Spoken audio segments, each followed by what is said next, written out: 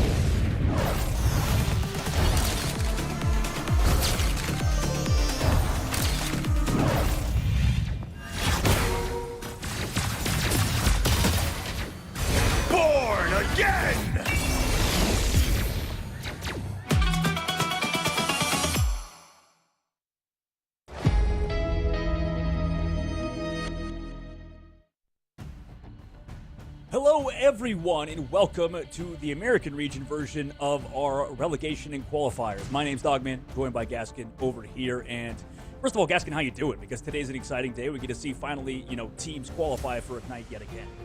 Yeah, a very exciting day. I mean, promotion, relegation, mid-season qualifiers, a chance for teams in the MRC to be able to take down those teams in Ignite that were in relegation and now are battling for only 2 spots. They're available here in Americas. We got to see EMEA a little bit earlier and see teams qualify through. They had 6 spots available, which was kind of insane. But it's going to be a far longer run here in Americas for teams to get there.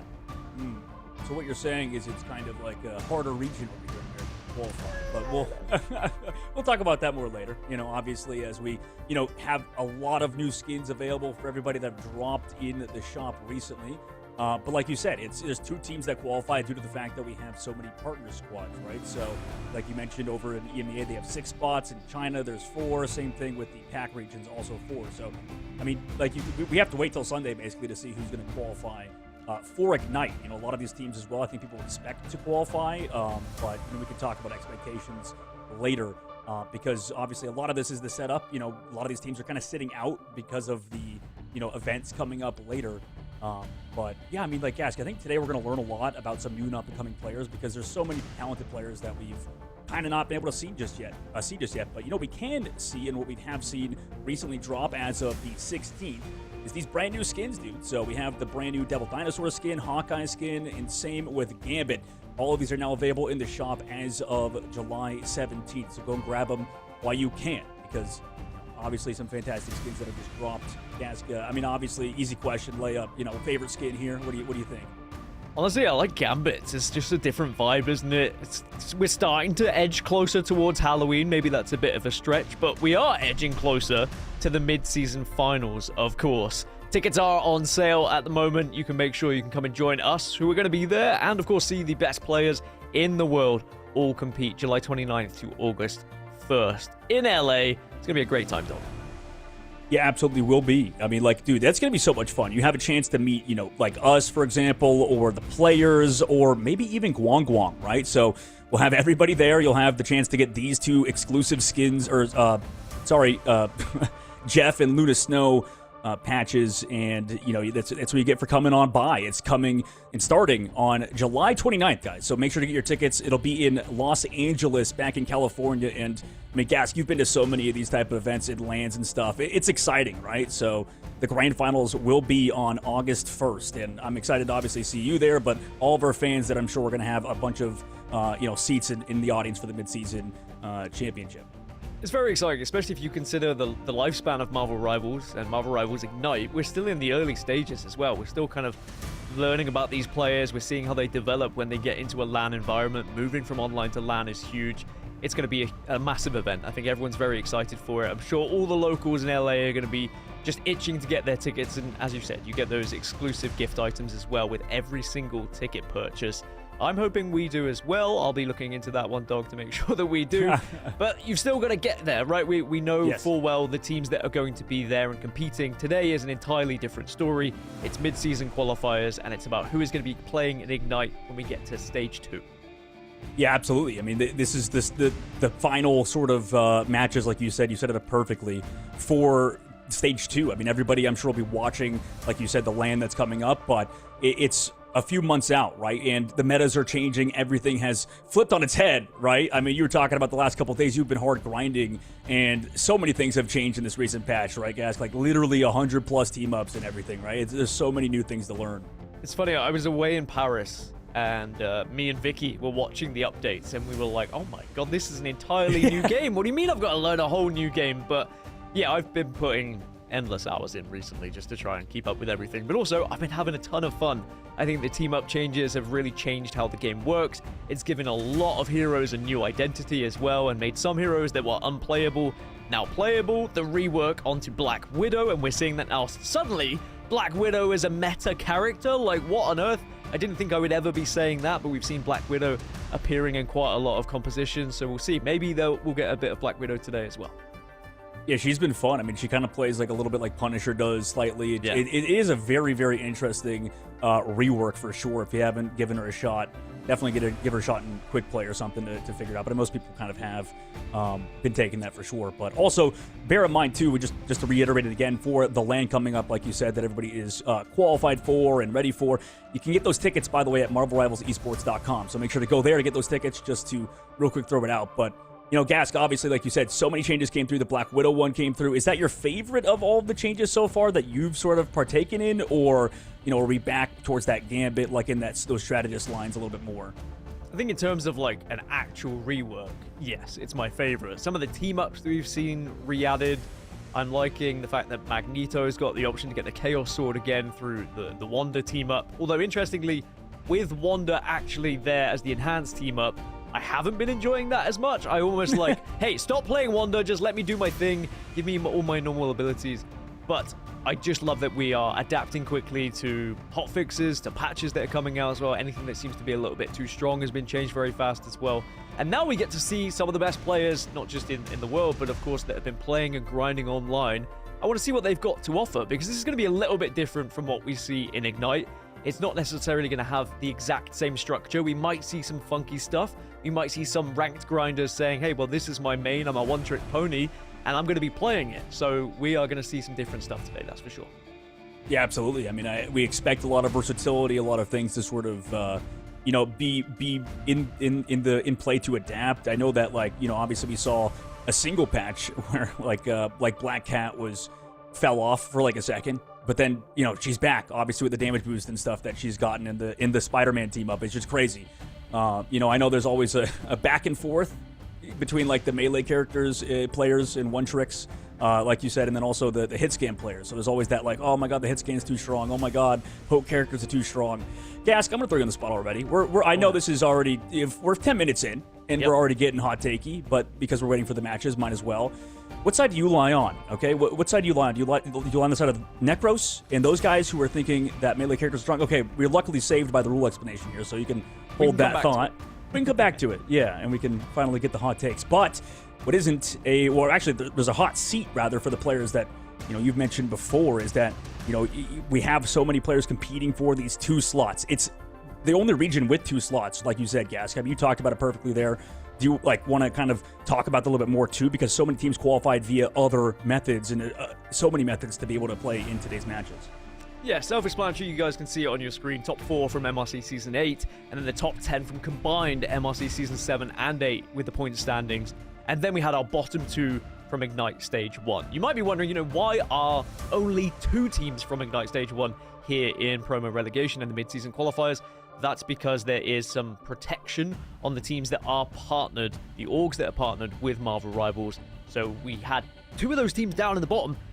They were lucky. They didn't get put into this position, so they were able to be saved by the fact their org has a good responsibility and made sure they partnered up, okay? But it will mean there's only 2 spots available here to be competing for today and tomorrow. I don't think we're going to find out who actually makes it until tomorrow's games, with how many we still need to play.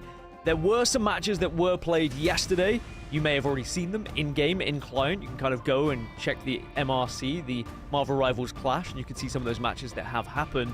But then we'll be joining at round 3 today before we get into tomorrow's matchups. We've got round 6, the lower bracket finals, and the grand finals.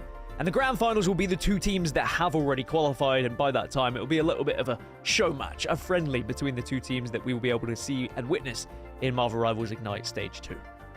Yeah, absolutely exciting. And like you said, all matches, we've seen 2 already happen yesterday in the in-game client, or some of our fans might have. But we'll be starting in the round of 3. So, obviously me and you just keeping locked in on our broadcast here. But, if you happen to be watching the in-game, guys, make sure you can stick along with us here in the broadcast, because, there's a lot of fun matches. I think that a lot of players haven't been watched. We get to see a team called We Good Bro versus World Peace. That's an exciting match. And we get to see LARP for Fun versus Jolly Jesters. There was also some upsets that we apparently missed earlier with Nightmare going to the lower brackets. You talked about that before. I know that was an insane match in the upper brackets, but now they're on the back foot. Is Nightmare going to be able to qualify for Ignite yet again? And you talked about teams kind of being in a bit safer of spots because of the fact that they, had money. They're a part of the scene. They have a good organization. It's the responsibility of those orgs to obviously, rework their rosters for next season so that they aren't in the spot to potentially not qualify. Because the reason why America's only has 2 team slots is because there was a lot of partner teams that were in the elimination spots, but because they're saved, they're not eliminated, and we have less spots to qualify for over here. A lot of the open division teams, a lot of these guys were really good. A lot of the MRC squads that we've seen throughout the year. Yeah, it's funny, isn't it, really, that yes, the team is safe, but as a player, you may well not be safe, and you might be trying to move on to one of these teams that are playing and competing here in the mid-season qualifiers. And we'll probably follow the journey of Nightmare. It makes sense. Like you mentioned, they got knocked down into the lower bracket. They now have to win every single game from this point onwards if they want to re-qualify and be competing in Ignite in Stage 2. It's definitely possible. It's not out of the realms of possibility, but if they've already lost to one team in the upper bracket, it does bring a little bit of concern. And here we go. Yeah, we are going to start off with a Nightmare versus Ascend X. Yes, I know a lot of you who are quite wise to what's happened. This game has already taken place. I would appreciate no spoilers in the chat, because there will be a lot of people who wouldn't have been able to seen it. I know Dog has been purposefully ignoring what's happened so that he can make sure he can call this one straight down the line. True.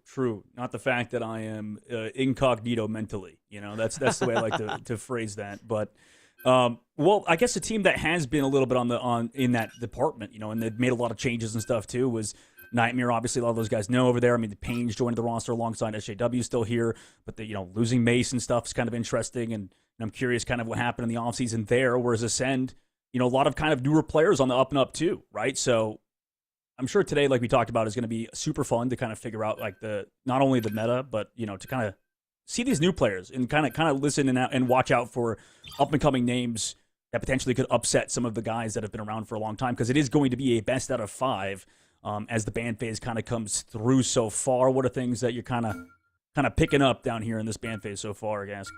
We can rework the game, but Mantis and Gambit are still there with the main bans. It is going to be a ban on one side or the other. Gambit is going to be getting through here for the side of Ascend, so they're going to be able to have that Raging Royal Flush available for them. The Elsa Protect I really like. Elsa kind of back as best in slot for the duelists, it seems, or at least up there, and they're going to make sure they have the only Elsa.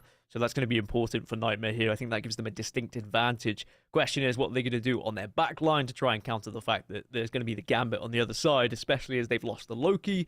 And I don't really blame both teams for getting rid of Loki as well. Just very powerful. Whether it's the new team up that is available to allow you to basically become any hero you want, which is kind of crazy, or just the fact that the ultimate is still nuts. Yeah, you're right. I mean, you covered it perfectly. So many things that these strategists, bring to the game. Loki being one of them. Venom, prioritized for Ascend side, trying to get rid of that character that everybody's, talking about on that Vanguard front being super good. But yeah, that's kind of where we are, right? Like, strategists are really strong right now at the current moment, and there's a few, like you said, best in slot duelist. Whereas Black Widow, you talked about it earlier, the rework coming through was a priority for Nightmare to get rid of. But yeah, obviously going around, maybe around playing that Elsa, get that team up with that Bucky. Going for that one specifically, potentially as well, as that Bucky can just infinitely fire, gets those impact shots, the less cooldowns. It's kind of crazy. There were so many changes, so many things, and the biggest one, like you said, that we might see a lot of today is going to be Magneto, which it's kind of weird because I feel like we haven't seen a ton of Magneto, this last year until this rework, right? And there's two options for the rework as well for the team-ups. You've got the team-up with Scarlet Witch, which is going to be played more than I think the Emma Frost team-up. The Scarlet Witch one gives you the Metallic Chaos, it gives you those Chaos Swords and the damage they can do, and the ability you can target the backline with them as well. Very important on the timing there, and also with the Chaos Sword, you can get the reload animation cancel essentially when you activate it, so that you don't have to worry about reloading in between. The Emma Frost team up, I think if you have Emma Frost on your team, it can still be good. You essentially get a projection that mimics yourself, and then it's more difficult to try and take down Magneto, right? So I think there will be some instances where that is used, but Magneto is going to be a priority for a lot of Vanguards, that for sure. I wouldn't even be surprised if we see Magneto bans on certain maps as well, but not here. Nightmare are going to be able to play Magneto. On the other side, you are going to have Venom available for Ascend as well, and we've already seen how good Venom can be this season too. Yeah, that guy, he really can be like server admin sometimes. People always mention that with certain heroes, and, Venom's definitely joined that pool. But, off the rip, we see a take by Nightmare towards this underground side. This is sort of a, hard counter comp to what Ascend are trying to do with the Venom, like you talked about. Kind of play together as a unit, put those traps down, try to play around them, but obviously try to counter dive when they come in. Light goes for the grab on the opposite angle, also trying to pull in the Star-Lord. Nice follow-up by SJW, perfect aim. Still hung around. This is a guy that's kind of made him his own name in the scene as like a hit scan god back early on in the scene, but nice pickoff by SJW. Already falling back is the side of Ascend, dealing with the pressure you talked about earlier of the Magneto as Monster finds another. I didn't know which was going to be the best team up as well for Elsa when they were initially released. As you can see, Nightmare continue to push their advantage here, force Ascend back into spawn. And they just want to make sure they stagger some of these heroes a little bit. Don't overextend too much once you get this last one. Probably going to fall back to the choke point. But back to my previous point about Elsa, Devil Dinosaur seems to be the pick for the team-ups for a lot of these Elsa players because the Smoky Snare gets a larger detection range, essentially. And that just gives you that ability to use those traps, as you were talking about before, rather than the Deadpool team-up, which can be a little bit more of just trying to kind of taunt your targets, slow them, and be a bit of a nuisance instead.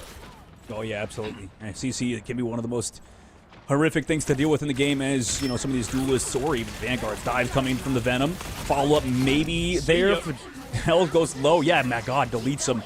Scraggy going to go down on the opposite angle, too. So excellent job clapping each other, keeping everybody nice and healthy as Pain and Fidel, who still have ultimates, too. So this is turning into a horrific situation for Ascend, who are at the moment descending back to spawn.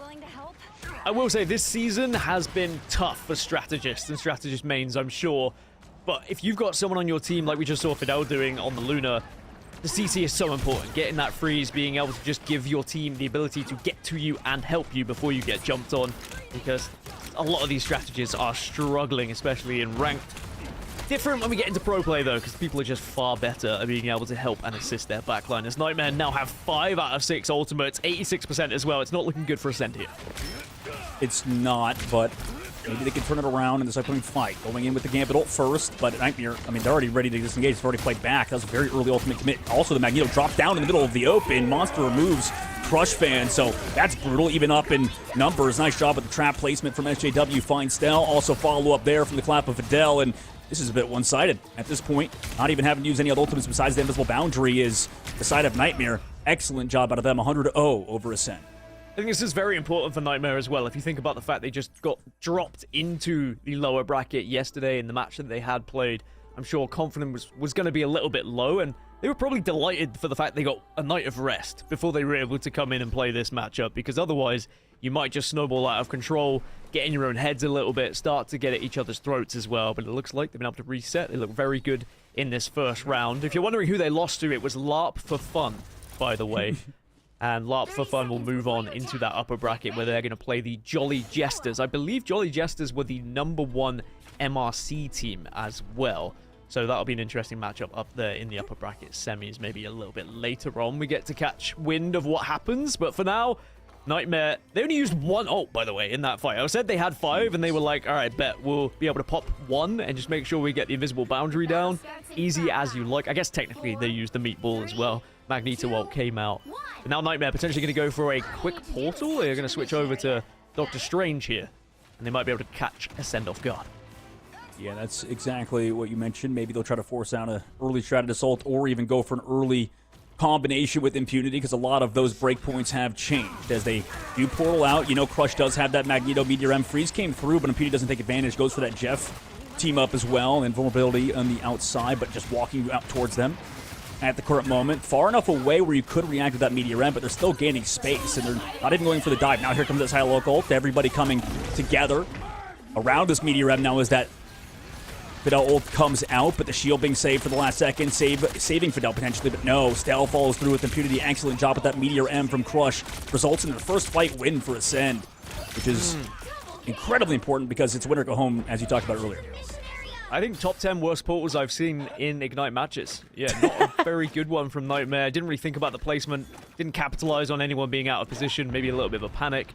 Don't think it'll be too much of a concern. It's just one fight down, and now you can switch over back to Magneto. We're going to see a lot more Groot as well, I think, this season in general. I think the team up with Jeff has provided so much extra survivability for Groot. Being able to activate that shield that you can float up, get the healing inside as well, just gives you the second chance effect if your strategists are currently being jumped on. But you can see Dance Floor is going to be activated now as Ascend looking to try and take advantage of the aggression here.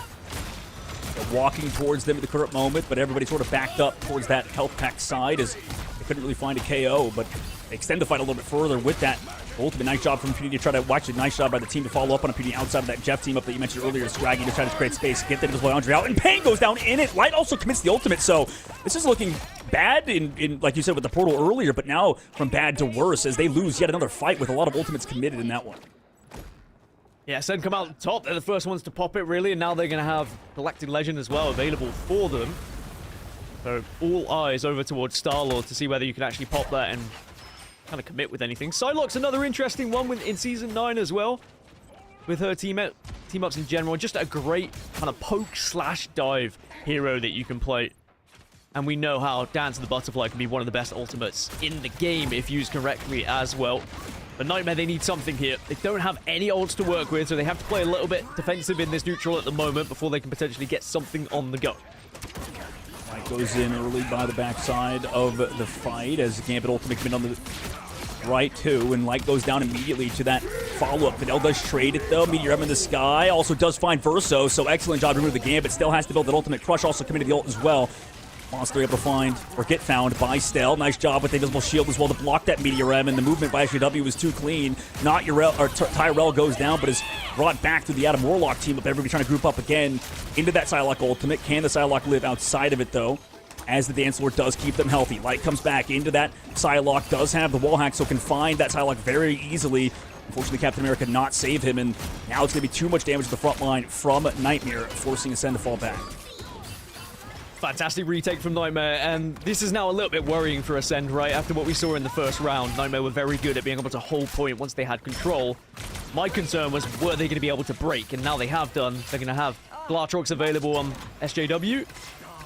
And it's another reason why Elsa is so good, by the way, because her ultimate, insane with the amount of people you can grab, and also the distance of that grab, by the way. The hitbox is very lenient, to say the least. And now Nightmare are just surrounding Ascend and just saying, look, what are you going to do? What have you got? As Deadpool is still one of the best dive characters we have in the game. Absolutely, he's just able to find not Tyrell earlier, who did use the team up, so not back in the fight. Glatrox, unfortunately, didn't get as much value as they want. Also, wait, hold on. That Groot ultimate, not able to fully connect flush onto that Captain America, able to get out of the way, but it doesn't end up mattering as everybody else just kind of cleans up on the front line. Too many ultimates and too many players on the side of Nightmare with that Shredder's ultimate advantage after the dance floor he was used earlier. So it didn't matter than previous ult. Maybe didn't get the value that you could assume. But upcoming fight, ultimates built in a second for maybe Monster or Fidel. However, a bit of a dry fight. Crush might have to go big, but last time Pain did a good job blocking the Meteor M. We'll see if they can do it again, as Light still has been a menace dealing with Stell, because Stell can't find these off angles with that Daredevil in this game. Yeah, I wonder if Light will force out a respect ban in the upcoming games with how he's playing Daredevil at the moment. I wouldn't be mad at a Namor or something here for Ascend just to try and counteract the dive that's happening from Light, but we are going to see Freedom Charge start this one off now for Ascend. It feels like this fight is do or die for them. If they lose this one, they may lose this entire map. They're trying to focus the Vanguards, ignoring the fact that Light's on the back line, understanding he has some evasion. Unlike that Groot, who could not keep himself alive, trying to anchor towards the point. Overtime taking down Ascend actually have the advantage then. As, wait a minute, Captain America needs some help. Peel, nice job to pull him back into it. Pain again, bringing the team back into it. But Crush once more finds another. Makes two in that fight as Fidel and SJW fall, and Ascend could potentially do it as the portal comes back through from Impunity. Retouching is Nightmare, and Ultimate's coming up. Nothing on the side of Ascend besides this Meteor M to connect onto Fidel. Yeah, Dancefall's going to be there. And Nightmare are going to be able to just survive this initial fight. Dance the Butterfly does come in just to try and take down one. That's one strategist down as well. So Ascend now somewhat in the ascendancy. Meteor M, can you actually take out Luna? That'll be the real question. Wham bam. There you have it. Simple as that. It's an easy target. But now Daredevil, let the devil out as you try your best to get involved. They found 3, but is it enough? The trap doesn't stop Stell either in the sky. You commit the Galactic Legend as well. Light falls to the aim locks from not Tyrell, and they actually find 2. Nightmare is all tied up now on Burn of the T'Challa as Ascend win that round. We're going to Stellar Spaceport for the map decider. Cask, that's crazy, the fact that Warrior Falls was so dominant and just flipped on its head, it felt like, on that map. Yeah, I think very important as well that Ascend targeted the backline when they did. Even though sometimes it feels a bit rough using a whole ultimate, especially down to the Butterfly, onto just one single strategist, you remove Invisible Woman, and it just gives you such an advantage as well. And also, if you're presuming that they're close on their ult charge, that invisible boundary can be a game changer, a lifesaver, a round winner. You eliminate that completely and put your team in the advantage. So, big win from Ascend. But that being said, with that ultimate being used, now as we look at the ult economy, we do kind of hand things back over to Nightmare a little bit with having the lead in this neutral. They should be able to get to their ultimates a little bit quicker than Ascend. Maybe Fate of Both Worlds from Kart can be the difference maker on Ascend, but Nightmare looking pretty good going into this one. But we're all tied up 1-1, and after Nightmare dropping down into the lower bracket, they are being tested here by Ascend. Yeah, absolutely. I think, you know, the decision from Light to go over to the Daredevil, forcing maybe now Impunity to go over to the Captain America off of what earlier was the Groot. He's just been able to live due to the fact that Ascend's, you know, excellent shot calling and overall target focus has been so good, but SJW again has the Glartrox. Last time wasn't able to find much. Doesn't matter. Okay, just right-clicks Tyrell down, who doesn't have the team up again with the Adam Warlock, so they go up in that fight. We'll have to see, Gask, if Kart can maybe be the hero like you mentioned. They actually want to play it slow, wait maybe for Tyrell to come back. They also maybe wait and use it as a reaction tool as well, rather than just initiating something. But again, Light is going to be a nuisance on this Daredevil, and Magneto needs to be a little bit careful, but they are going to back off now. Ascend. Glartrox comes out, though, and it's going to be 1, 2, 3 grabbed, I think. And Glartrox is still coming, and all those players are going to be forced out of that tunnel, and now you'll see the dance floor get activated. Yeah, they're in a great spot to use this Meteor M or whatever. Pain actually decides to commit the invisible boundary, so they don't even have to after understanding Ultimate's committed so early. Just neutral after that. Dry find it. Light does go down to Crush as that Magneto team up, like you mentioned with Scarlet Witch, has been so good. But excellent work from the side of Nightmare. Still holding on to the Ultimates as well in terms of that Meteor M. Can Ascend dodge it. I think Monster's actually been very good with connecting on it every time. And, you know, maybe you can stall things out with the Captain America ult. Maybe you try to live it, but I feel like the Magneto play has been nice out of both teams so far. It's a pleasure to watch good Elsa players as well. The movement very important, of course, not only for repositioning, but also the movement helps activate your abilities and give you more damage, essentially, as well. As now, Freedom Charge does get activated, and here comes Ascend. They are going to jump on in. You're going to see a reply from Monster, though, and 1 KO going in their favor. So now, Nightmare, it's going to be a 5 versus 5, and they are still scoring. Yeah, absolutely. I mean, maybe Impunity could have been there in time to save SJW from that burst coming through, but Ascend's target focus, again, has been good. Ultimate's coming up, too. Nothing for the side of Nightmare to maybe deal with Ascend. Maybe they have to get picks in the neutral. Light has to kind of go off. But still, he's kind of figured it out. Until now, okay, Light takes him down, unfortunately for Psylocke. Not have now favored in that matchup in the 1v1 with the Daredevil. Also, excellent job comboing from light side before he had the Psylocke ultimate. I mean, that was going to be a win condition for Ascend, and now they're relying on Crush to maybe pop off, force out this Luna Snow dance floor before you have to use Terrell's ult, but they actually have to use the ults now as the fight kind of continues for Ascend. They dodge it. Nice job to also get into that shield that eats the Meteor M from the side of Nightmare, but still on the flank side pops that Psylocke ultimate into the trap of Scraggy, but doesn't end up mattering. Fidel goes down to Stell. You have 99% of the board, and PG finds one. And this, oh no, Galactic Legends is finding nothing. No squishies on the backside. Does find SJW, but is it enough to bring them back into the fight as the dance floor also continues Nightmare's, Ascend reign on the point as the PG goes down and they flip the objective. What, 3 times now? We've had 99%ers, then just flipped at the very last moment, but Nightmare have a lot of response when they come off spawn here. No ultimate economy for Ascend, whereas Nightmare are going to have the Glartrox available to them, Invisible Boundary as well. This should be an easy win now for Nightmare, to be honest, as long as they don't do anything drastically wrong here in the neutral. The only worry for me is Raging Royal Flush is very close for Verso, and he is building it up fast. Nightmare need to act soon, and tell you what, that is going to be how you act, getting a couple of KOs early. Absolutely huge by SJW, and trying to go around that point now as the Invisible Boundary is also committed so they can stay aggressive. Nice job takedown, not Terrell 2, and it's looking dicey. Glartrox out, does find one, doesn't go for the off map. Terrell does get brought back, but they've already lost Crush 2 in the fight, and without ultimates, I mean, maybe you get the portal play back in time from Stell. He's had to swap to it towards Spawn. Verso falls, same thing with Card. And it's going to be very, very dicey towards the very end as not Terrell does fall. Portal is here, but overtime slowly dwindles. No body blocks coming through. But overtime spawns does mean that Ascend is going to be even slower to touch this point with no ultimates up, Gask, as we're entering the very last breath of Ascend on this map. Kark does go down. Maybe we can find something, but the answer easily no. Nightmare get it done, win the first map in this best out of 5.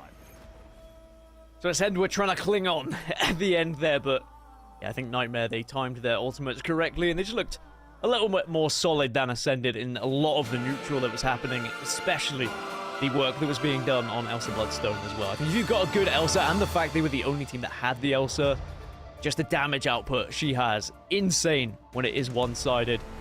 That being said, it was a one-sided gambit on the other end for Ascend, and sadly they weren't really able to capitalize on it. Some of the Raging Royal Flushes were very important for their chances, but 18 final hits for SJW in the end. That's a difference maker, right? That is a carry in most ranked games for you. It's a carry in pro play, and that's what you want from your main duelist.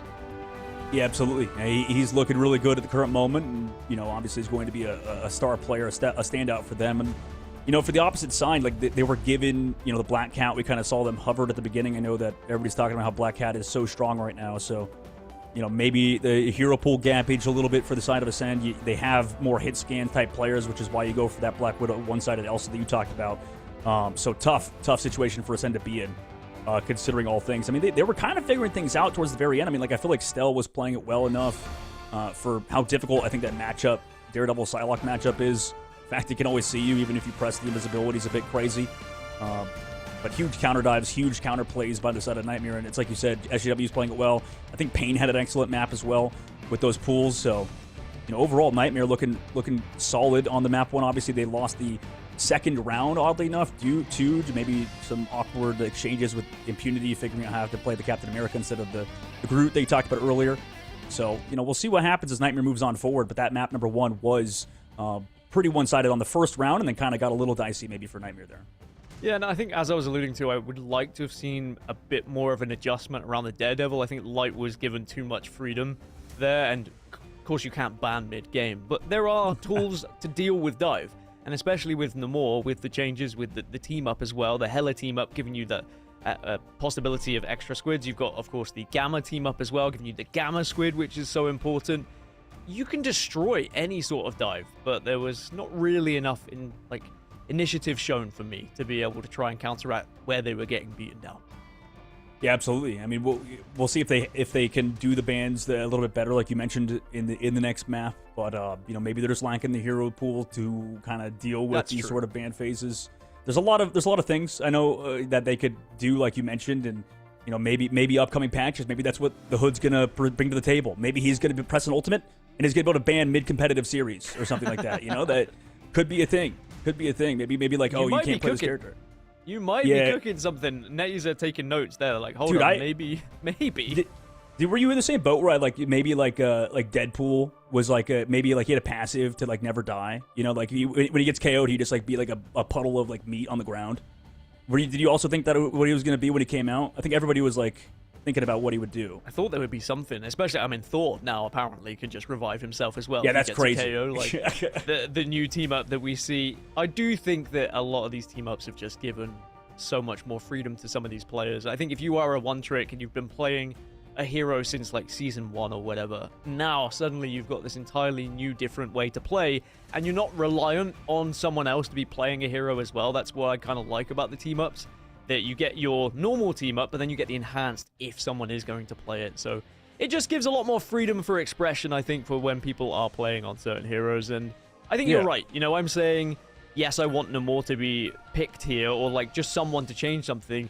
I expect pros and people at this level to have that hero pool, but I know that it's not always the case.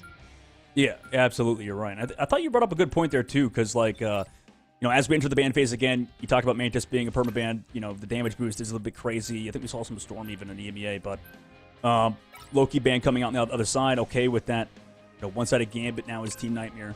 But I thought you brought up a good point, too. They didn't maybe... Some team-ups that they added, and some characters didn't even get new team-ups. They just kind of gave the option between two.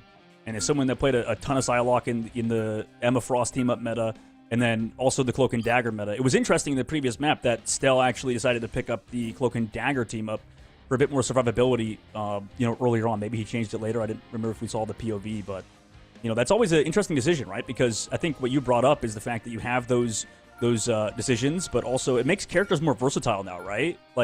You can sort of counter the countered hero by just picking a better team up for that specific matchup, right? Yeah, there are going to be some situations where a team up is better than others. There's going to be certain maps, perhaps, that are going to have certain team ups better than others as well. And it's just about identifying and listening to your team and seeing what the other team is playing to try and work out which is going to be best. There'll definitely be a lot of heroes where one team up is just strictly better, and it's going to be used 95% of the time. But there will be those niche selections where you need them.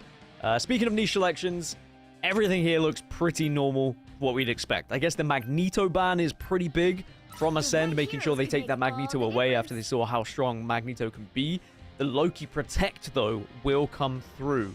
And I was mentioning earlier, the changes in the team up for Loki does change the dynamic a little bit, depending on what you want to play. Because you have the Hela team-up, which does allow you to take the form of a defeated hero, essentially, and become them. For a short period, you can use their abilities, except the ultimate. The ultimate is still going to be the same as before, where you copy an ultimate. Or you have the Mantis team-up, which gives you basically regen, an increased radius, and that is going to be a damage boost as well. So I think you look at it straight up, the Mantis one seems better because more health, more damage is always going to be good if you are a Loki. But on the other side, being able to take the form of any hero that has fallen in front of you is very fun indeed. Even more fun if you have a Hela on your team, because the period gets extended, and when you take lethal damage, you basically revert back to Loki. So there's just so much fun things they've done with this game, man. I can't express how much I've been enjoying playing, and I'm not paid to say that. It's just been a completely new breath of fresh air. I've been enjoying it, and I'm sure the pros have too. Let's start it out here, Gask. I mean, this is the chance for Ascend to come back, maybe create a little fun in their side because they get to play the Black Widow. So, obviously, like you mentioned, new changes have come through to the game, and this being one of them. Character has a bit of a large difference from the last patch. The fact that you can, shoot like you're basically Punisher, and then whip out the sniper finally in the ultimate form, which can be absolutely devastating. Early greens, by the way, used by Nightmare on this defensive side with that triple shred of this line, alongside SJW again getting his Elsa that you talked about. Maybe he didn't want to let that through considering how well he played on the previous map. Still the one-sided Elsa. Ascend might struggle a little bit with it, but like you said, the Black Widow could be a difference maker, just a bit more damage output to help them in the neutral here. You can just see how SJW is bullying Ascend away at the moment. They just are struggling to take any space. It is a little bit of a 1v1 that's happening on the high ground whilst everything else is happening down on the cart. And if you are playing the Deadpool, it can sometimes be your responsibility to try and isolate some of that backline, but it can be difficult to do as well. Yeah, thing going low, but the pocket there on the front line. Also, the greens here to keep everybody healthy as the Gambit ult does eventually come through. No anti on the backside with the reduced healing. Just kind of keep everybody healthy. And that was, I don't know about aggressive enough for the side of Ascend, but trying to wait ultimates is going to be maybe rough because Nightmare can just sort of sustain these fights out. As Light in the 1v1 with that Star-Lord trying to live on the backside. Invisible Boundary pop. Same thing with Monster's Ultimate, trying to get some members brought in. And yes, Not Terrell goes down, even though there is the dance floor on the opposite side trying to use it to keep themselves alive. So that's a bit of a tough situation for Ascend as they have no more Shredder's Ultimates. They just have Meteor M to help try to peel, but Nightmare can still play this excellent slow fight as Scraggy has to try to get out of dodge, but it does not. It looks like the side of Ascend are sent back to spawn once more. Thing has been another winner of the team-ups as well. I've actually seen quite a few Thing bans coming through just in ranked gameplay because he's pretty good at countering some of the dive that people want to do as well, the way he bullies, and with the team-up with Invisible Woman just giving him bonus health is massive. Anyway, you can see the Soul Bond now coming out as Adam Warlock is very much active here for Nightmare, and they are holding Ascend right here on this corner. Ascend have not found a way through, but maybe the Galactic Legend could be the difference maker here, but this is a perfect place to be. It is. In Impunity, you talked about the Thing earlier, hit a huge clobber in time on the front side. They get rid of the Punisher. Scraggy falls, and this is looking like the Nightmare that we might have more expected to see after the first map. And, you know, just kind of one by one, it feels like Ascend are going down due to the fact that, I mean, it just feels like Nightmare's not been pressured, right? Like, we just saw the Invisible Boundary committed. The Crystals, the Loki Greens used similarly to an ultimate. And for Nightmare, it just feels like there's not a lot that they have to worry about. If Impunity is going to hit huge clobbering times like that in the upcoming fight, Fidel's going to have another Invisible Boundary. He just built up, basically won every single team fight. It's kind of crazy. Great work as a strategist, really. You have to be focusing on building up that ultimate. And speaking of, they're both going to be available for Ascend as well. Raging Royal Flush is going to be popped first, but now you'll see there is going to be the response as well. Sonic Seduction comes out from Nightmare just to try and negate a little bit of that pressure that is being applied by Ascend at the moment. And now Invisible Boundary comes out as well. It is a 2-for-1 trade, but there is still going to be Dance Floor on the other side if they even get the chance to use it. Because off the back of the Invisible Boundary, the damage has been brilliant from Nightmare here. And Ascend forced back to spawn. Yeah, I mean, to me, it feels like Ascend are just popping ultimates, assuming Nightmare are going to, like, commit an ultimate just because. But, like you mentioned, like you see that Gambit not really trying to go with that Deadpool on the backside, trying to find maybe KOs or something with an anti or whatever. They assume cooldowns will be forced out, but there's like Larchok's committed follow-up maybe there, or at least to force out the dance floor early by Ascend with the Punisher ultimate. They have to find KOs, but Light still has the ultimate. Does he still have the team up 2 to potentially resurrect himself? Doesn't even need it for now as they disengage on the inside angle perfectly. Everybody using corners to a T and not Terrell. Feels kind of sad, I imagine, about that, not finding any value, his ultimate that is. Yeah, Nightmare just had too much available in terms of ults. They were just waiting, biding their time, waiting for the pop of the dance floor, and then the Invisible Boundary came out from the clone, from the Loki. Galactic Legend's going to be ripped away immediately, you'd imagine. No, okay, you are at least going to get one, so this is the chance here for Ascend, but now you have Adam Warlock that manages to bring back 2, but Ascend still applying some pressure. I mean, Crush could go big, maybe in this upcoming fight. Impunity, same thing, though, right? He may charge in, might just press E on somebody, try to go in fast. He tries to go back last second, 4.6 seconds. They're invisible now at the current moment. Stell's also slowed, too, to the fact that she just slows you in the ultimates now on top of the slowing abilities. So much to stop Stell there, who doesn't have the passive. Removing so much damage in the team fight as well. Crush had his ult cancel, it looked like on the backside, too, as that stun came through. Impunity gets frozen, but healed up perfectly by the rest of the squad. Nightmare trying to find the KOs through SJW's damage, and it's enough. Monster finds one full charge as well. In the sky, does so much damage alongside the ultimate. The Sonic Seduction. Ascend thought they maybe could close out here, but the last second touch by the Thing was there for Nightmare, and they get stopped in first point. Yeah, it's a tough pill to swallow when you're stopped at the first point. Still, though, they were able to get it towards right at the end of the first point. How many times have we seen teams lose at that corner chokehold? So maybe that's going to be the aim, well, it has to be the aim here for Ascend to try and hold even better. But with the breaks we've seen from Nightmare in the neutral and from SJW in particular on the Elsa, concerning times for Ascend, I'm sure. Second map looks like it might be heading Nightmare's way again here. Yeah. I do like that we're seeing Adam Warlock being played. I think the changes to Adam Warlock... Never mind, he's gone. But I do think the changes to Adam Warlock have also been fun. They've made him a little bit more viable in just a 2 strategist lineup, which before it was kind of like, if you're not playing 3 strats, then Adam Warlock is not used as much. But I have seen some of the top players in the world throw Adam Warlock into their ranked games and be able to do it as just a 2 backline. Because now, with the team up, you can right-click and heal, which before you could not do that, right? It just gives you ability to actually have an instant heal on your teammates rather than relying on only the soul bond. Yeah, great points. You know, that character, I'm sure we'll see a lot more of it, like you said, in maybe less traditional comps that we've seen in the triple. But I mean, I was pretty worried too when they brought back the Star-Lord Resurrect with alongside Mantis and Adam Warlock, due to the fact that, you know, we used to see zombie team fights basically for centuries. You know, it's Infinity War basically all over again. Flashbacks. But Dogman, he's just like, no, please, not again. But at the moment, we're not quite there. But who knows? We're coming. Maybe eventually. We're getting there. But right now in this game, like, the biggest thing is like damage boost breakpoints, right? Like like with Mantis and those type of characters. As speaking of which, I guess with the Rocket Raccoon being on the field alongside the Punisher team up, you do still have the See You Later to give you those extra damage, you know, shots and shells to get through Travis ultimates. Well, and the fact, I mean, now with the team up on Punisher as well, you get the infinite ammo, which is back. I mean, that was one of the tried and tested ways of playing Punisher when the team up used to be there. And we are definitely going to see Punisher run through a lot of lobbies, and Light has a chance to really destroy Ascend here on their push through. And you can just see, there you go, a lot of damage that's going to be there after he had already used the infinite ammo prior. And now we're going to see 2 fall for Ascend, and Nightmare already pushing towards point here. Yeah, roundhouse kick to send Nightmare into the next round potentially in this lower bracket side, which would mean we see Ascend get eliminated. They go for the portal out of spawn, but is it going to be there in time? It's going to take a while to receive the exit, and the answer is, well, Ascend is exiting from the tournament, unfortunately for them, as Nightmare get the 2-0 victory.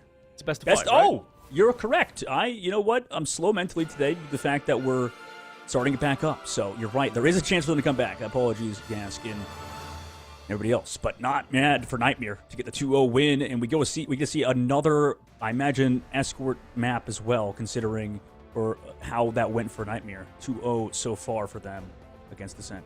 I mean, dude, we've done so many best of 3s that I was kind of thinking the same thing. But yeah, best of 5 just gives them that extra opportunity, right, to get back into it, even though it's not looking particularly good at the moment. That was a pretty one-sided game as you look at those numbers. Maybe you don't want to look at those numbers if you're on the side of Ascend. Only 1 or 2 KO contributions for the majority of the team is rough. And Nightmare dominated, and now they will be feeling, I'm sure, very confident going into this third one. I think that their ban phase has been far superior. Nightmare have been able to get the things they want. They've been able to protect that Elsa over and over again. Having the Loki being allowed through as well because of the bans that we saw from Ascend, they'd opted to try and get rid of that Magneto.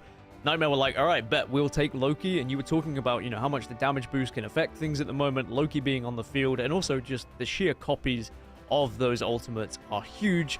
Nightmare were timing them correctly, and they find themselves 2-0 up now in this series.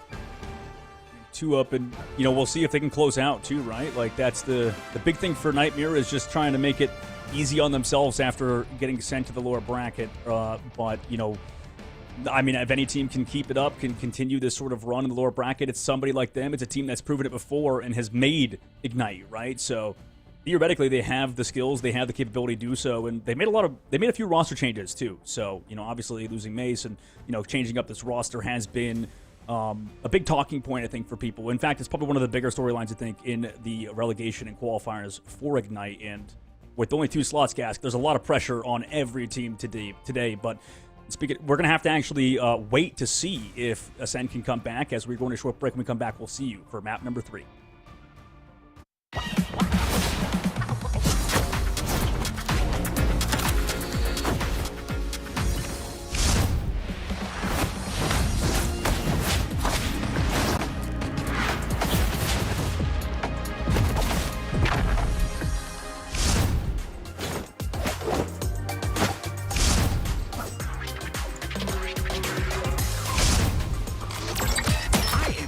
Good at this. Nowhere to hide.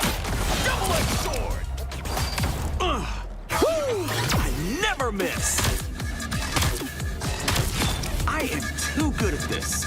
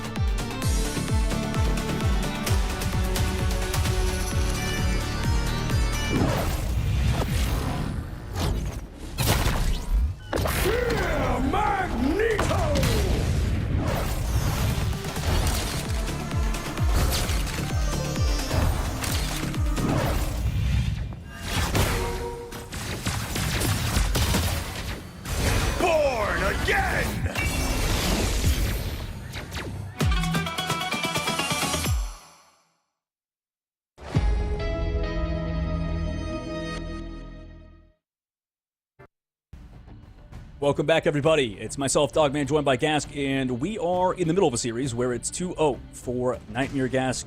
That one was pretty one-sided on the second round. Obviously, the first one went to 3 rounds when we had to burn the Chala. But, you know, still a large mountain to climb now for Team Ascend, who, you know, are a lot of fresh names that we talked about at the beginning of the broadcast that were, you know, expecting to sort of make their debut on the Marvel Rivals, you know, Twitch and YouTube and all of our socials. Yeah, I think this is a good opportunity to try something a little bit different now. You're 2-0 down, your backs are against the wall. The ban phase hasn't necessarily been going particularly well for you, and especially in that second matchup. So let's look at the areas where you're struggling. Is there anything that you can do to change things up in terms of either protecting yourself or banning away? The Magneto ban, even though I kind of like it, I don't know if Magneto as a hero is the problem and the reason why you're losing. I think clearly giving Loki through was a difficult one for them, but we'll also see Nightmare get the first opportunity to protect here, so this is going to be an important one. They can potentially protect their own Gambit if they wanted to here, but they're sticking with the tried and tested Elsa Bloodstone. They feel like Elsa has been the difference maker here. Yeah, and you talked about him earlier too. It's that Elsa protect, and then you talked about the Loki in the previous map, but it was a great point out that character's also been just absolutely insane. So, you know, a little bit more priority towards that character. Also, not every team is like good at Gambit. It feels like you could see Ascend not able to sort of go at the same time together. I don't know if you kind of agree with the sentiment as the Magneto bans that you said potentially could come out are now here for the side of Ascend instead of going for the group ban as we're headed to Hall of Jalia instead of Burn of the Chala that we went to earlier. But it feels like in Rivals, there's like nothing truly bad. It's just more so maybe there's more really, really strong things that you want to lean towards, right? Like, it feels like a lot of it comes down to team play still, unless you're really giving something broken up to their team, right? Yeah, I would agree. And, you know, it's not always the case of the broken heroes or the heroes that do so much things are going to be played correctly by your team. Gambit is a very difficult hero to play. I'm sure plenty of you have tried it. I've tried it. I am not a Gambit player. I don't know what it is. I just can't get behind Gambit. I wish I could because it would really help everyone else when I am playing. But I do struggle a little bit with him. I do want to put more hours into him, but that's the thing. A lot of these teams would have been putting their hours elsewhere. Gambit was a perma ban for an entire season as well. Gambit wasn't necessarily getting through, so some teams didn't feel like it was worth putting the practice in. Yeah, absolutely. I think what you said with Gambit, the reason why it can feel so bad is because the character itself is such a team-reliant hero. So, like, just in terms of team communication, you know, and a lot of people don't want to talk in voice chat and stuff, but with that hero, you know, you got to talk and say when you're going to go for the ante, go for those sort of plays, and like you said, there's so many things that you have to play and practice in the game that maybe you don't get used to your strategist player being a vocal leader that you might see in some top teams. And even then, a lot of top teams struggle with it, so it's a hard game, guys. Pointing out the obvious here, I suppose. But for Ascend, on their attack, they finally get to play that Venom, going for the one-sided Venom that we saw in the first map, and it wasn't bad for them, right? Like, when we saw the Venom, that was one of their better maps, was this Vanguard line of Scraggy and Crush. I mean, I guess the only difference is that now we get to actually see Stel play the Daredevil instead of going for that Psylocke that we was on before.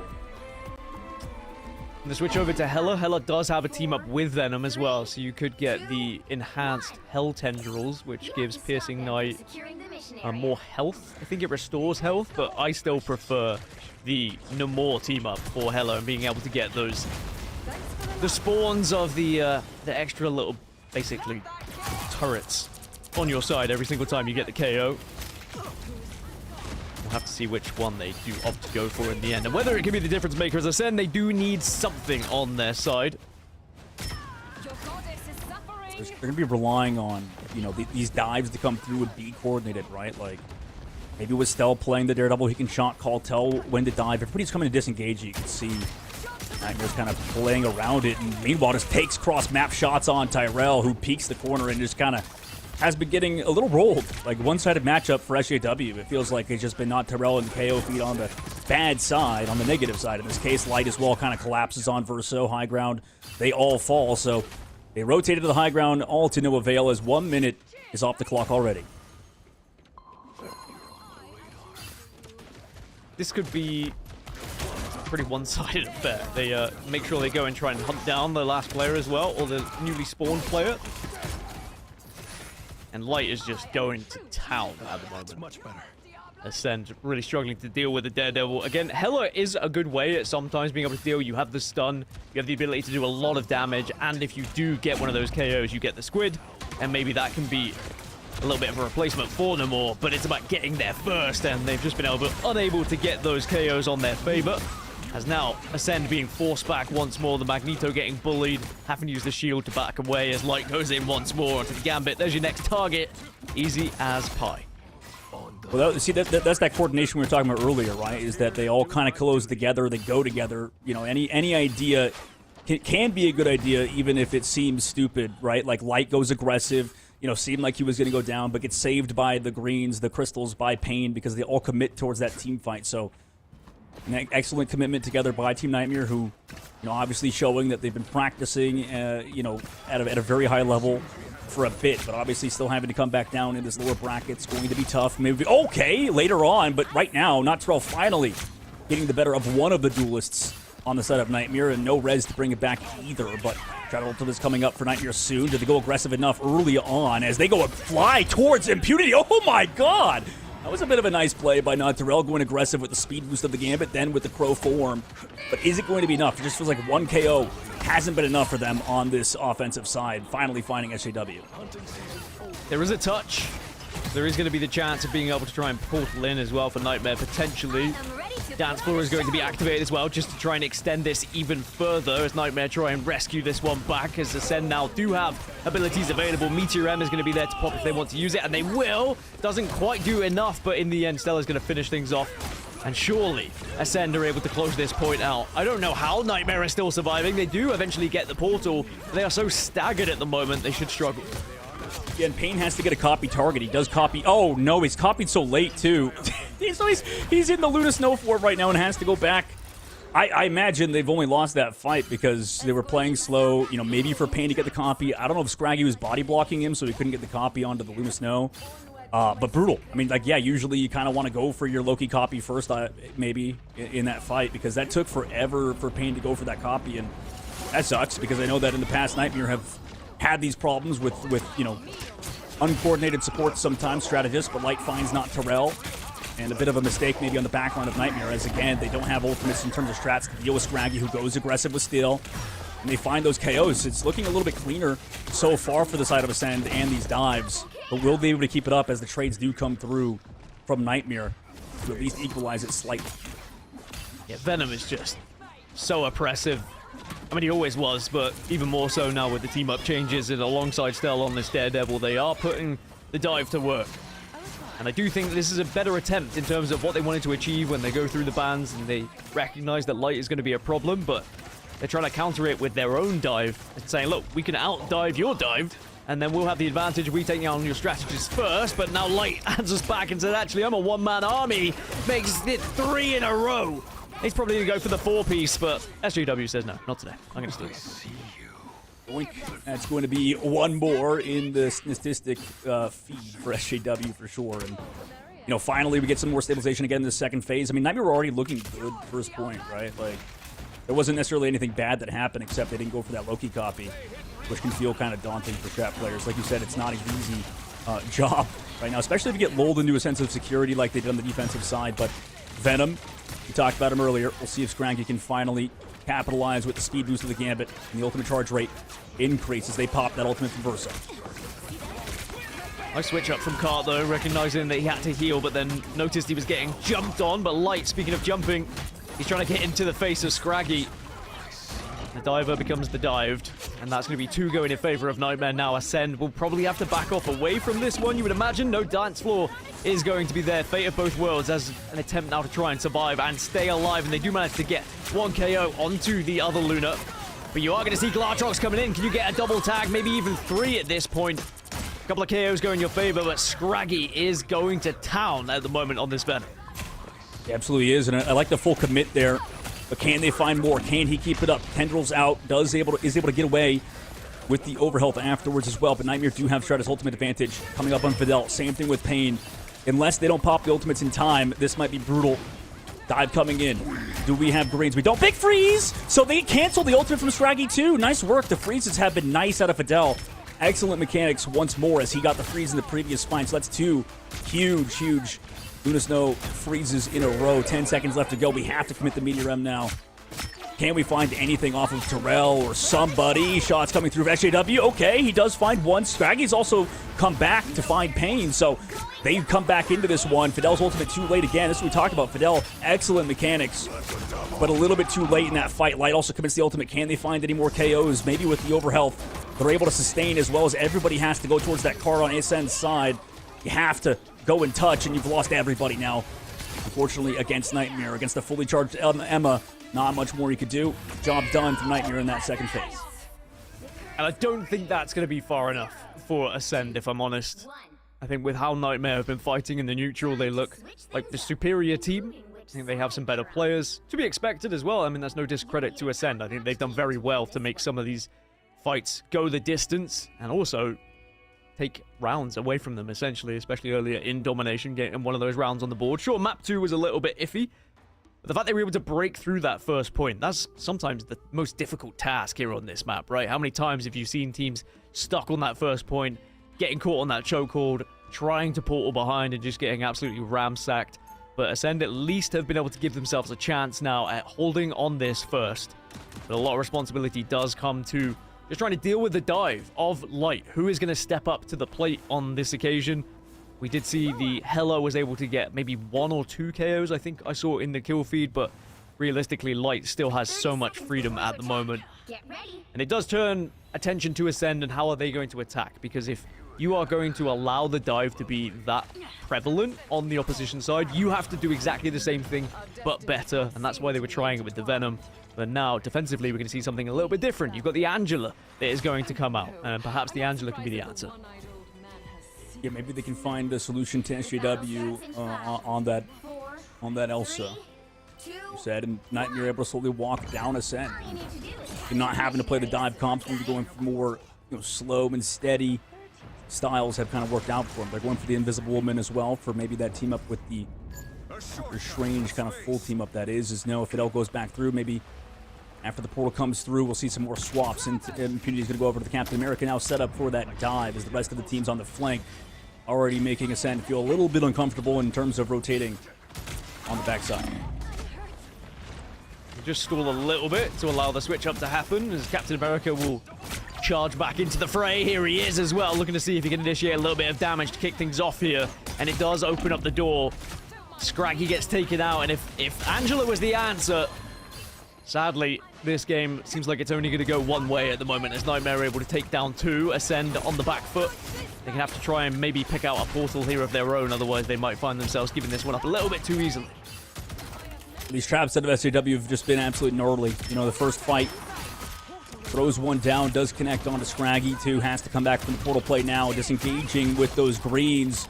Able to stay alive is the other side of the offense. We've rotated around. I've already gotten 2 ticks, removing both duelists on the side of Ascend who have to rush towards that portal. Again, so much damage coming through. Payne finds one to Scraggy, too. Light there with the follow-up. Nobody else going to be here. Maybe towards the point with the Hella, but it's far too late. Job done. 5 minutes now in the second phase. That's so much time in the bank now for Nightmare. A daunting task yet again for Team Ascend. I guess good news is Raging Royal Flush is coming up for Ascend, but at the same time, Payne is going to have Loki's ult available to him as well. And that will just allow the copy to happen. He gives advantage to Nightmare.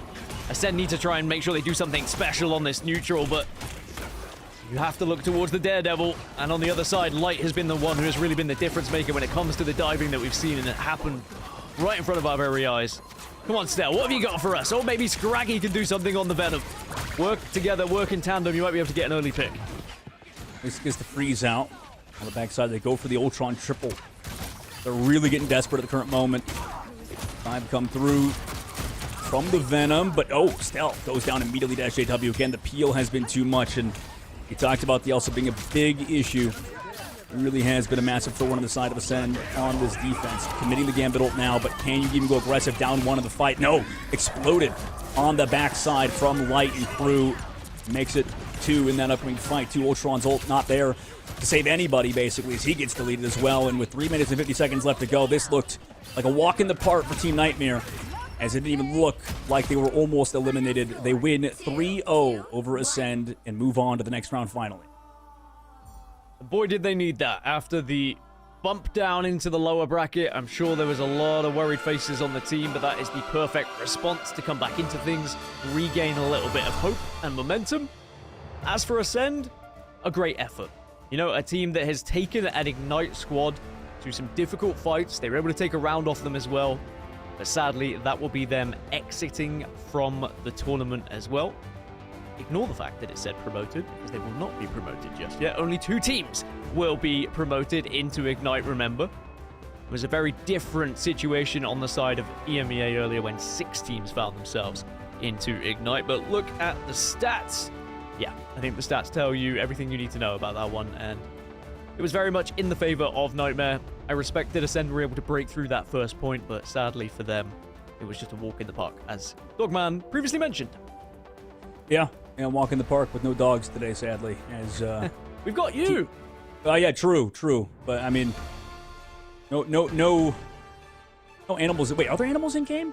In the actual game, I don't think. Yeah, none of the usernames are actually related to animals. That was the big thing that I was paying attention to the whole series. Apparently, Scraggy's close to like Scrappy from like Scooby Doo, maybe, but like that's probably about as far as it gets. But yeah, like you said, there was some bright spots. You had moments. You had Crush popping off at moments.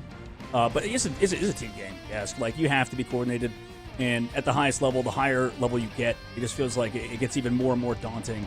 No matter how much individual talent you have, if you're not a good team, you're just going to lose. And the difference from, our top MRC teams to Ignite teams sometimes is going to be minimal because, our MRC teams become Ignite teams at the same time. But when you're in the lower rounds, when there are teams who, like this one, they finished a little bit lower down in those standings of MRC, there is going to be a little bit more of a gap when it comes to team cohesion and chemistry. But that is things that they can work on and come back stronger for next time. Because that is the beauty of MRC. That is the beauty of this format that we have in this existence of Marvel Rivals Ignite, is that anyone essentially can jump in once you get to a certain rank. You can make a team, you can play an MRC, and you could find yourself here competing to try and be an Ignite. And who knows, maybe all the way to finals one day. Yeah, maybe eventually, and we'll have to see what teams progress after this. We're going to short break. We'll see you guys for another round 3 match in just a moment.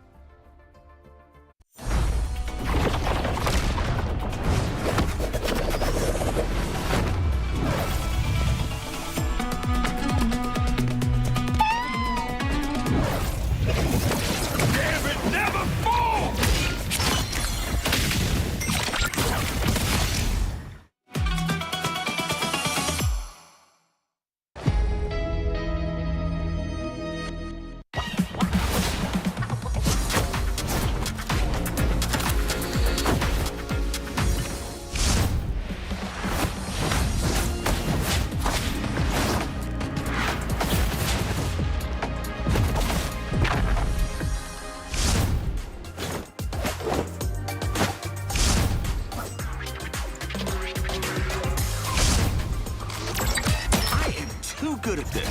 Nowhere to hide. Double-edged sword. I never miss. I am too good at this.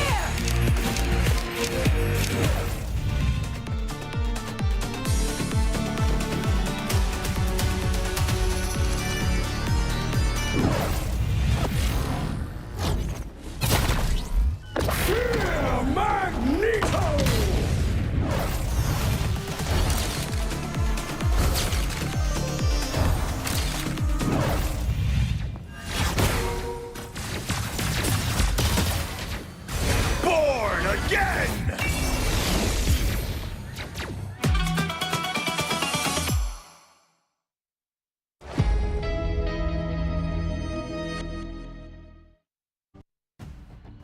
Welcome back, everybody. My name's Dogman, joined by Gasket, and we have another match for you guys in our relegation and qualifiers, man. So, already game number 1 was a 3-0, but it's kind of expected, right? These are all the lead-up matches to those 2 spots for these teams to claim, and we're in the lower bracket still. So, win or go home right now. We just saw a team get eliminated, and we're going to see more as we move on in the tournament. Yeah, we're going to stay on the same side of the bracket here in round 3, essentially. It's lower bracket round 2, but I think it's round 3 is what's listed in client. We're going to have Redemption versus DK Fan Club. The winner goes on to play Nightmare in the next round. So a good chance to try and look at who Nightmare's opponent is going to be going into the next one, because quite rightly, I mean, we want to know how Nightmare are going to do as one of our Ignite teams. Are they going to be able to survive this gauntlet now of the lower bracket, or will they fall? But we have to find out who is going to be getting there first and competing. So I'm interested to see who's going to be able to take this one from just judgment alone and the players that are available and where they've kind of finished in Ignite. Redemption maybe have the slight upper hand with how they've been performing so far.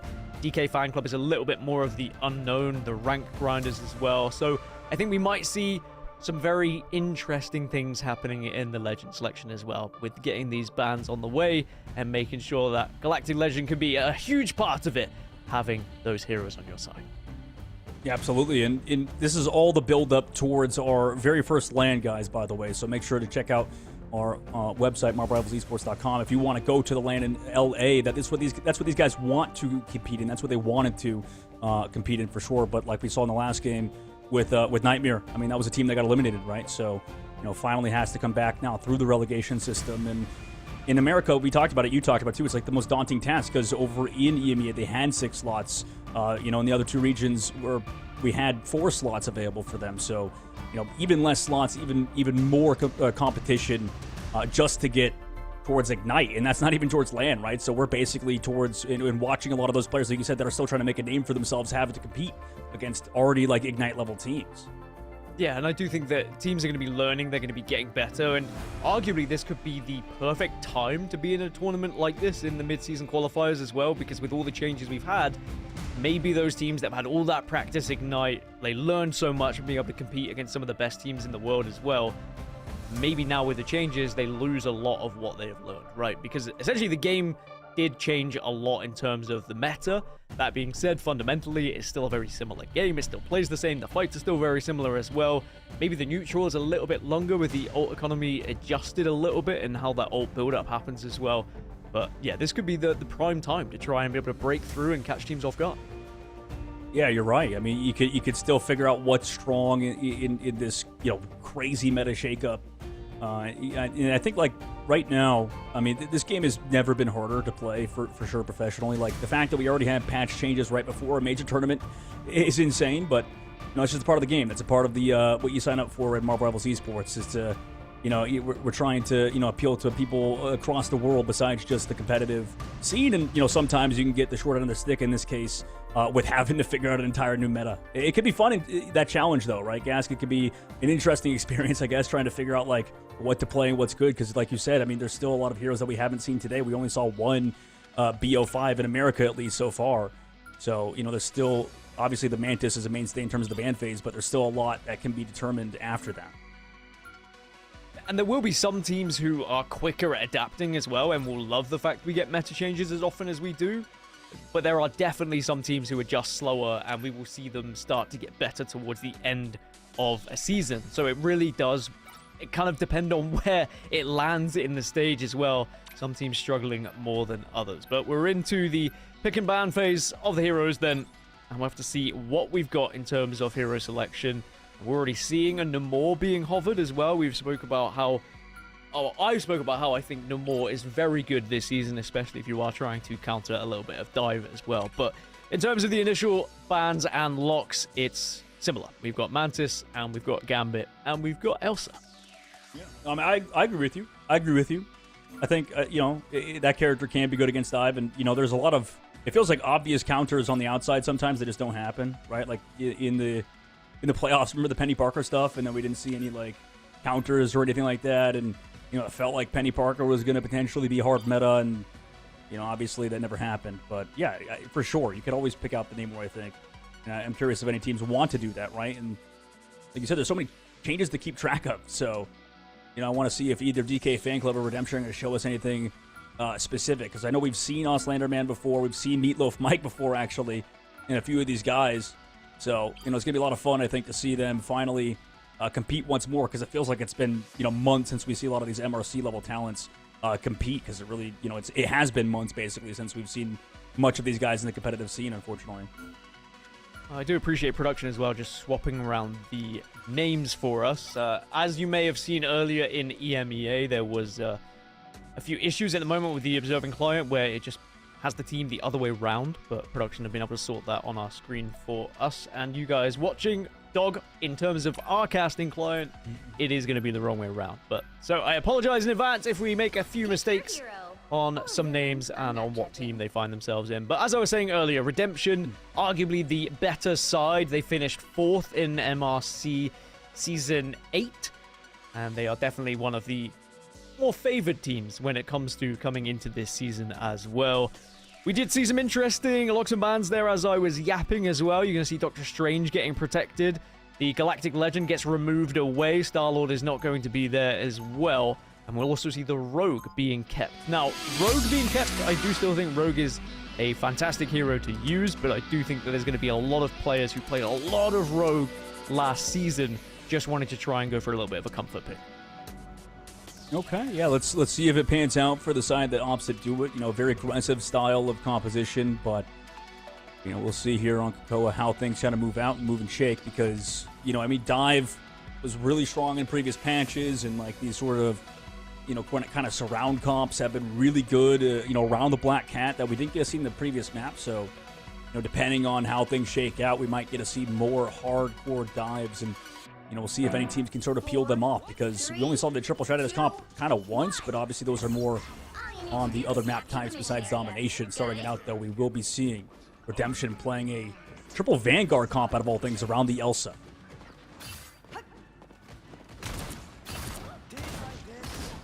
And we've already seen how Elsa can be a huge difference maker as well, and triple Vanguard can be fantastic. That is going to be DK Fan Club playing that composition as well. As I said, the for us, Dog.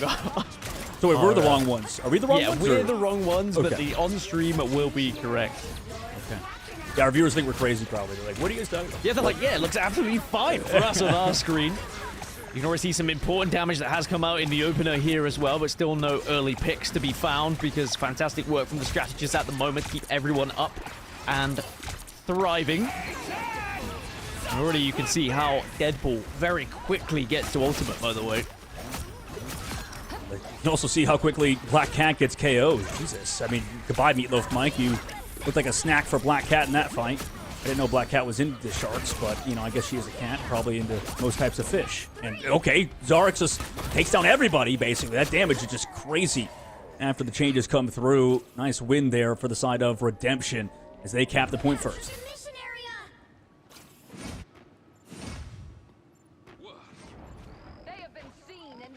Another question is, after that initial fight, you know, do you learn anything? Do you go for an early swap?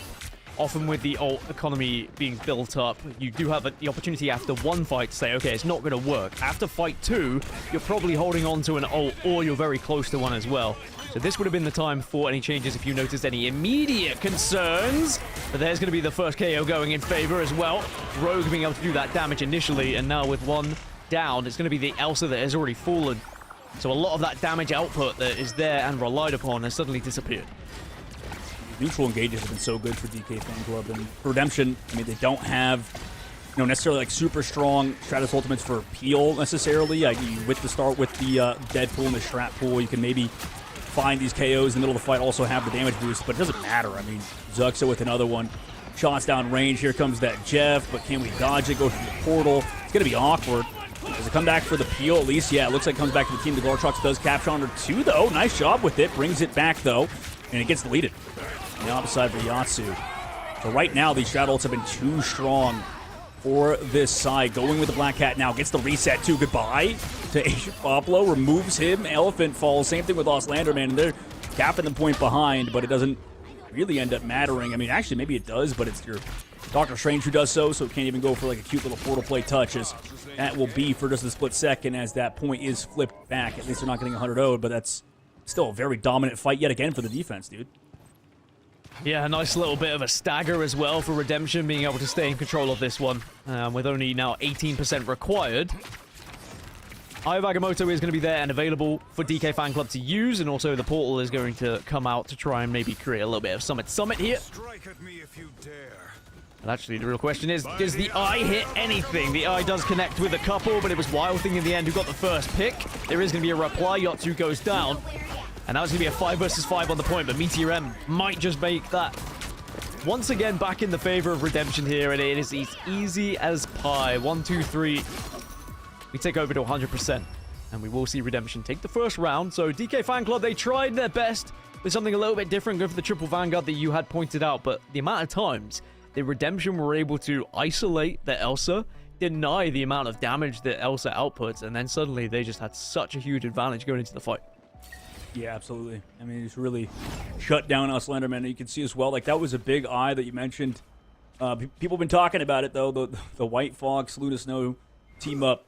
The fact that you just get cleansed is just a little insane. Like, you saw, he hit both strategists with the Eye of Agamotto, and then Zux is like, no, I guess I'm not doing that. Goodbye. I can move again. So they found one, but then Zux is able to live, and you saw Luna Snow shots from Redemption have been so clean. We'll see if the side of DK Fan Club can come back, because again, kind of like the game we saw earlier, Gas. That was like a one-sided matchup on round number 1. But things can change, right? This next map is a little bit different than the other ones, a bit more open, I think. But I would assume maybe that's better for these Black Cat comps that Redemption have been running. So I don't know if Redemption or if the side of DK Fan Club are able to adapt as they move again to another triple Vanguard comp. This time it's a little bit different though, with the Loki alongside that Rocket Raccoon. But again, it's the same strat you talked about where they're pocketing this Elsa. And I love that you bring up the Atlas Bond as well. The Luna Snow team up with White Fox. So good. Not only does it heal allies at the same time, but like you said, it cleanses them. I think it charms enemies too. Yeah, so I it's think ridiculous. you could stop a Wonder ult with it, right? So there's just so much utility already that you have as Luna, being able to right-click and get the freeze, but now having that on top of it, yeah, brilliant. Luna is instantly up there as an S-tier hero to have on your team, as long as you have someone who's good at hit scan, as now you can see someone who is good at hit scan is going to be on the side of Redemption here, as they were able to find the first 2 KOs in their favor, and this is just a walkover right now. Yeah, another fight win for them, and unfortunately it's because of the fact they didn't have the ultimates from the previous fight, having to switch off it. I mean, I like the idea with Deadpool and Jeff and stuff, play a little bit more of like a surround sort of style and try to play for yourself, but like the Black Cat's so strong at the current moment. And I think that this team has been doing a good job taking advantage of these dives. They're incredibly coordinated, even maybe more so than the previous series we just saw. So we'll see if they can keep it up, though. They do have Gambit ult again available. And finally, DK Fan Club have those strat ults. They do have the copy as well for Meatloaf Mike.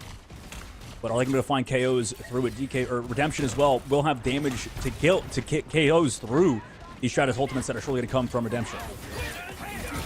Just so easy as well. Rage and Royal Flush comes in and just allows them to deny everything, even with the Seer. And now we're going to go again and again, potentially, as they continue to lay down the law here against DK Fan Club. One of my favorite things about watching MRC tournaments, by the way, is seeing the usernames of some of these players and the game tags they have. Earlier in EMEA, we had Kylian Mbappe, which was quite funny because I think he's playing right now, or he was, England versus France, happening today. I think that may have ended in England's favor. Let's go. The boys, we finished 3rd place. Anyway, sorry, back to Marvel Rivals. Meatloaf Mike is one of my favorite names in this lobby, but can he be the difference maker? And perhaps getting a copy onto one of those ults to just try and put them back into this one. Because at the moment, it's 70% in favor of Redemption. We are very close to this map already ending. Yeah, I mean, Meatloaf Mike, hopefully he's praying that his meatloaf doesn't have onions in it, I guess, because he's cutting them right now, maybe potentially having to go home if he cries. That was like a UFC fighter type quote. That was terrible. I should give up after that one. See you later. Popping out early for Meatloaf Mike, though. Trying to come back into it at the very least, forcing out that Luna Snow ultimate on the backside. Wild Thing maybe trying to find that Meteor M. It does so. Wow, H Public goes down to that Wild Thing. truly was spectacular in that fight, taking down the Rocket on the opposite angle. And again, losing his strategist so early on is basically a nail in the coffin for this side as they try to come back into it with basically nobody. I mean, this was an absolutely one-sided affair with the Bucky. This felt like it was a masterclass for this defensive hold. They win 2-0 on Krakoa and set themselves up for an excellent map number 1 victory. Blimey. Yeah, that was a quick one. Blink and you will miss it. And I guess we're seeing now the difference in terms of those leaderboards and with the MRC. As I mentioned, 4th place from MRC Season 8 in particular, whereas DK Fan Club were 9th in the leaderboards of the combination of the 2 prior seasons. So they're a little bit further down. And you can kind of see it at the moment in terms of how one-sided this is. And the stats don't get much better for them. I like that they tried something a little bit different. They tried a variety of things as well. They weren't afraid to make changes, DK Fan Club. I think that's one thing that I think people in that ranked game struggle to do in early ranks. And I'm sure these teams have had to have those conversations of saying, look, we can't just commit to one thing and be one-trick ponies. We need to be prepared to switch up. The best teams in the world are those who can adjust on the fly. But it is Redemption who are able to win this first game quite comfortably. It's 13 final hits in the end for Adore and 13k damage alongside it. Yeah, pretty insane matchup out of them, and I think you pointed out the experience level of this team, and you know I think that the biggest reason why these MRC teams are one-sided in these type of maps is because if we go to domination and stuff, even in like Ignite series tournaments, it does feel like the MRC teams are best on domination, especially if they can just get those coordinated sort of on-the-fly dives off in the neutral and stuff. Like you saw, excellent damage output, excellent follow-through in terms of target focus. But that leads to way better domination maps. So it's like the coordinated maps when we go to maps that require maybe a little bit more VOD review, maybe more set plays, some different plays and stuff.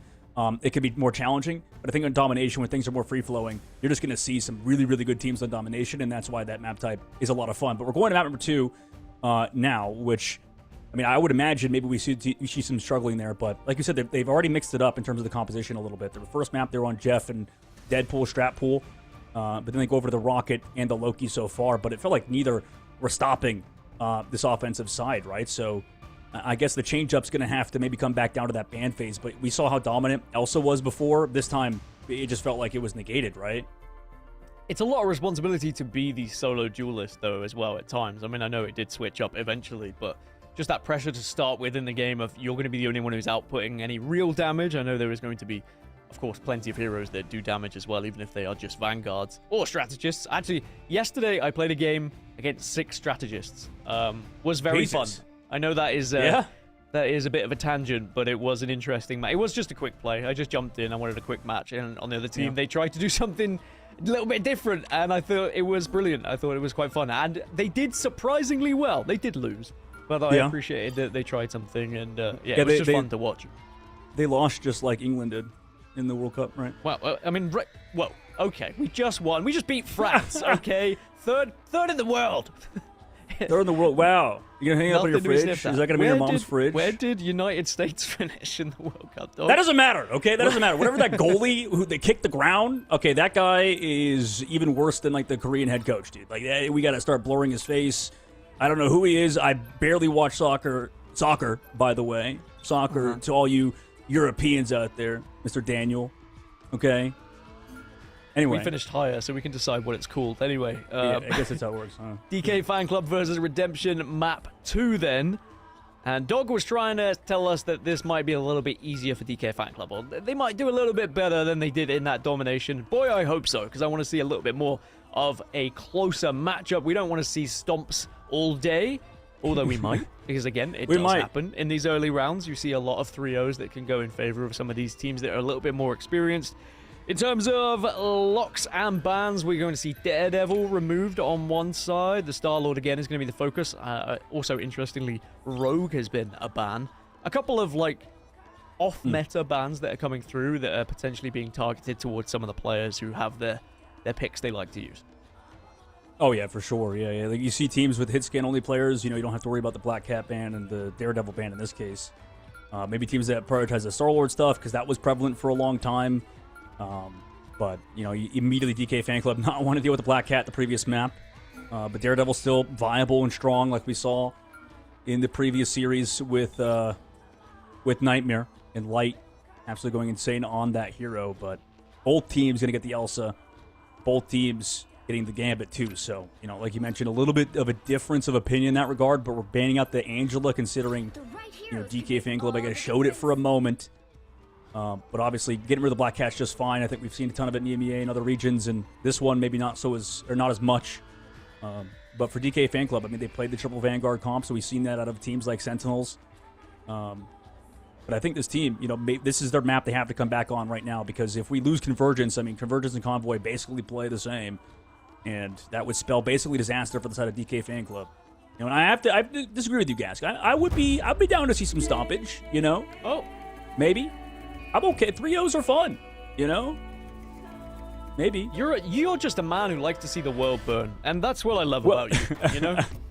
Well, 3-0s are fun because, you could potentially see some things that these teams have to improve on. You know what I'm saying? Like, For sure. Like, if they're making the same mistake over and over again, and they're not learning because, they don't have a coach, this is the only way they can, adapt and improve, right? Because they have to go back and watch the VOD and see what happened.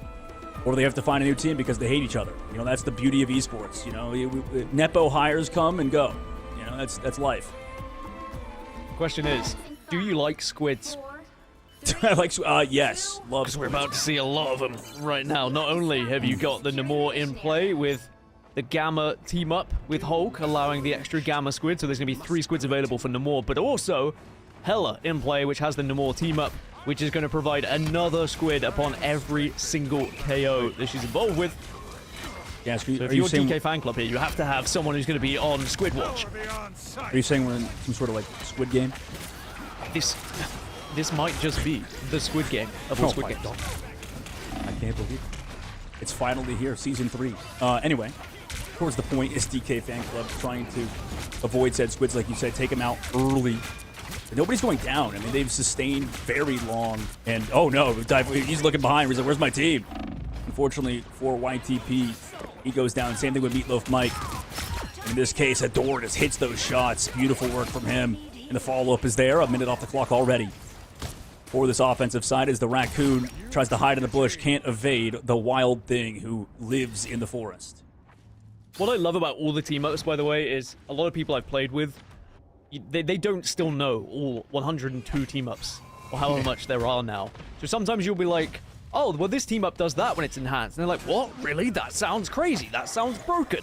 And it is so funny how many you have to try and learn, and when you are competing yourself, just trying to know what you have to go up against as well. For example, Hela, the enhanced team up with Namor, you get the extra squids upon every attack from her Goddess of Night ultimate. So it's just going to be a squid farm that we're going to see once we get there for Adore. And also Hela hits Blummin hard as well. You can two-tap those strategists just like the good old days. DK Fan Club struggling at the moment to deal with some of the pressure that we're seeing apply. Yeah, this Angela has just been disgusting as well. I mean, baiting out the trap. He might be able to get out of it too. And like you said, Adore just hits those shots on the backside. And this is again, DK Fan Club in this case, you're definitely getting a little bit mechanic diff. It feels like, you have the Namor squids, you have the Hela just able to do whatever they want. You have even this Hela in a weird spot. Like, where is Adore? Why are we there? Why does it not matter? Adore's teleporting back and forth because of lag or something, and it finally goes down. But Jesus, that took forever to kind of capitalize on, and you can see maybe at this point DK Fan Club need to stabilize mentally at this point to commit that Gambit ultimate. Can we find any more? Oh my God, and does fall too, but brought back by that BRB. Has all available as well. And also Hela's going to have it too, so they're going to be able to reply to this one Redemption. They're just biding their time. Ayabagamoto does come out. They are able to find 2 off the back of it. DK Fan Club make it a 3rd. Oh my. Redemption. They're going to be able to drop the Seer here just to try and keep alive, stay alive, and survive at this point. The DK Fan Club are forcing them back, but look, they've had to jump off the point to be able to do so. Redemption going to be able to hold and stabilize. And now this Goddess of Night is going to be available if you want to use it. See what Adore does has to do. Deadpool committed onto it, so unfortunately not much more going to be found. Glartrox off the map. It doesn't end up mattering, no, because of the squids, like you said, being spammed towards that point. Adore with 2 in a single blow. Able to find multiple members of DK Fan Club. Send them back to spawn with 30 seconds left to go, and the Glartrox doesn't end up mattering. As Redemption hold on the first point with 30 seconds. Man, this is going to rely on that TP play, which get canceled by JRP. He's looking for it at the current moment. He might be able to get it. I'm opening a portal. Redemption did use a lot, but it allowed them to stay on this first point here, and DK Fan Club are going to Last Door Saloon. It's going to be a portal time. And it's going to be a completely neutral fight at the moment. Wild Thing's probably going to be the first one to get ultimate, the Eye of Agamotto on the side of Redemption, but DK Fan Club, if they can get an early pick, perhaps they can wipe this one before that happens. They are trying to isolate some of these players at the moment, and it is going well for them. That is your job as a Deadpool. Isolation works out, a door goes down, and DK Fan Club going to try and secure this first point. Loved how Yatsu's been playing this so far, but eventually will get tracked down due to the ultimate advantage of this offense. Eye of Agamotto was committed by Wild Thing, but unfortunately no KOs can get found after as DK Fan Club with the Storm change-up, with these last-second touches, with the portal coming through and no TP cancel from JRP. This resulted in a snowball for this side, and you know, it's an interesting change to go over to the Storm to give you the damage boost, but maybe they need it right now. I mean, you have 3 Vanguards. You want to give them the damage output that they require. We talked about Deadpool being so valuable earlier, and Ymir was able to basically do it himself, finally collapse onto that Loki and the backline, who have been safe throughout. But for Redemption and Squad, they're actually going to mix things up, too. They're off the Hela, going over to the Elsa. And for DK Fan Club, they just want to play together as a cohesive unit, maybe give their Vanguards a lot of damage, which makes sense because, you know, you did see Doctor Strange plays were huge previous fights, and now with that extra bit of damage and speed, you could be even more deadly. I do like to switch over to Storm. I like the changes to Storm as well. The fact that with the Thor team up, she's now hit scan, which great news for hit scan players, by the way. Terrible news if you're going up against a Storm who is someone who is good at hit scan, because it can be very detrimental for your game, as DK Fan Club still finding KOs in their favor now, and they are still pushing this cart forward. And Redemption just need to try and stabilize a little bit. Zeraxis is at least able to find one, but the rest of the team starting to drop off. Thankfully, the invisible boundary just keeping them alive, but not for long enough, as Redemption now are going to have to back off and allow this cart to get a little bit further. Yeah, it is, but this is going to be a tough fight unless we hit a big Eye of Agamotto or something, due to the fact that, you know, you only have that see you later, and they have Bull Stratus ultimates, and they could just walk in, maybe delete or see you later. So we have to find a KO fast, take advantage, but looks like the engagement comes out first for Redemption. The see you later falls low. Here's the Eye, but is it avoided? No, nice job. They shut down Zuxa, and actually, the Loki has to sort of live on the backside angle, so excellent engage there. Nice job to capitalize off the see you later. That was their only way to win the fight, and with 40 seconds left to go, I mean, Redemption can maybe come through with maybe Stratus ultimate or something, but they're going to give it up. They're going to go in a third phase as DK Fan Club keep it moving with such an interesting comp that I think we saw a little bit in EMEA today. And it's already working out, I think, for this squad that liked to play triple Vanguard that you talked about earlier on Domination. And with the Storm ult available now, the Omega Hurricane is going to wipe on through Redemption, I'm sure. Such an incredible ult when it's used in the right areas. Again, it feels like Psylocke's ult. It can just be game-winning, round-winning, fight-winning. It's about when you use it, and if you use it correctly, as Redemption are going to be able to burst out, and Zeraxis moves over to Wolverine and immediately deletes Magneto. The BRB is going to be there, though, for DK Fan Club, so they'll still have a 6v6 and won't be down that one player. And now we're going to see the Omega Hurricane come through. Can you actually find any KOs with it? Yep. Immediately finding 3 off of it, 4, make it potentially 5. The answer is yes. All squad wiped for Redemption, or for DK Fan Club, and that's now 3 fights in a row, man. Like, wow. They've been slowly getting back into the series. Redemption, however, have been making ultimates, so playing it a bit safer. DK Fan Club, I mean, last time they came into the Invisible Boundary, they were able to get the fight win, but Zeraxis could pull everybody out of it. With a huge Wolverine ult coming up in a second. I mean, this is looking a little bit more dicey than it was earlier. Does he want to make the play first? He goes for the grab, gets pulled back by Invisible Orb, and shield used to try to live it a little bit longer. Glartrox is huge as well, and that's 3 in the fight for the defense so far, sending DK Fan Club back. Didn't have to use the Psionic Seduction either. Clobber and time still available. Wolverine ult is going to be there for Redemption. DK Fan Club, by the way, they've done fantastic to get this far. They were almost held at the first point, but for a last-minute portal, winning that engagement, and now they're going to try and do something similar and replicate it. It's another portal. Can you win this engagement, though? You've got Meteor M and Invisible Boundary. That's going to be your uses, but Redemption, they're going to have replies of their own. That Psionic Seduction is going to be there. shortly, I imagine, but Magneto just gets ripped away from the rest of the team again. The Wolverine going to work. Aya Agamotto comes out now as well, as Redemption are starting to farm some KOs. But DK Fan Club, they respond with 2 of their own. They still are in this one, just about. Yeah, they are, but Zaraxis still having the team up, goes aggressive too, and Ymir at least gets the iframes on the backside. Overtime takes down. They don't have Portal to touch. Nice job to remove him too with the vulnerability, and now this Emma and Wolverine on the car. It's going to be super hard to deal with. These are some of the characters that scale the most throughout these long team fights, and with the thing, the damage reduction coming through alongside their own vulnerability, it's going to be so hard to touch and keep it up for the side of DK Fan Club. But it's as you said, Gask. I mean, they got that so far towards the very end at the very least. But this is kind of what, also just to go back to what we were talking about earlier, a lot of these MRC teams and teams that are qualifying are really good domination, right? But the moment we go to these other maps, you see they falter in very odd situations, right? Like the coordination maybe is not as there as like Ignite teams like Team Liquid Citadel and maybe the top squads. What does worry me, though, is that first point and how long Redemption were able to dominate the fight. Like, DK Fan Club looked out of it until they finally were able to win one engagement. What was impressive was the momentum they got off the back of it. I think Redemption were a little bit lost and they hadn't really found their way to stabilize. There's a lot of staggering that happened as well. I think if they had taken a pause and a breather and just assessed what was going wrong, they probably could have held DK before that second one. I've seen games like this happen where you're like, oh great, you know, DK Fan Club, they get it really far, but Redemption may just steamroll this one as well and get all the way to 3, if not beat it faster. Oh no!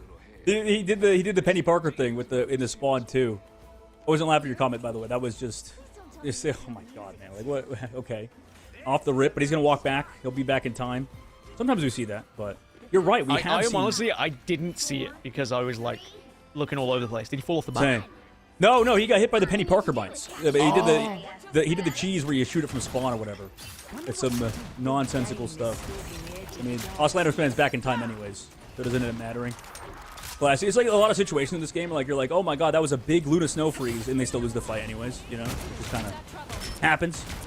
Marvel Rivals, it kind of makes it fun, I think. But Penny Parker, a character that I think we've seen a lot more this patch than we ever have before, comes through on the defensive side a little bit more than other teams too, but this is triple again for DK Fan Club. You talked about it. I mean, we've seen teams get snowballed pretty frequently today, but you know, can they finally capitalize? The answer is no. Cross-map shots from the Luna Snow player on the offense. And now you've got to try and find those spider nests. You say that, well, actually, that's one way of doing it. Just delete Penny in general. You said we're seeing more Penny. It's because you can get 2 spider nests now through the Rocket Raccoon team up. One was already too much, but now you get an extra one, which has armor. Like, what the heck? You didn't need to give her that much of a boost, surely, but yeah, Penny is sometimes a ban in your ranked games. And I wonder, just with these pro players getting used to them, is she going to be a ban on certain maps as well, especially like Dracula, for example? But now we're going to see these KOs coming through. DK Fan Club are just throwing themselves through the portal, and they are unable to stop that initial one. And now, Redemption trying to take full advantage of it. Yeah, they tried to like stall on Mr. Fantastic and Portal play, but it just wasn't there in time. And 5 minutes now in second phase. You talked about it maybe not being enough for the sign of DK Fan Club. It's looking like the inevitable is coming. I mean, it's only been one map, obviously, but the difference in skill level definitely is apparent. And for DK Fan Club, you know, they have to still mix it up again. They're back onto the Storm stuff that we saw on the offense, but on defense, we're going to be a bit more predictable. Redemption also going for those dive setups, so the comp might be able to counter what DK Fan Club are doing as well, being alongside the Daredevil. But no, this case, they get walked on. However, it's traded. Pablo falls. Zaraxis has gone down, though. 4v4 on the map at the moment. Storm has ult available as well. The Hurricane could be the difference maker if you wanted to use it, but probably feel a little bit reluctant to do so. No, here you go. This is what you need to try and get yourselves back into this fight as well. Can you actually find any of those strategies on the back line?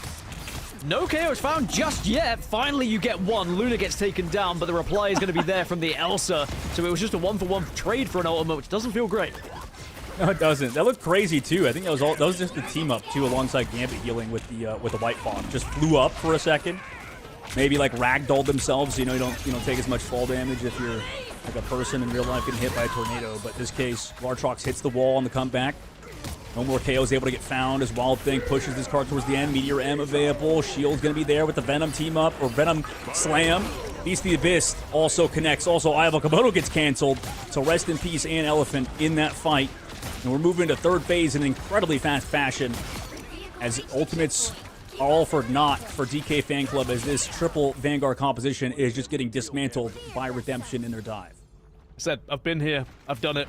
I've been a part of it. I've also been against it. You see it. You see the foundations of it happening in that first fight. You learn a lot from the neutral and how good some of these players are. Redemption just seem to have that little bit of an extra X factor to them at the moment. That doesn't mean it's done just yet, though. We could see a miraculous hold here from DK Fan Club. It has to start now. There is going to be dance floor available for Redemption to use. Let the Devil Out is going to be there as well for Zeraxis. That potentially could be the difference maker. But the first KO going in favor of DK Fan Club is exactly what you needed. And again, it is the Storm doing work. I love the Storm switch. It's really changed the dynamic here for DK Fan Club. Is it just a little bit too late? 4 minutes to go. You're right. That's so much time on the bank for this offense. You know, and for DK Fan Club, yes, they'll have that Storm alongside the Jeff and the Jeff NATO. Okay, nice job again from the Doctor Strange player. I mean, he's been so good on DK Fan Club. He's probably been the standout player for this squad on Doctor Strange. Something like Kendrick a little bit, and Zeraxis falls to Ymir after it. So there's that sort of comeback. At least you can make it incrementally back into a competitive series, but they're going to have to do a little bit more than that to make us actually believe, I feel like, right?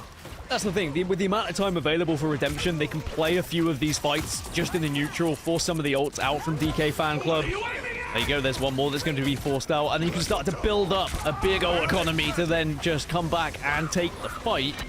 Although I say that, Let the Devil Out was used here from Redemption, but Jeff's going to pop out and get a little munch, protect, and spit back out. As now the damage ticking away, you will be able to find 2 of those KOs. So DK Fan Club are holding 4 now, but look at the ults that are starting to build up here for Redemption. They already have 3 available. Meteor M is going to be coming up soon as well. Jeff and the Galactics connect. That's the answer is no for now. They break it on the defense, but still playing slow. They actually don't use the Jeff team up that you talked about earlier. Use that Jeff by itself, but they actually remove the Doctor Strange earlier. That's brutal. I mean, 3 minutes left to go. You have ultimates in terms of Shroud ult for Redemption's side. Onto that thing you go, but he gets pocketed. Nice heals from the side of the defense, but they're committed. That Deadpool ultimate, Gambit ult on the comeback, using the walls to run away and disengage this offense now with 2 minutes and 30 seconds left to go. Kadinga do connect with 2. And Redemption now might be able to, off the back of this one, just start to walk up and bully DK Fan Club to try and complete the map in their favor. Eye of Agamotto comes out with great bubbles as well to protect.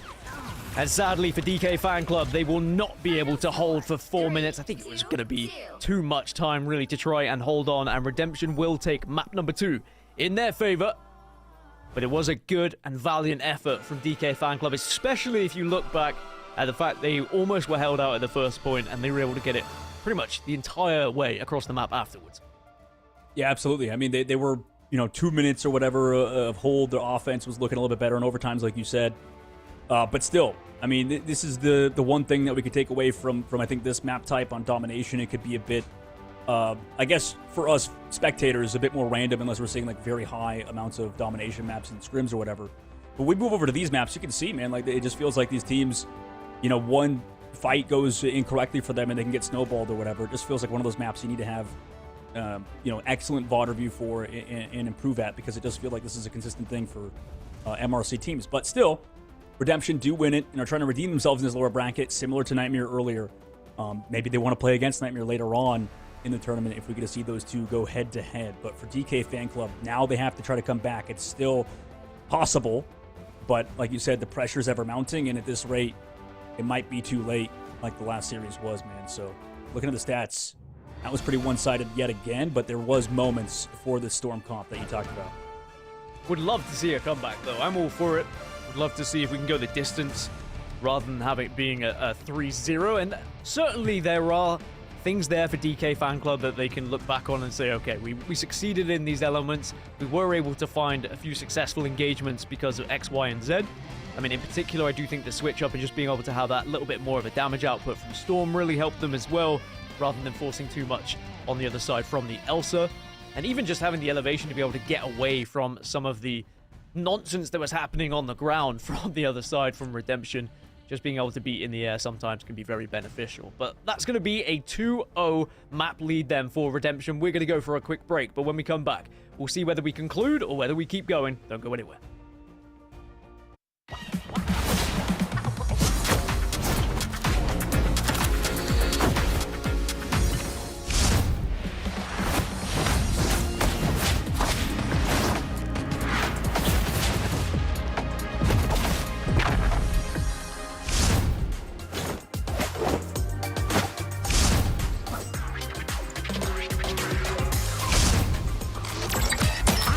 Too good at this. Nowhere to hide. Double-edged sword. I never miss. I am too good at this.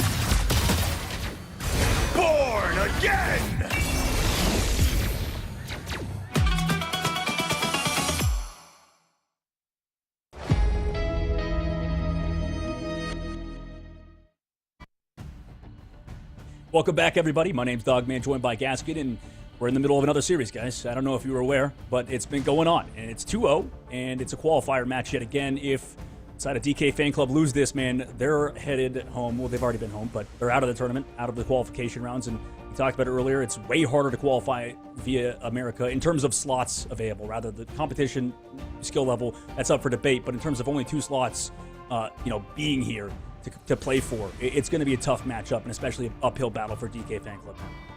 Yeah, I mean, realistically, the way you look at it is if you want to make it into Ignite, you are going to have to beat one of the 2 teams that drop down into this relegation phase. It might not necessarily end up that way, depending on if teams are eliminated a little bit earlier, but that is just the way to look at it with only 2 spots being available. Can you take that spot away from them? One of those being Nightmare, of course. We were able to watch the previous game. They 3-0'd into the next round.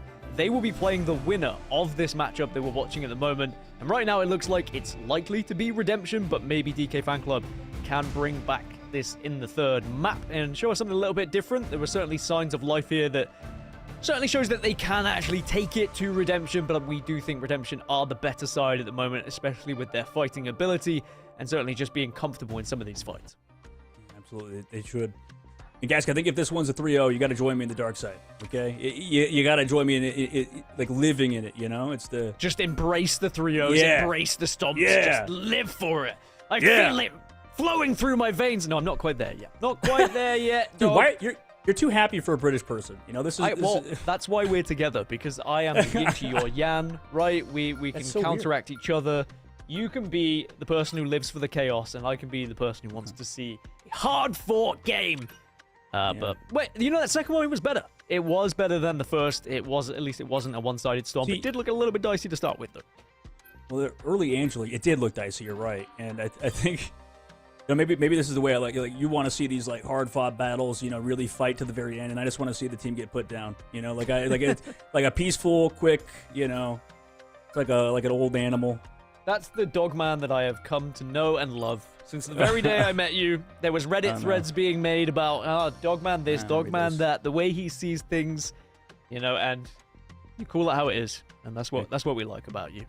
Yeah, I'm colorblind. It's black and white over here, you know? That's the way we look at things. But, I mean, I guess this isn't black and white to DK Fan Club because, I mean, we haven't seen this Angela First Protect ever, man. It's always been Gambit, right? Yeah, it's a bit strange, but perhaps they felt like the Angela was a difference maker for them in the previous, and they feel more comfortable on it. Or they've started to notice. And again, this is what I was saying in the previous series when we were watching Nightmare play. When you are in the third map and you're 2-0 down, now is the time to really be thinking, how are we going to get back into this? What's happening so far has not worked to this point. We need to change something up, and we need to find something, even if you're taking a risk. Otherwise, you're just dropping out and asking yourselves, well, what if we had banned a little bit differently? What if we hadn't have protected, etc., etc.? But the Elsa is going to be protected on the side for Redemption. And I am excited to see Redemption with Mantis as well. I think that's going to be the key factor here. Mantis has been an insta-ban in almost every matchup that we've seen so far. So having that damage boost, is that going to be a detriment to DK Fan Club? Yeah, that's a great call out by you, because that's just definitely a huge mix-up, and that's why you said, like, they're just trying to really... That's how you know their backs are against the wall if they're, you know, doing stuff like that, where it's just really counter to the current meta. But, you know, maybe they realize what could play well around the Mantis, which is inarguable, like everything. That's why it's such a strong character right now. The Shredders in general are just so good, but I mean, the amount of damage that is surely going to come out of Redemption is going to be crazy. How good are they going to be at playing that composition? Can they finally put the old dog, I guess in this case, Monkey, down up DK Fan Club? But it's going to be a tough uphill battle yet again for this game number 3. Yeah, you're looking for game attacks that have animal names in there. You've got Elephant there as well for you, you know? People trying to entertain our dog. That's what we like in our I like that. night broadcasts. I was going to ask you earlier, like, you know, we see Jeff in the game. You know how he, like, swallowed 2 people? Yeah. Like, don't you think, like, I want, like, eventually think about this for after the break. I need to get your take on, like, a very fun and interesting idea for a skin. Because I was thinking for Jeff, you know, we have, like, Fitbit Jeff, where it tracks how many people you've eaten in the series. And, like, each character has their own calorie count, you know? Like, how, like if you eat the thing, that's going to be, like, I guess 0 calories because he's a rock. So, that's interesting. Anyway, yeah, think about it for later. Think of interesting skins and interactive skins for later, guys. That's my homework for you mid-series. Someone add this man to the dev team, because he is cooking with some of these ideas. Now, Dude, can Redemption start to delete with the 3-strat team up here? Also very excited. They did hover Jubilee for a second, but in the end, they are not going to be playing the Jubilee, but we are going to see Adam Warlock into the fray. Our DK Fan Club going to regret the day they did not ban Mantis here. Yeah, they might, for sure. I mean, Cloak and Dagger alongside it. So they're really going for these sustains, and then these immediate engages with Terror Cape. Asian Pablo goes down again. The DK Fan Club sent back the Force Storm. Oh, Bob and weave. Oh my gosh, she actually lived. No way. Nice movement. And unfortunately for Wild Thing, has to fall back to the team, realizing it's better to come back to Peel in that case. And it actually is, because Zera, again, excellent shots, takes down an Elephant. And which team up did you choose for Adam Warlock? That's the real question. Are you going to have the heals on that right click? Looks like yes. So a good choice for me. I love Adam Warlock. I always have. I felt very sad that I wasn't able to play him as much in my games. I know you're, again, still probably traumatized from the early seasons when Adam Warlock was here, there, and everywhere, but now you are going to see DK Fan Club being able to push out a little bit. Hurricane's now going to come out as well to try and find a couple of these KOs in their favor, but Zeraxis is able to remove Storm from the map as comfortably as you like. Yeah, the tough part for this offensive side is that they've been so... Oh, wait, Invisible Bounty's not there to save the cloak. No! Doesn't have the cooldown. Okay, finally takes down Zuxa. Door also falls. I mean, it's a bit...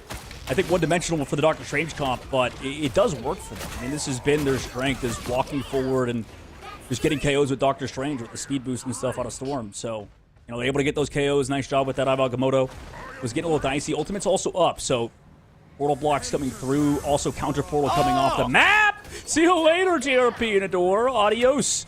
Maybe even going to fully cap out this first point off of that beautiful counter TP. Yeah, there's not going to be enough time for Strange to come in. You've got the group walls as well to deny anyone walking in. Beautiful from DK Fan Club. That's what we like to see. Someone using initiative and just trying to do something a little bit different. I love the counter portals when we do see them. Redemption, though, they do have a lot of ults to work with here as they're now going to start to get involved in this one. And actually 1, 2, 3 KOs going in their favor.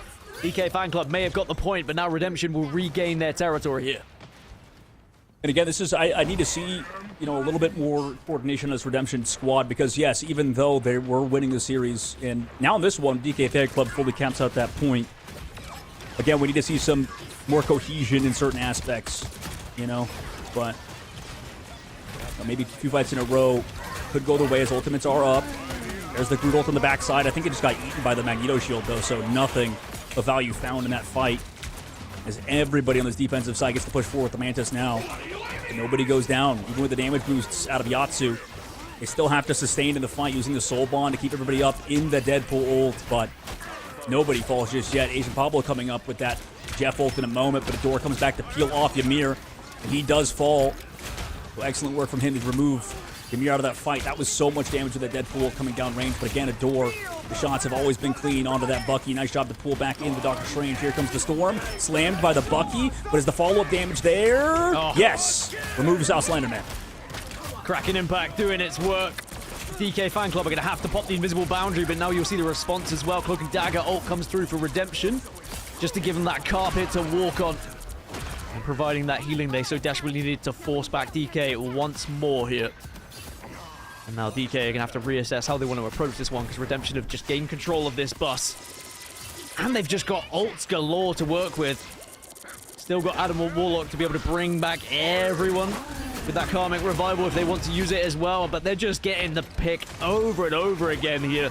DK Fan Club having to try and do anything to bring themselves back in.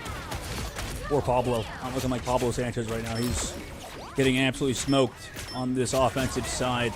2 minutes off the clock now, man. I mean, it's just been incredible out of Redemption. And this is what we wanted to see. Their group play has been nice. GRP's been big with Strangling Prisons every time. DK Fan Club have been trying to find their own sort of plays, but it feels like at times they're ignoring what Redemption are opting to do. And they still have that Adam Warlock res available. So unless the Adam's hitting this fight, unless we can get that team up removed, or rather the res removed out of the Doctor Strange DK Fan Club, this might be a tough fight yet again as they've swapped over to the Bucky themselves. Agamotto comes out, a few protections on that bubble as well, but they are at least able to capitalize on one, make it 2. And also it's Jeff coming through from Pablo as well. As now you will see Karmic Revival just brings 2 back for Redemption, so they are not out of this one just yet. And also the fact you have the Wild Wall team up for Groot as well, just providing them with that extra healing from those walls that are going to be on the side, placed very strategically as well. Wild Thing gets 1. And now DK Fan Club are in a 5 versus 6, and it's all falling apart after a successful start to this fight. Yeah, this Groot has just been absolutely separating these squads. I mean, the Slenderman goes aggressive with the Kraken Impact. Not able to find a KO because he went too far, and Adore gets 1. Also, the sleep came through from Yatsu. Nice job to help peel that off, and they've made this, slow, nasty, sort of like in your case, football Spanish defense where they kind of surround the backside. That was good pronunciation, right? Really, that's exactly how you sounded just like me, honestly. Whoa. Really good. Football. Oi, mate, you ready to watch some soccer? As the very end of the game, we might have... Okay. Could never be. As now the deletion of the Kraken Impact happens again and again as Adore starts to pummel DK Fan Club. They're down to 30 seconds. It doesn't look like they're going to get much further here. They're out of ultimates. They're out of space, and it looks like they are out of hope here in this last one. They've only been able to push it less than halfway, so Redemption are not going to have too much to do to try and beat them unless we see a big pick here in the neutral. Maybe Agamotto could do something. It has to be big. And that res coming up in a moment for Zaraxis as well. Might spell disaster. The blade. Oh my goodness! That Eye of Agamotto. Okay, just uppercut to the face. He does get brought back, but here comes the meteor. Man, Door's still not dead! Holy crap, finally goes down. That was like freaking Thanos out there. Finally goes in the middle of the fight to that meteor end. So some KOs going in favor of DK Fan Club. They are at least keeping this one going.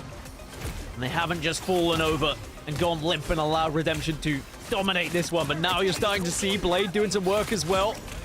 Does get CC'd though, and suddenly the Hurricane now trying to apply that extra little bit of pressure as well, as DK Fan Club still have the 6 up. Redemption gonna have to try and look at maybe redeeming themselves with the Karmic Revival, and there it is. It gets activated. Redemption will be back up to a 6 now, but are they out of position? Overtime is almost ticked over. Save the Doctor Strange to the backside, but Ymir goes too far, goes down. They come back with the Mantis as well as Ultimate Spider-Man here as well to help capitalize off of that, and Yatsu combines for 2 in the fight. Overtime slowly dwindles, and the car barely moved past this first pillar in the second phase, as the first point was in the favor of DK Fan Club. Not now, as Redemption held with 5 minutes on the clock, basically. Excellent work out of the defensive group. It's not the longest distance to be covered here for Redemption to try and win this map and this series, but that being said, we have often seen on this map that first point can be held if successful. Do we have access to a penny? Yes, we do. Penny could be used if you wanted to as well on this map, but have to see what DK set up with. I mean, it looks like both teams are happy running the Groot at the moment. Could always, if you're worried about the Groot being a problem, you could always switch over to a Punisher just to try and delete those walls as quick as possible, but for Redemption, it's kind of, if it ain't broke, you don't need to fix it. I know things do change when you are attacking. We'll have to see whether they opt to change any of those team-ups, for example. I think we are starting to see some teams using certain team-ups for offense versus defense. 30 seconds before you attack. I mean, in particular, the group walls, actually, being able to have them heal you through the Mantis team-up, whereas if you go for the Jeff team-up, maybe it's a little bit more of an offensive strategy because you can be a little bit more aggressive with the Groot, and then you can hit that bubble. Almost similarly to what Thing does by just armoring yourself up as well. It'd be very difficult to deal with a Vanguard playing in that way. But for Redemption, they're going to have plenty of time to start this one up, and I'm sure they're feeling very confident. Yeah, and they have every right to be. At the current moment, they've just been, bending but not breaking. As with that Groot, the wood has proven to be very pliable. That's right, verbiage, right? They're bending at the current moment. Potentially to a door.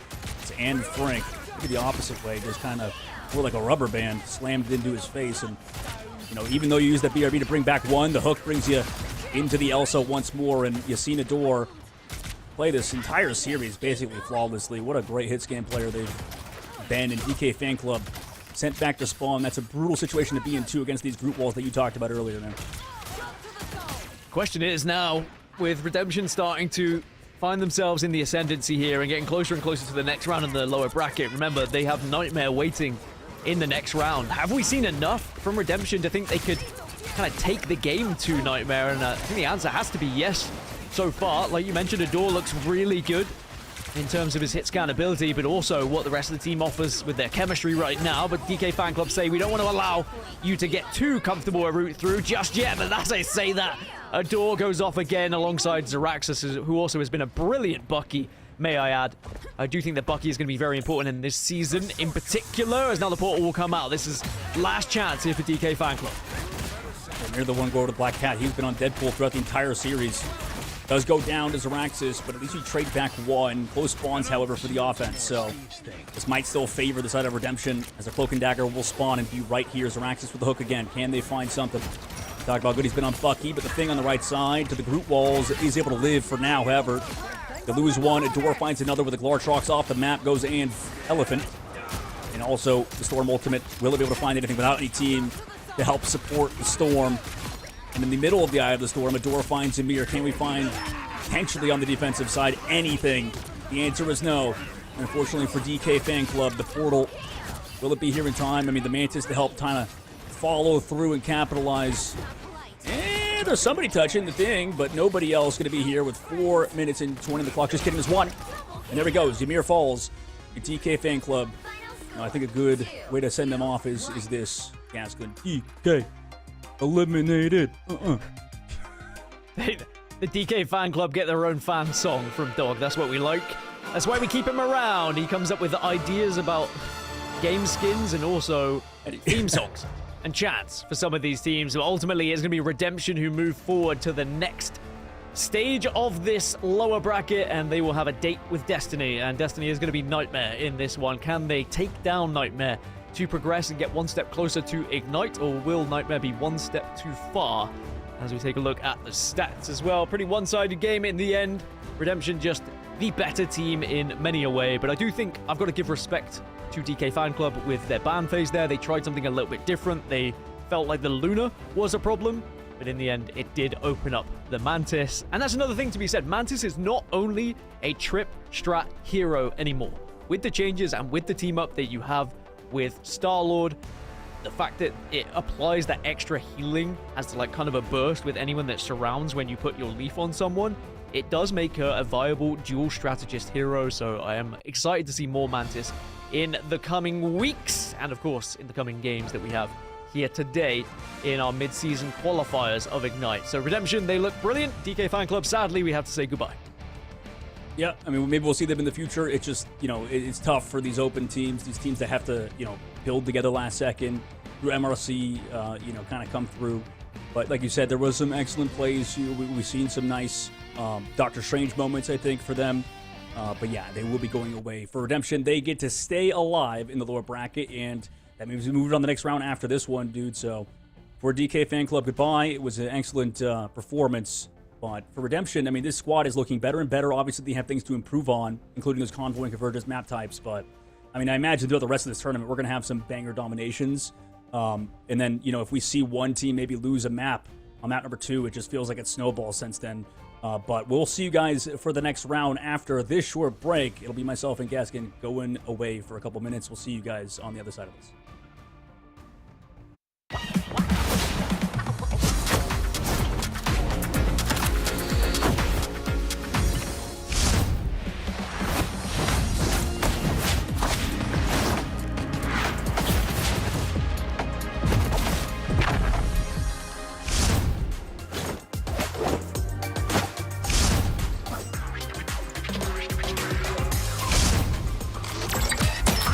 Too good at this. Nowhere to hide.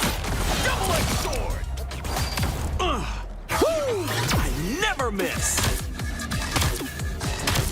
I am too good at this.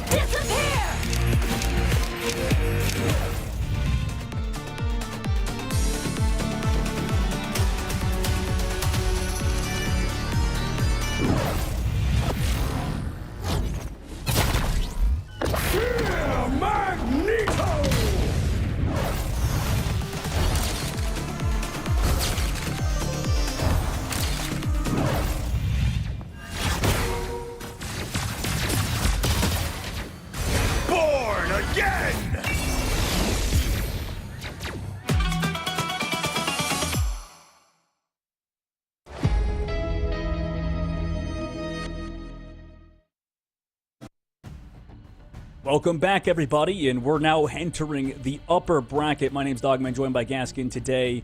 We're in the relegation matches. However, you have two chances here, the upper bracket and the lower bracket. We just saw a team get eliminated, but now you have that cushion of the lower bracket.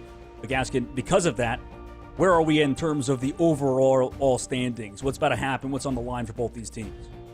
Good question. This is the upper bracket semifinals, essentially. So we have 4 teams still left in the upper bracket. You win this one, you're into the upper bracket final, which is a guaranteed top 3, but it is not a guaranteed place in Ignite, because remember, you have to get to the top 2, which would be the grand finals of this bracket. But it puts you one step closer, almost like your foot is in the door. And of course, if you then lose that upper bracket final, you drop into the lower bracket final, you get one more attempt to get into the top 2. So you really put yourself in a really good spot if you're able to win this one. And we're going to be following the journey of another one of our teams who was in relegation from Ignite, Equinox.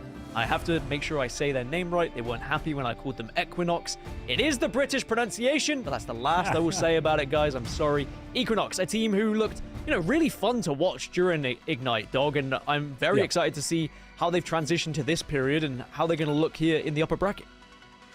Yeah, absolutely. I mean, there's so many things that they've changed in terms of, I'm sure their compositions and that kind of stuff as might be flipped again for us on our side. Yes. But yeah, absolutely. Anyway, this team definitely they look good, but like all these other squads, they kind of had to deal with replacing players last second, doing joining the tournament in a very unique situation too. Like I think there were only teams like play some weird strategist pool, dead pool compositions a lot, try to force those too much, but teams kind of expected it.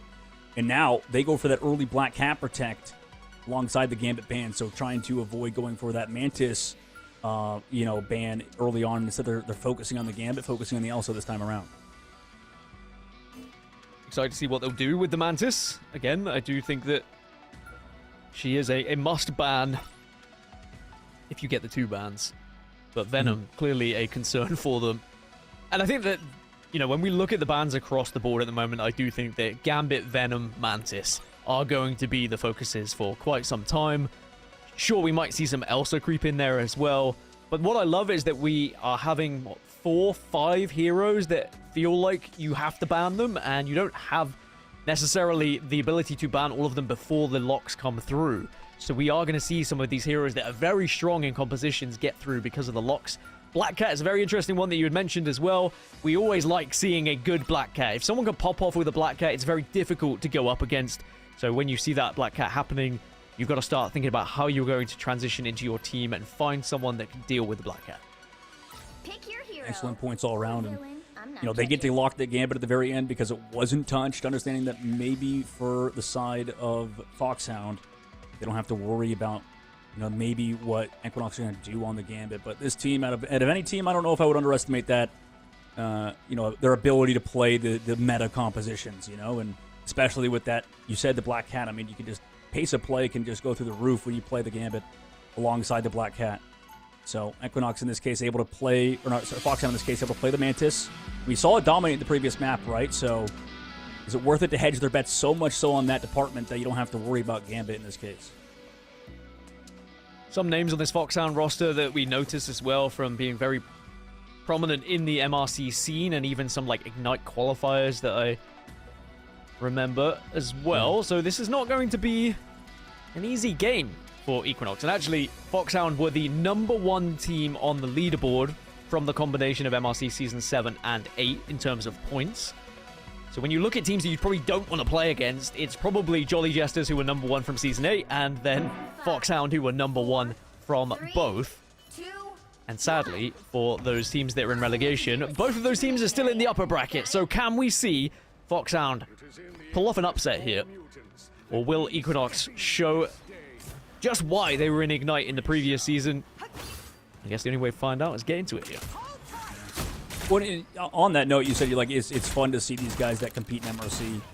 And that's like the best part of this whole thing for me, at least. I'm going to see those guys that have been around the scene once more. And speaking of which, Cessna, a guy that's been around, you talked about him earlier, already finding some nice shots with damage boost. It's a lot of fun, though, like I was saying earlier, just to see the guys that we know are competing and are around the block. It's just they weren't able to compete in Ignite, get their shot once again to play in the highest level of Marble Rivals esports competition.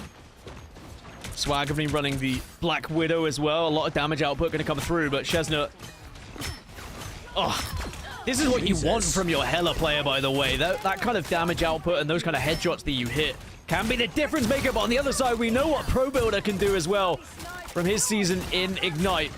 And there's going to be a lot of responsibility as that Elsa to match the damage that we're seeing on the other side from Foxhound. From that Hela, for example.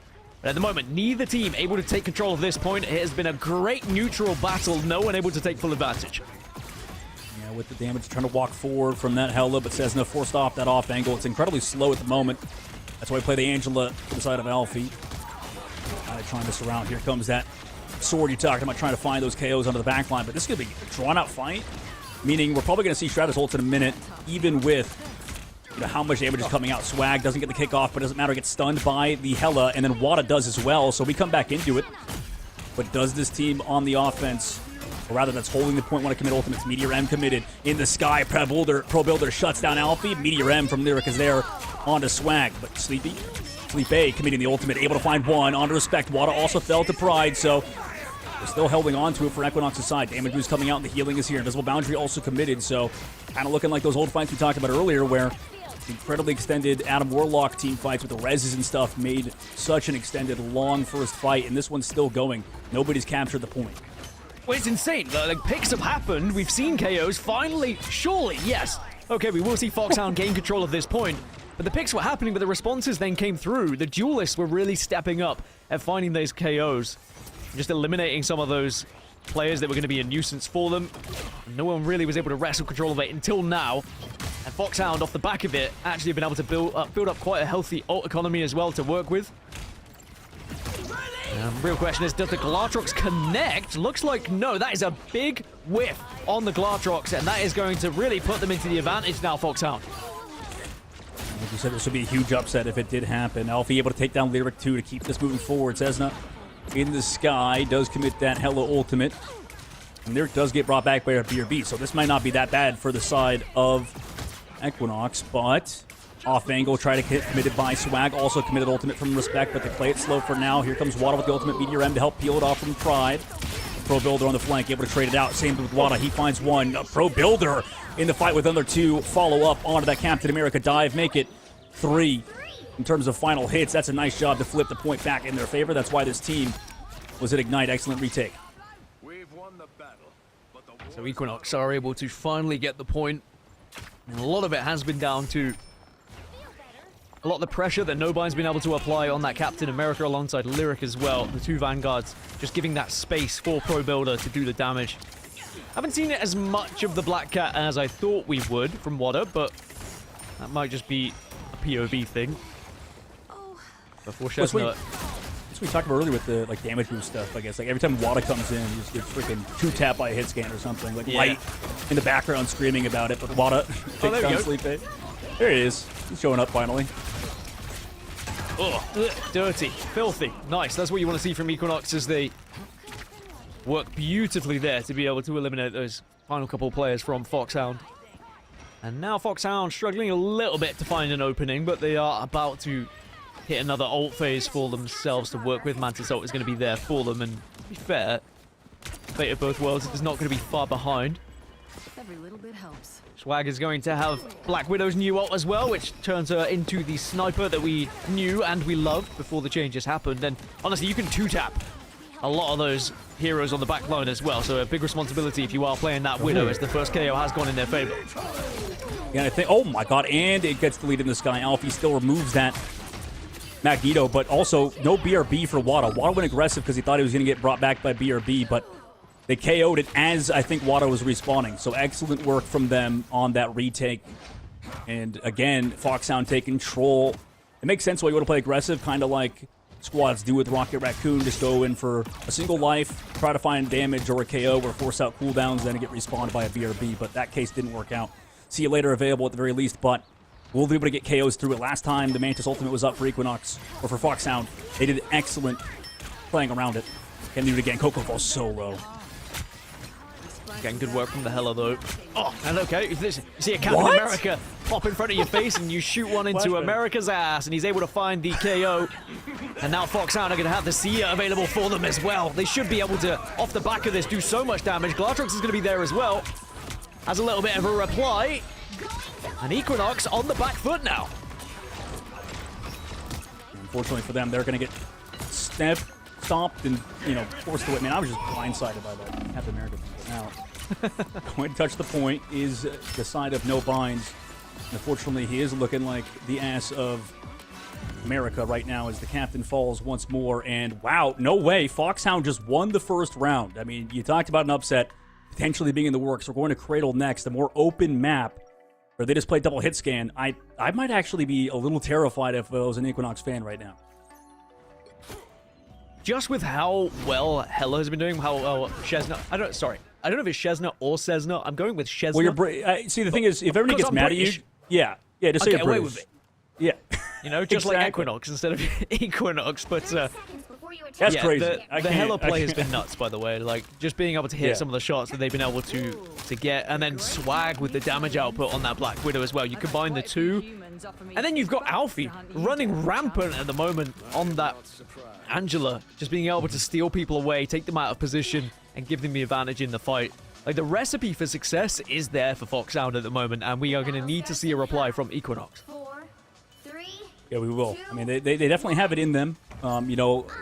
It's about, can they place this BRB maybe in a better spot for Pixel, or, can we deal with the damage boost again? Because this is the problem when you give Mantis to the other team. It's, like you said, the excellent hit scan players and Swag and Cessna able to find those KOs due to the fact they're given damage boost. So, like you said, Captain America showed up for a second and got removed instantly. So, as long as he doesn't have the damage boost, I guess you're fine. But, like you said about Angela too earlier, I think that's also a good point. I think Alfie's done a good job distracting and not going down. So, we'll see if they can keep it up at this point. You do have the Black Cat ultimate on the side of Equinox. But okay, in the neutral again, Cessna finds a pick. Just deleting at the moment, and also even gets the stun as well, and the damage that followed from it as it gives Foxhound the lead once more.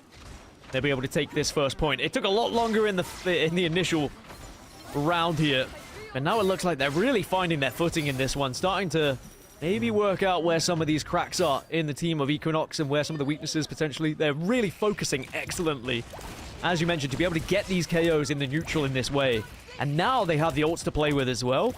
Equinox are going to be a little bit concerned about this one, and you mentioned it, only the Black Cat ult to work with, so there's a lot of responsibility for Water to do something here. Raging Royal Flush, though, is going to be there potentially for them to work with a little bit later.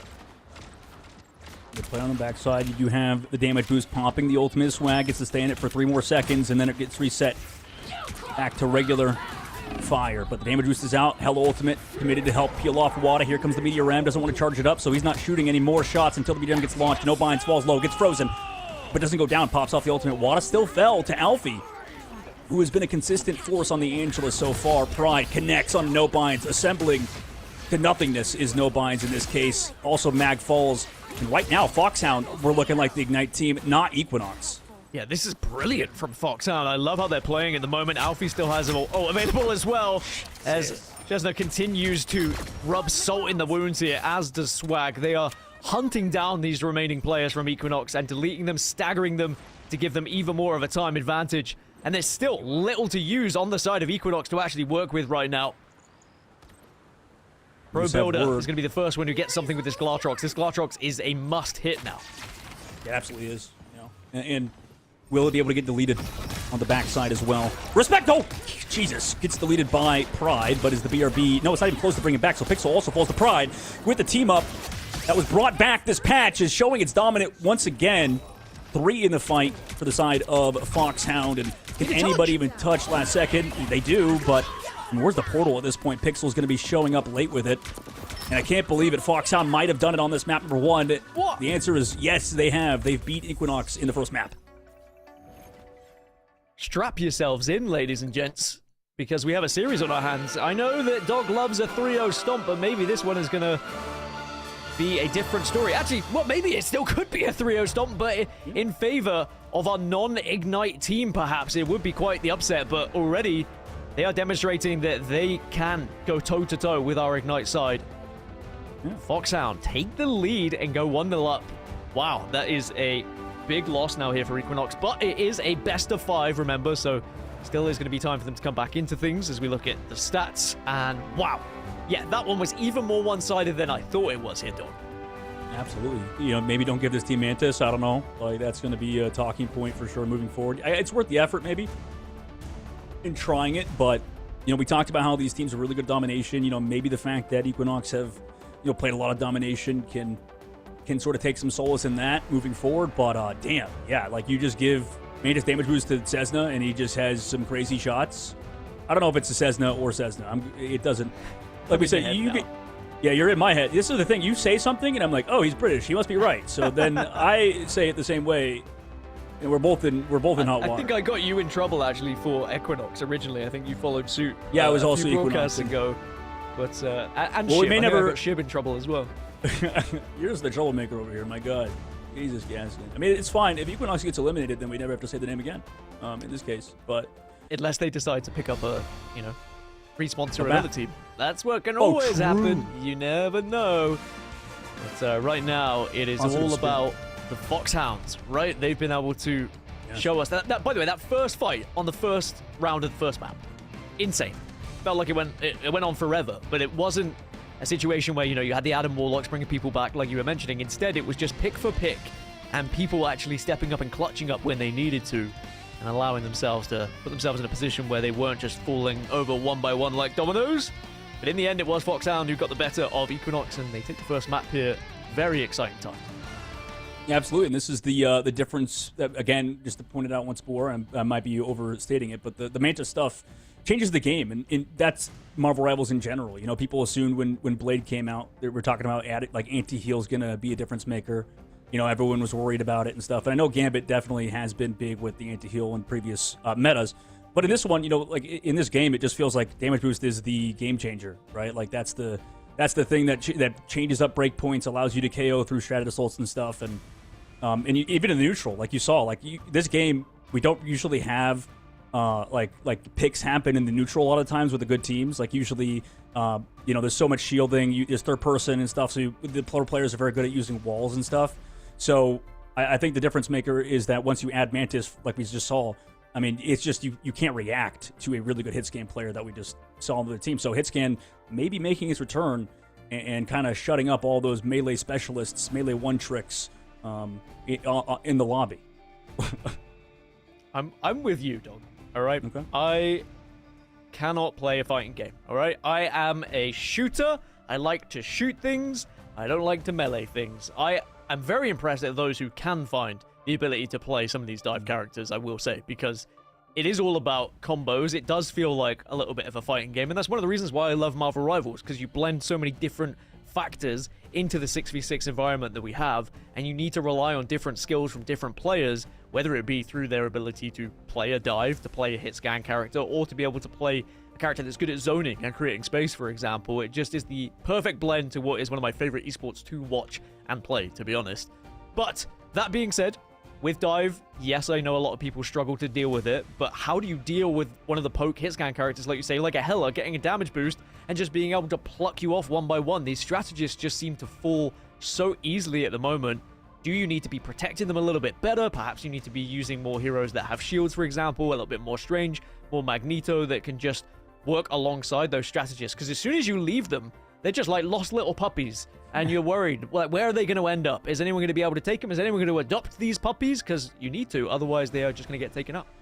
Yeah, no, you're right. I think it's tough because, I mean, just allowing Mantis to go through, first of all, is kind of a big deal. But, you know, maybe if they got lucky, maybe if they went to Carousel instead of Cradle, I think they might have been in a better spot, because that was just too open. And, like, it wasn't just the strategist. It was the Cap getting destroyed. It was Wada getting destroyed. It was just the whole team. You know, they really have to figure it out, and they have to sort of bounce back. This team as well, when we watched them ignite, they were really good at, like, Adam Warlock comps and stuff. So, and I'd be kind of curious if they pull those back out. You just saw it in the previous series and talked about it, Gaskin. So I'm very curious to see if they try to do triple strat comps that like they used to do, right? Because that was kind of what they wanted to prioritize, like the Deadpool, strat pool stuff. And I feel like that wasn't their identity necessarily. I know Wada's a very good Spider-Man and like Black Cat and stuff too, but upcoming map, Foxhound are actually going to respect the Equinox Black Cat. In the previous map, they were able to deal with it. This time, they think the map is a little too good for the Cat of Black. Yeah, Central Park can sometimes be a little bit of a nuisance. I wonder whether we'll see a change up in bans as well with some of these heroes that can really benefit from Central Park too. Penny, for example. We've seen what Penny can do, and you can already see there is a little bit of a hover at the moment for Foxhound on said Penny. Spider-Man's going to be taken away as well. Okay, so clearly there is a game plan here, and they're saying, well, what is Wada good at? Dive. Maybe we get rid of some of these dive heroes that we've seen successful previously as well, and then the protect onto Magneto. I think Magneto can be very important here. When we were just talking about those strategists being so vulnerable, having Magneto that can bubble them is always very handy indeed. Yeah. Yeah, he has hands that, you know, most Vanguards of this patch are kind of not, as the community says, victims. You know, like I feel like Magneto, that team up was really broken back when it came out, obviously with the Scarlet Witch. You know, but nobody wanted to play Scarlet Witch alongside it. So, but it was still worth it sometimes, right? Like that character, that team up is disgusting. And now you don't even need her, like you said. Throw her to the wayside. Don't even have to worry about it. But we go for that Daredevil protect, and it's as you said, they save the hero pool of Wada, right, towards the very end, because that was the strategy of Foxhound, obviously. And that gives them a free ban, essentially. And it will be the Magneto. I think this is a really good lock and ban phase for Foxhound. I think they've called this one very well. I think they've assessed the situation they're going up against, and they've seen what weaknesses there are and what strengths there are that we know for Equinox as well. And they are targeting some of these players quite significantly. And now going into Central Park, can they make it count?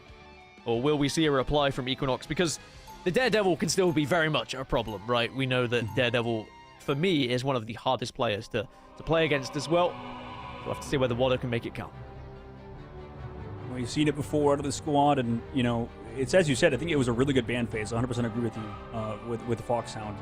And it's also a better ban. That's the thing. It's a better ban phase for Equinox or Equinox. God dang it. Oh, my goodness. It's already a better ban phase for them because of the fact that they banned the Mantis. So, my goodness.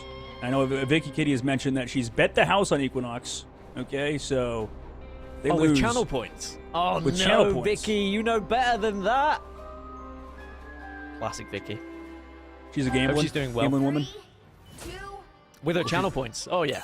you have to stop Heavy-handed with those channel points. But often she gets it right, I will say. But this one, I don't know. Well, it hasn't gone so well thus far, but maybe Equinox will come back into things just for Vicky herself. But for Foxhound, can they break through this initial point? How many times have we been here at Central Park and this first point just seems impenetrable? Who's going to step up to be the ones to break through? It's going to have to be Foxhound if they want to win this first fight. It's through this man right now that you're watching, Lyric. It was like this as well. Get Ignite. Whenever he's on the Doctor Strange and those type of heroes, feels like that was the route to success. But the Phantom on the high ground, no binds, also gets to play his preferred character. Playing it against Equinox, who, have the Wolverine. We've seen Wolverine on this map, too. We talked about it being an iconic map. I think for Wolverine specifically, obviously has the Dracula skin, but meanwhile, Alfie on the high ground takes advantage of Respect's positioning. Oh my goodness, displaces. The Groot also avoids everybody else with the damage, whips out the sword. Alfie is having himself a series. That's what you've got to do with the Chaos Sword. You just have to target that backline. You can two-tap them just as if you were a Hela yourself if you connect with them as well. You have to have a little bit of a lead with those shots, but boy, are they deadly as Foxhound are able to hold the initial push here. Now, on the other side, Equinox are going to have to try and turn things around, see if they can break through. I think the attack and the defend icons are incorrect, so apologies for that one. It is going to be Foxhound defending at the moment. And as you mentioned, that Wolverine can certainly be deadly if you can catch the right time, but Pro Builder trying to apply a little bit of pressure from above at the same time as now the arts start to come out. You can see a visible boundary is going to be there for Foxhound here. Hey, oh my goodness, brought back into the team too is Lyric, and maybe you were right. I mean, you talked about how good the ban phase was, and now this has just been brutal. Foxhound have just been stomping on the side of Equinox. Every time they come in, Wada gets picked off or somebody else is dealt with, and then Pride soaks all the damage, falls back. So, the team play, the coordination looking really good. You can see, difference, I think, in terms of skill level of the teams in the lower bracket and upper bracket already. And Foxhound in particular have looked really good, but can they keep it up? 2 minutes off the clock, sure. But this is, again, an Ignite team, and they have ultimates. Raging Royal Flush, plus then Daredevil just pushing in to see if they can find anything, but no connection at the moment. No KO found on either side, actually, as Galactic Legend was popped, but also the dance floor comes out. Meteor M, can you slam the meatball down on anyone's face? No. It is actually Water that goes down first. Probuilder replies, but Alfie is going off on this Magneto. And this is where we see the Magneto Protect into the Magneto ban. I think he is going to be one of the most prominent Vanguards we have in the game at the moment. Yeah, you're 100% right on that, Mark, I think. And now in this upcoming fight, they're playing so slow. And usually you don't see this out of a lot of teams. By the way, the Black Widow hiding in the background. Pro Builder trying to set up maybe for a dive later, or at least just hide and live for now. Runs back towards the team on the flank. Waits for, I imagine, Wada to go for this dive in the Daredevil ultimate. But he gets found. Oh, shoot. Through the walls. Pro Builder takes down Swag by himself. Oh, my God. What just happened on the right side? That's confusing for the side of Foxhound to lose one in that manner, but no binds off map. Goodbye. Nice job by Cessna into the slam dunk. Beautiful work from Cessna and the side of Foxhound. A rebound after that awkward first pick. Is this going to be a straight hold? Equinox got one last chance, 28 seconds on the clock. You might already be in portal territory. Yes, okay, the portal is potentially going to come through. Yes, and you can see the counter was there. Can we see anything from Equinox here? 18 seconds to try and survive. Otherwise, it's going to be a straight old hold on this first point. Not even a single nugget on that ticker. Pro Builder was in the backline for like literally a whole minute and got picked off and staggered. So what is this team doing right now? This is crazy. They're getting smoked by the Wolverine now. Everybody else falls over, and man, that is depressing. I mean, Pro Builder got 0 value staying back there. Overtime is going to dwindle, Gaskin. And against this Wolverine fully charged up, what can you do? Well, maybe the Raging Royal Flush is going to be the final nail in the coffin here, just giving them that extra little bit of a boost going into this one. Pride also doing very well to survive. As I say that, it's a caster curse. Alfie, though, responds with one of his own. And it is still Foxhound on top of the moment, but Water now is here, taking down Coco. Swag gets the reply, though. And just when you think Equinox are back into it, it's Foxhound again and again who take out the favorable KO. And surely this is the beginning of the end now. Last one is going to fall the Venom. And the final one goes in their favor. And it is a strict 0 hold in favor of Foxhound. And all they have to do, Foxhound, now is just get one tick on that point, and they will be winning map number 2. Yeah, that's crazy. I thought this game was going to be close, you know.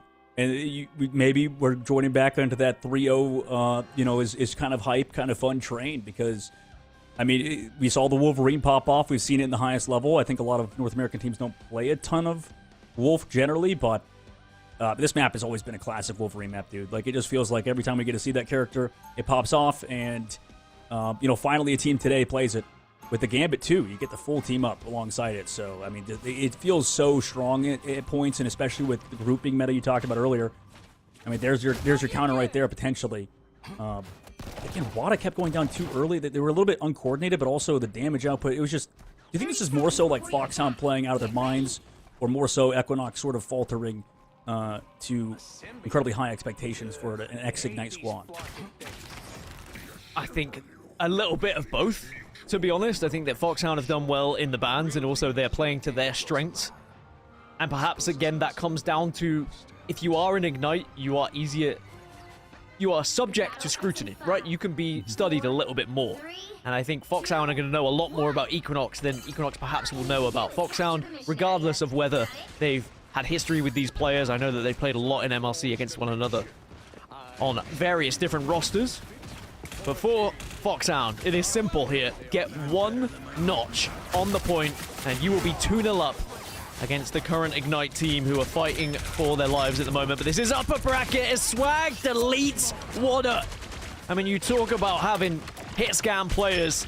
Well, Punisher can be one of the best to apply that for, and now Venom is going to be under fire here as well. This has been a really tough series for Wada. I feel kind of bad for him at this point, but Swag takes the shotgun out, whips out it on no binds, and everybody else here to touch can't for any longer. Even with the group team up from Schlippe, it's done. They've won this map.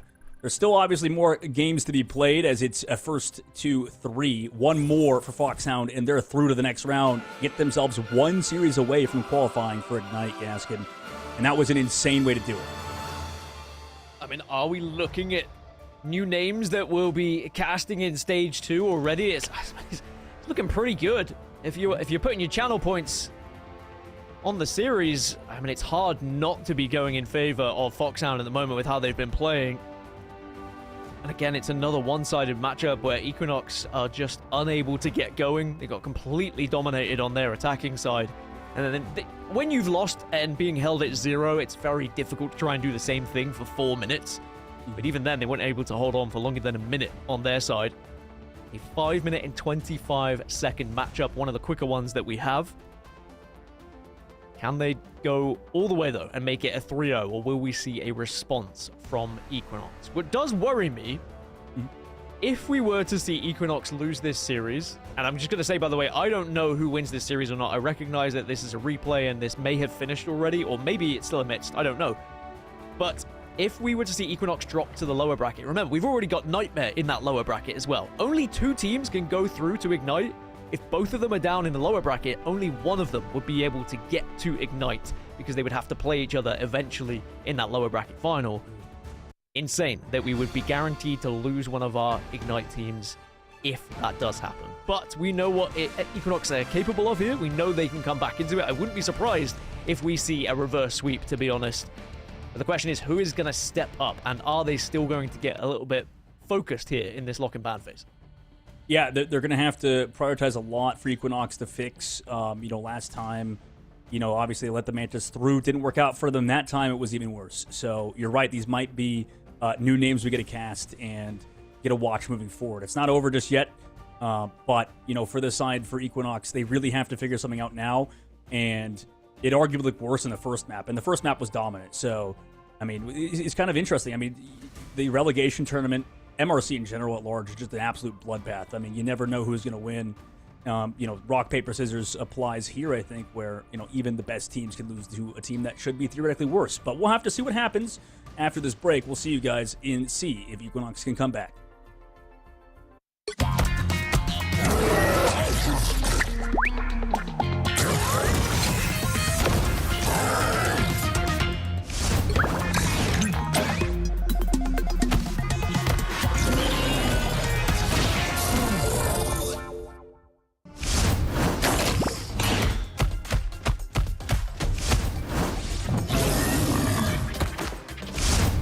Prehistoric protection!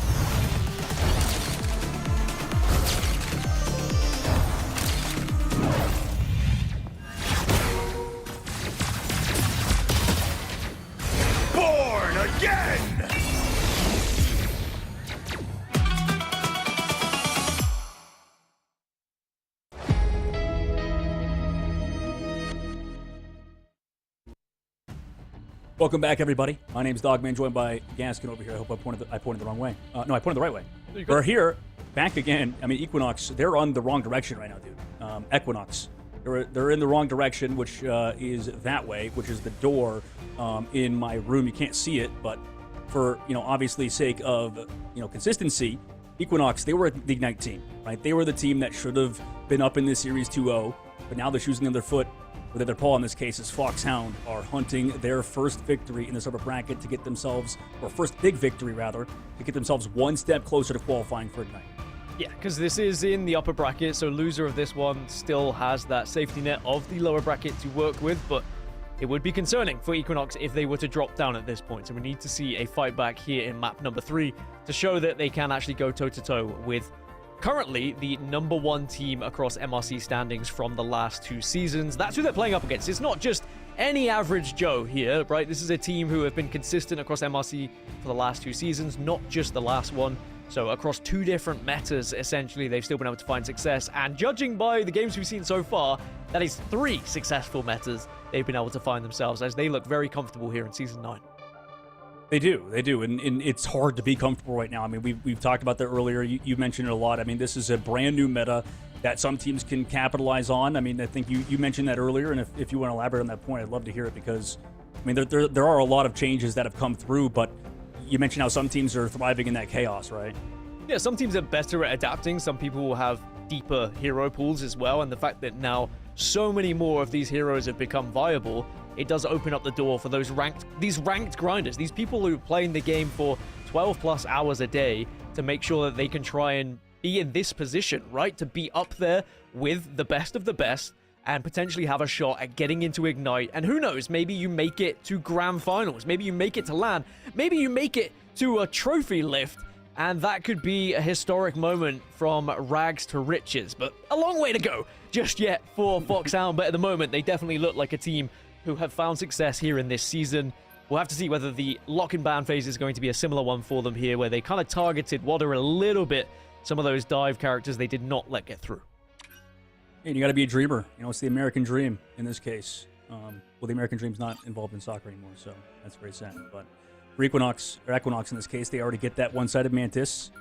Or rather, Foxhound get the one-sided Mantis. And, you know, with that, we saw how strong it was the first one, in the first map that was, where they kind of just, in the neutral fight, with a bunch of damage in terms of the duelists, they were able to find the KOs. And on Aegis Path, I don't know if it's necessarily a great map for hit scan necessarily. It still can be a good map to set up flanks and dives and stuff, but, you know, for the side of Equinox, it's just not been working out. I mean, they've just not been able to figure out the exact way to deal with what Foxhound has been doing and kind of peeling things off. And, you know, obviously with the Black Cat early protect that sets up Wada on something strong, but you're going to have to see a lot more of Wada than we've seen so far in terms of those dives. Early picks have come through. You know, maybe when you put no binds back on the Venom, you could set something up. But again, the Venom got banned earlier on, so that wouldn't work out, obviously. And for the side of Equinox, I mean, their backs are against the wall. They'll have a chance in the lower bracket if they were to lose this. But, you know, you get the Gambit Protect very late again, and you're going to have to capitalize off it, because last time with the Gambit comp, honestly, it didn't look very good. No Magneto for either side as well. I think that tells you everything you need to know about which Vanguard you should be practicing and playing in your own ranked games. If a hero is banned often in Ignite, or even the mid-season qualifiers in this aspect, it probably means a pretty good hero to be playing as well. Very rarely in my game so far have I seen a Magneto banned. But I guess it's just because people are able to deal with it a little bit better, and you know, in your games, you're probably not as good as some of these pro players, too. Yeah. Well, and also it's because Vanguard players are big babies. And you know, if you ban out Vanguards, then they're going to start crying. There's Vanguard players in the playlist? I wouldn't have known. Apparently, I have to solo Vanguard every game. Yeah. Oh, I've hit the bingo card. Did you see the bingo card they got put out, by the way, for America's casters? No, what was it? It was like various different things casters say often. Yours was probably like making fun of teams and how bad they are. Mine was mentioning my ranked teammates. So I think I've already done that 2 or 3 times. And you know, I just want good teammates, guys. That's all I want. Anyway, we are here into the 3rd map, which could be the final map here if Equinox do not turn things around. Could be. It could be. And right now, for Foxhound on the defensive hold, they're going to be playing the group comps that we saw were really strong for Pride in this team. Like they around Alfie 2 and the Angela, that's why we saw an early ban of the Angela last time. Foxhound's, or rather Equinox's mix-up has put Lyric back on the Emma. And I think what we saw out of Lyric before with the, you know, Doctor Strange and stuff, we saw some very clean plays out of the squad. But again, whenever this Equinox squad does well, it feels like it's off the back of that guy. Wada sets up the flank, though, goes for the dive early on this backside. There we go. That's better from Wada. This is what you need, right? You need your Black Cat to be able to find these KOs. Respect's going to follow up as well, and this looks like the perfect start here for Equinox now. Flawlessly marching towards this first point, and they should be able to grab it as well. I think there's going to be a potential portal attempt here, but are you even going to be quick enough to get there? Yes! 1.54 meters on the board before you're able to get that touch, but now actually straight out of the portal. Are you a little bit too staggered here to be able to compete in this fight? Could very well be. I mean, Invisible Boundary coming up soon for this offensive side. You don't have Straddle just yet either. Onto that Mantis alongside the Luna Snow, but they're able to stall things out. Nice job with that Angela. Bring back a few, but Invisible Boundary's here. I mean, everybody solo to Wada, and finally, Money in the Bank, slam dunk on the backside.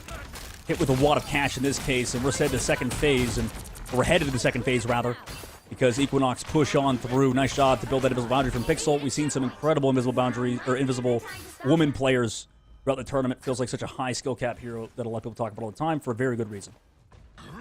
It's the little, like, minor details. Like, some of these heroes are very easy to play at a base level. There's those little things that can just make the difference. I mean, whether it's, like you said, with the Invisible Woman just being able to shield the right person at the right time. I think that shielding and bubbling is going to be one of the most important things that we have in Season 9 because of how vulnerable some of these strategists are. You really have to be on your toes to make sure you're assisting. Communication is going to be everything as Chestnut now dives in with the Bucky, is able to find Wada as well. You have to be taking down Wada here, looking far more comfortable on the Black Cat rather than the Daredevil. Glartrox did come out. Actually, a huge Glartrox from Pro Builder. Excellent job to connect on the two. Maybe force out that res from the Atom. And there it is. Swag will be brought back. But here comes that Luna Snow ultimate as well. Keeps everybody nice and sustained, but you still have ultimates for the res to come through. Pride has to go big. With the Strangling Prison, it doesn't connect, or it does. Maybe onto a member who could avoid the CC, or it just kind of whiffed. Pride goes down to no binds with the counter engage from the Gambit. And finally, this is the amount of aggression that we wanted to see out of Equinox to keep up this pressure. And they're already halfway through this point. Maybe we do have to start calling on Equinox once more as they get another team fight win. You do tickle me, dog. You do make me laugh. This is now Equinox. They are looking so comfortable here. And perhaps it's just a map that favors their playstyle a little bit more. And again, I do think the Black Cat has been popping off for them. Lyric also finding one onto Pride as well. Karmic Revival is going to come out, though, for Foxhound. Can it allow them to just stay in this engagement and potentially stop it? No, second point is grabbed. No one able to get on it. And again, it was really just difficult to try and force their way through. That's the hard part about playing Adam Warlock comps in any objective with that moves, right? Any of the control maps, any of these type of maps that are constantly like on the rotation. And you come back with that Warlock spot, you have that res location, but you did it too far away. You have to get through a really hard choke point to get through. When you have 4 minutes now at a second point, Wada commits the ultimate too. Nancy comes out too, but for Foxhound, able to disengage it, so nice job to wait out that ultimate, come back with the Mantis ult. They want to win not right here, at least force ults out. Maybe get a grab with the Bionic Hook, and you do. Lartrox is there, but gets deleted, so it's actually kind of even, but here's that Soul Bond. Is it enough to keep everybody healthy? The answer is no. Pixel, again, with some nice rotations in terms of damage and healing. Just bullying them and pummeling them into the wall here, turning them into juice. As Equinox maybe got one last fight in them realistically here. They do have a couple of ults to work with as well. Or Foxhound, excuse me. They're going to have Fate of both worlds on their side. And also that Kraken impact that can maybe be the difference maker. And really now it's just about trying to save on time, because it's looking likely that we're going to see Equinox march all the way to the third point with how they're playing at the moment. They look far more comfortable here. They do. You want to sit towards the spawn. Goes invisible, has the Gambit ult as well, sends them back in, and Wada able to take down Schlepe in the spawn. That's brutal before greens can even come up. Also, Sonic Seduction here to slow down this re-engage and also find Cessna. So that's two in the fight. Having to fall back now is that Luna Snow. But are you down too many members now? You don't have ultimates either. You have to find KOs in the middle of this fight, down 2 members. Gonna be another one that falls. Pride goes down. Foxhound are starting to just drip away, too far away from the point. And all right then, okay. Equinox are able to put 3 on the board, and it is the response that they needed. I do think that the ban phase was a little bit better. I think they used their locks in a better scenario this time as well. Protecting that Black Cat seems to be quite important, and perhaps as we, if we do go into a map 4 here and beyond, map 5 potentially, I think that Foxhound have to be aware of how important that Black Cat ban was in the previous, and maybe focus on it in the next one as well, because without the Black Cat, Equinox really did struggle. That being said, maybe we can see Foxhound also go all the way here and find 3 of their own, but can they do it as fast as Equinox? That's going to be the question. Be the question. I think it feels like to be Foxhound maybe just doesn't like maybe we're not Foxhound. Oh yeah, Foxhound doesn't respect the Gambit out of respect and this side of Equinox, just through the fact that previous maps they lost on it. They go for that early Venom ban into the Luna Snow one-sided matchup, and it didn't pan out right. Like I feel like maybe against a worse team, and also the previous maps, the Gambit stuff was kind of fine, but on this map, it feels like we're finally seeing them play aggressive, and with Wada, because Wada's a very hyper, forward player, kind of like Jitward. I feel like they have very similar play styles. Obviously, formerly really good Spider-Man players as well. They have a very unique play style that's super enticing to watch, but you need to have a team that full commits with you, and now they're finally getting the same page with No Binds as well on the Captain America. I think No Binds has looked good on this map on Cap. And the Lyric has been that stable frontline pressure alongside Pixel, just having an absolute masterclass on Invisible Woman. But they have to keep it up now to get this comeback. See any grabs from Cessna to just give them the opening here. As a Bucky, you can always be such a huge difference maker just from that chain alone. As on the other side, Swag going to have that Punisher and also going to have the ability not only to get the infinite ammo, but the enhanced team up is there alongside Rocket as well. So a lot of damage to be done here from the Punisher, so Equinox have to be aware of that, as there is that opening I was talking about from the Bucky. Wada gets taken down, and now it's going to be a 6 versus 5 going into this one, and perhaps the first point may go their way here shortly. Yeah, may go their way, and that was very interesting too, because Wada was taking so much damage but was avoiding it for so long. However, they're still getting walked down. That's the problem, not building that Stratus ult just yet. They need to get it from Pixel's side to have a chance in this fight. Portal not going to be here either because he's still sticking on. Black Cat has to find the KO with the damage boost, but isn't able to do so until now. The Rocket does live, gets the healing too. So he's still waiting, being patient. In the meanwhile, Stratus ult's going to come up in a moment. Oh! Justice for strategists. Sadly, the Rocket is still focused. The BRB was deleted firsthand, and now Wada looking to try and destroy the backline, which exactly what is done here. Punisher also falls, so it is not going to be the first point at the moment for Foxhound. Equinox are going to be able to hold here and force them back. 2 minutes and 19 seconds now on the clock. So a couple more pushes before you get into Portal territory. That being said, Wada doing the job yet again. Very patient on that Black Cat. And even though you walk down, you see 3 different heroes, you have to target one of those strategists, and often that Rocket Raccoon can be such an easy target. I think Wada's stepped it up this map. See if they can keep it up. Here comes that Sonic Seduction. You have the infinite ammo, but is it enough to deal with Wada? The answer is no. Everybody else walks on to the Punisher. No ultimates committed either for the offense, so that's going to be a dry fight necessarily for them. For the side of Equinox, that's a fight win. However, you do commit 2 ultimates. You're going to have to rely heavily on Wada again this upcoming fight in Pro Builder. We did have big Glartroxes in the previous map, but finally it feels like the momentum is shifted. We almost have 6 ults available for Foxhound here, though, so they've definitely got everything they would need to be able to take this first point. Actually, if they can time these ults correctly, this should be an easy win. They just have far more in terms of an ult economy, even with the replies we can see from Equinox. The Glartrox perhaps can be the big difference maker, but now here, as Punisher, you can start to rip through, and that's exactly what we see now from Foxhound. And even though we see the invisible boundary coming out on the other side, I think enough damage was done with those 2 openers that Foxhound can start to march towards this first point. It's one after another. That combination he talked about, the See You Later alongside the final judgment. 43 seconds left to go. Actually, a portal going to come through from Pro Builder, so we might have a comeback here. Like, can we get KOs maybe with the See You Later, or are they going to sustain with no binds and Wada? Black Cat, a lot of responsibility again. Take that Punisher, but Punisher is being pocketed, it seemed at the moment. It's an impenetrable, undefeatable Punisher, and Swag is able to continue to stay alive and continue to apply the pressure. No binds is the first to go down. As Foxhound are still making this work. That's always frustrating as a dive character, but you just see so much healing on the other side. Yeah, I mean, not much you could do. Just trying to do the best he could with no follow-up. Spec goes down. It was a good last-second kind of effort, but not much can deal to Frank Castle in his turret castle, I suppose. We're going to second phase. 2 minutes and 30 seconds left to go, too. I like that sort of play to sit in the turret, tank a lot of that damage from Wada. And he's not able to get the resets, not able to get more value out of the ultimate. Upcoming fight, though. That's still a lot of time shoot off the bank, right on that first point, and Yeah. it's still possible on the offense, though. You know, if we start to snowball, get maybe a few fights strung together around this Bucky Punisher you talked about earlier. Much better. That's the thing. Equinox got that first point so quickly and so comfortably that they had so much time to work with, whereas for Foxhound here, if they lose one fight, suddenly they are almost closing in on Portal territory.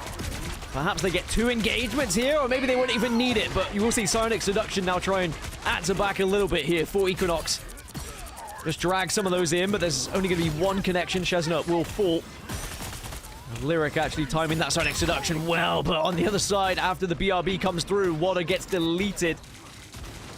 And Bucky doing work once more here for Foxhound. That's their win condition. They have to play around Cessna on that Bucky. Gambit ultimate committed. Copy's also here with the see you later from the side of Foxhound. Everybody fell low, but kept alive by that overhealth from the Rocket Raccoon. And unfortunately, damage not there to get rid of the see you later, so they all fall after it.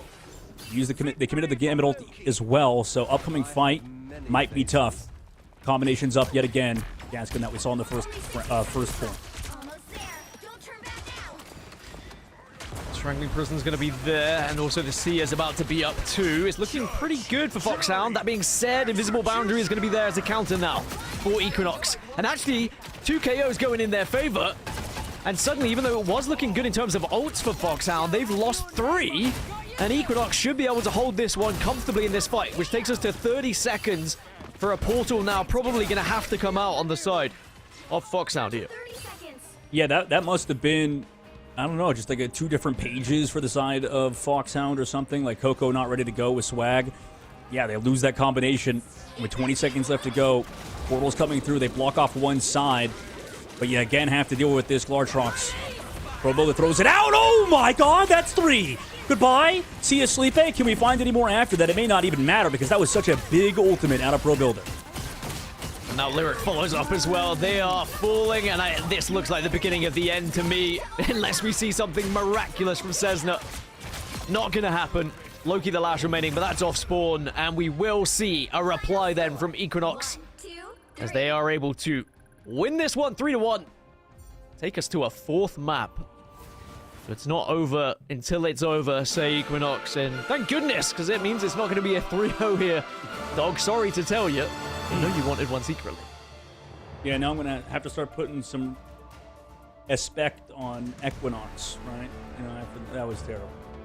Anyway, that is a map win finally for them, like you said. And this is the team from Ignite that we kind of expected to have a strong performance. And, you know, maybe this is where they can really show what their medal's worth, because this team, you know, when we've seen them Ignite, they've had a tough sort of like series in Ignite too. Like, I don't feel like they had the harder groups, like generally. I mean, like kind of maybe you could say they did, but like they in Ignite still sort of underrepresented, I think, who they actually were as a team. Maybe needed more time together. Luckily, they're still in the upper bracket. They want to secure that win to finally put themselves in the top 3, but this ain't Europe, baby. We got some tough competition. You have to be top 2 to advance into Ignite, and they understand that, and they want to make sure they're only one step away from qualifying for Ignite, because these relegations in America are a lot tougher and a lot tighter than I think the other region, just due to the fact that we have less spots. I do think it'll be a valuable lesson learned here, though, from Foxhound in terms of the lock ban order and the way it went down. Equinox were able to protect that Black Cat a little bit earlier than perhaps they would have on the other side. So Equinox now might not have that same opportunity. If Foxhound recognize that that is going to be one of the key factors for the success on the side of Equinox, I think you get rid of the Black Cat. You go back to your previous strategy of just targeting Wada a little bit. You were able to capitalize on it before. You were able to delete the Daredevil when Wada was forced onto the Daredevil, so maybe that is going to be the strategy going into map 4 here. But, you know, you can do the locks and bans. It's about whether you can actually do the job when we get into that game. Maybe this is going to be the resurgence here of Equinox, and perhaps they can take us to a map 5. Yeah, perhaps, for sure. And maybe they'll go for that early ban of the Gambit yet again, or the Black Cat. You know, there's a lot that I think went into play there besides those, but it was a really tough map, I think, for the side of Foxhound due to the fact that they kind of locked themselves in a bit stagnant compositions. I think they played the Punisher, they played those sort of very slow paced comps, and I feel like on the previous maps that worked when we had the Mantis, when we have a ton of extra damage in the back pocket. But obviously with how they're playing currently, we're going to have to see a bit of a change up maybe in the ban phase for the side of Foxhound. Maybe they're going to adapt. That's the beauty of going back to BO5 that you mentioned when we were in MRC and other tournaments. It's BO3s, so it's a bit harder to make those adaptations because we would have seen a team get eliminated if it was BO3s, right? So we're finally going to see the drawn out, every map, can we make those ban adjustments that sort of happen after 3 maps? Will we see Foxhound get the solo Magneto as well? I mean, that was a target on the other side from Equinox. They wanted to remove that Magneto. They saw the power of just one Magneto on the map, and instead we got the both bans. If we can somehow see the Protect here on the side of Foxhound, maybe that's their strategy. Because again, you have to start thinking outside the box a little bit. Because if one player is being targeted, you kind of want to protect them if that is one of your key ways of winning here. And I do think that might be the case on the side of Foxhound. So we'll have to see whether they go for it, and again, whether they will go for the Black Cat ban. But either way, we're getting an interesting matchup here in this series, and we still have plenty more to come as well, Dogman. Because remember, we've got to get ourselves, all the way down to upper bracket finals and lower bracket semis. So there are still matches to be played. We'll be going late into the night, depending on where you are. And I'm excited because that means more Marvel Rivals action. And again, these matches have been very entertaining to watch. I think that when we get a new patch, when we get a new season, for me, that's always one of the most exciting times, is seeing how people adjust. Like, who is going to adapt quickest? And then you get the mid phase, which is still enjoyable. But then as you get towards the end of a patch, when people have mastered everything there is about the patch, they know exactly what they want to do for those pick and bans. Everyone's playing it the best they can. I also find that extremely entertaining as well. I'm with you, man. I'm with you 100%. I think that it's such a fun patch right now. Just to like you said, watch the pros play and see what they've done in their changes, because not every team, like you said, that not every team is able to adapt as fast as maybe in this case Foxhound and Equinox. But maybe given that extra day, once we go to tomorrow, once we go to Championship Sunday, you maybe have figured out that one extra thing, because there's so many different equations that are in this patch. Like, not only did you say like there's 100+ team up changes, but you also have to figure out all the different like matchups that involve that. Is the team up worth running here and stuff? Is there's so many different parts of it too. It's multiplicative basically. It doesn't feel like just one thing, right? It's the overall composition that's affected by the change that happened. So it was a huge patch that came through that can't be understated. Just quickly before we get into this lock and ban, I'm just looking at some of the results that happened in that same round where we saw Nightmare take down Ascend and Redemption take down DK Fan Club. Dreamland beat Dallas R 3-0, and We Good Bro beat World Peace 3-0 as well. Boy, I love MRC and the team names that we witnessed. Now we will see the Magneto Protect. Call me the Predictor, or whatever you want to go with. I was going to say the Messiah, but maybe not. Either way, we are going to see... Oracle, you could say Oracle. Maybe. The Oracle, yeah, the Magneto is a clear game plan, and one of the comfort picks, it would seem, for Foxhound, so they are going to get the Protect. They are going to ban out the Mantis here, though. Will we see the Black Cat Protect for Equinox is going to be my biggest question here. Yes, okay. So we found our 2 heroes that both these teams think is going to carry them through to victory. Mm-hmm. We have, and it's interesting because I think we would have seen a little bit more Loki, earlier and stuff, and we have seen it. It's just both teams are willing to let it through and play it, maybe due to the fact that their team can't play Loki very well, and that could very well be the case because Luna Snow has been prioritized. Some of these teams may have a very good Luna Snow player and are trying to focus that. The Gambit eventually does get protected towards the very end again, and again, Foxhound doesn't want Equinox to have to play no binds on the Venom. That's a big worry for them. So already focusing towards their Vanguard line with that one-sided Magneto that you mentioned, and then also the Angela towards the very end. So they don't want any of the heroes that can be played that are kind of annoying and maybe specialists for Equinox. Yeah, Equinox targeting the back line quite clearly here, and Foxhound targeting the front line. It's a completely different strategy that we are seeing come out from these two squads. As in the end, the Invisible Woman is going to be protected. I think that Foxhound have noticed the pattern that's emerging on the other side with the Gambit, the Mantis, and the Luna being taken out. And they said, we need something here. We need one main healer that can protect us. Then on the other side, you're going to see the Angela ban come out as well. So I think that's also another respect ban after what we saw earlier from these two teams. So, what does that leave you with? Invisible Woman plus Rocket, maybe? If you'd like to play the Rocket Raccoon, perhaps. Yeah, that is on the board, on the table. And, you know, I know that these teams have specific compositions they like to run. You know, for the side of Foxhound, we've seen them pop off with the hit scan stuff before, but that was with the Mantis. You know, ever since the Mantis has been getting banned, you know, I mean, they had a good map number 2, but on the last one, for sure, so it was just not as clean. You know, maybe we go back over to playing that Namor comp that we saw on defensive side that you talked about. But for the side of Equinox, I mean, you could start to build some momentum here with those ban phases. If you can just keep, you know, focusing on weaknesses and maybe forcing them to ban out Vanguards, you could be in a good spot. And, you know, I think that they're setting themselves up for success as long as they have, like you said earlier, Wada on Black Cat. I like that Cessna's back on the Hela, though. We've seen how good Cessna can be on the Hela, and it was a good answer to the Black Cat in the opening matches.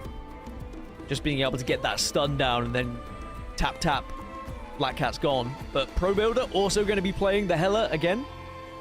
Hela Supremacy is very much here and alive after not being as prominent in Marvel Rivals Ignite, but with the new team-up changes and having the ability to get those squids down when you get a KO, it really just has buffed her incredibly, as we're going to see the early portal and then the switch over probably to something that can move fast. Yes, Venom, there we go. I think I like seeing Pride a little bit more so on the Angela as well, so I want to see how he's going to do playing the Venom. That I think no binds in this case would have played if it was available. Again, there was so much priority towards the Vanguards this time. Venom team up, prioritizing on the Pro Builder, slowing him for now. Also hit by the pink Venom in this case. But no KOs just yet. Everybody playing it slow. First ultimate available will be the Deadpool. So you're going to see that in a moment. We'll see if any counter engage happens once that ult is built. Oh. Chaos Sword, can you catch anyone with it? Yes, you can. Lyric gets removed, and Foxhound have the advantage. Black Cat's gone down. It's the Fox and the Hound. Or is it the Cat that in the end is going to be the first one to fall, as now Foxhound can just try and assert their dominance on this point. And Equinox gonna try and stabilize a little bit, wait for those spawners to get back into the game, and they are gonna have a chance to potentially run up if they want to, but no, they're gonna use the portal here and now. They want to stop Foxhound here. O'Bine's pulled back in. Excellent job from the Invisible Woman of the side of Foxhound Coco. In that case, the Protect coming through in their advantage. Swag, nice job with the right click. Also the follow-up damage on the Pixel and Pro Builder. And that should give them the edge. The hit scan has been so good this entire series for Foxhound. And with that, they move into second phase. Do some excellent shots out of Swag, and then earlier on, Cessna. This is the perfect composition for Foxhound, because you have Pride, who can be that kind of nuisance player, right? He can get behind enemy lines, he can distract them a little bit, whilst Alfie is just the anchor of this team, and then you allow Cessna and Swag on these hit scans to just pop off and take out some of their backline, and we don't even need to talk about what Sleepy and Coco are doing. It's evident with how they're keeping everyone alive at the moment that they are fantastic strategists, as well as Pride still doing Pride things. Pro Builder eliminated. Puts you at such a big advantage if you can take down one of the duelists as well. Nice shot from Pride. It's, as you There said, we it's go. a Yeah, well-oiled too easy. machine. Too easy for Cessna. Nice job to CC him, stun him. Wada goes down, and dude, we're moving through the second phase so fast. This is crazy lightning speed. Worrying signs here for Equinox. They do have a chance at this choke to try and hold. The respawn's going to be there, but look at the ults that are available for Foxhound. It's going to be 5, almost 6. Glatrox connects with 1. Swag is going to be able to take down Lyric, so now the Seer also going to follow out. This is a big push to try and make sure they take this second point nice and comfortably. Equinox have to just back off, and it looks like they are going to give it up. No, someone gets the touch at 0.28, but now Hela up into the skies, and we're going to see the counter as well. Both players going to try and lay down some fire from up above. Yeah, Meteor M to help slow down the Hello on the flank, but okay, Swag still alive. Back towards the team. Pro Builder tries to make something happen, but might have actually bought enough time for the team. The pick onto the Invisible Woman was the final nail in the coffin for Foxhound, because that was the ult that was about to be up for Coco in the fight, but they're still touching the current moment on the defensive angle. Same thing for attack, so it's not giving up just yet. Coco pops the Invisible Boundary. No ultimates to be able to KO through it until Wada's going to build up his ult on the defense. I laughed at Coco Pops. I don't know if you have that cereal in America, but certainly do in the UK, as No Binds now is going to pop the Freedom Charge. as Equinox are throwing everything to try and defend this one, and they have done successfully now at this point. Blackout ult is going to be up for them as well, but now Swag starting to try and hit some shots. Does connect with a few, but doesn't find any KOs as Pride jumps on in, but Pro Builder showing why Hela can be such a strong addition to your team as well. And then on the other side, it's Cessna on the Hela. Again, it's another one of these heroes that you probably want to learn if you're competing in your games, in your ranked matches. Absolute carry of a hero. Lyric finds Swag too towards the main side, and respect there with the nice follow-up. Cessna, the high ground alone, goes down, and this is kind of all off the back of earlier when we saw the flank come through a Pro Builder. Those Hela flanks are incredibly valuable. That turned the fight, that turned the momentum, and shifted it back towards Equinox again, because we've already nearly had 2 minutes off the clock because he traded that Invisible Woman earlier, and has kind of been coming online, like you said. Dealt with the Venom of Pride earlier. Carts moving back once more. But again, you have to deal with so much pressure, long-range pressure, all while building up ultimates. Maybe Swag can get a big large Hawks again, but you have to get the space first before you can get a big one. I have to give credit for Equinox the way they've been able to hold this one, especially with how much Foxhound committed earlier, but now they're going to be approaching those ults once more. Swag trying to apply a little bit of damage alongside the rest, but it's Wad who gets the opener. There is going to be the BRB onto Coco, though, so they're not going to be without her for too long. Lyric gets one onto Schlippe, so both of the strategists did fall, so Foxhound probably going to have to back off a little bit off of this one and reset. 1 minute 18 left on the clock. Not many more pushes left. It's probably one before we're going over towards Doctor Strange on that portal. But Equinox are down to just the Raging Royal Flush. I say just Raging Royal Flush. It's one of the best ultimates in the game, so perhaps this could be good news for Equinox. There's no binds, though. He's gone down. Equinox come back into it. The pull was there. Fine, too, and maybe Foxhound are back in it, but Wada with the Gambit will put it back and forth a little bit. Maybe a little bit of lag on his end, but trying to dash away his respect. The Strat player trying to play for their own life and just can't. Luna Snow ult a little bit too late to save them. Also, he was a bit far away, but you're stalling, buying time for members to come back, specifically Wada, who will be up with the Black Cat ult in a moment, but you're against so many ults on the attack. That's not a good stagger kill for the defense. But if it's not now, it's probably not going to happen here for Foxhound. They have so much they can commit to this, but it's the question, how much do you want to commit? You want to guarantee the second, of course, but you'd love to be able to save some as Schlippe goes down and Wada follows shortly after. Talk about overcommitting for the KO. 3 meters to go now for Foxhound. Can they close out this point and take them for a chance to try and get the full 3? A lot of damage being done as the fate of both worlds comes out on the defensive, as now the invisible boundary will follow. It's following towards the point. You have some Captain America stall from no binds, though, so during the invisibility, you come back out on the other side with the edge. Deadpool ultimate towards those strats. Will they be able to pocket each other, keep themselves alive, or keep themselves alive? The answer is yes, long enough for Lyric to step into a trap. Oh no, a mouse trap catches out Deadpool in that fight, and he also get grabbed by Wolverine, who makes his first appearance in this series, and we're going to third phase. Great work from Foxhound, and the switch over to the Doctor Strange just ensure they had that extra player on this push. And now just like that, 1 minute 15 for Foxhound to try and make this 3. It's not going to be easy going through this choke, but perhaps they can lose one fight to the ultimate that is inevitably going to come from Equinox and then build up their own ults going into this next engagement.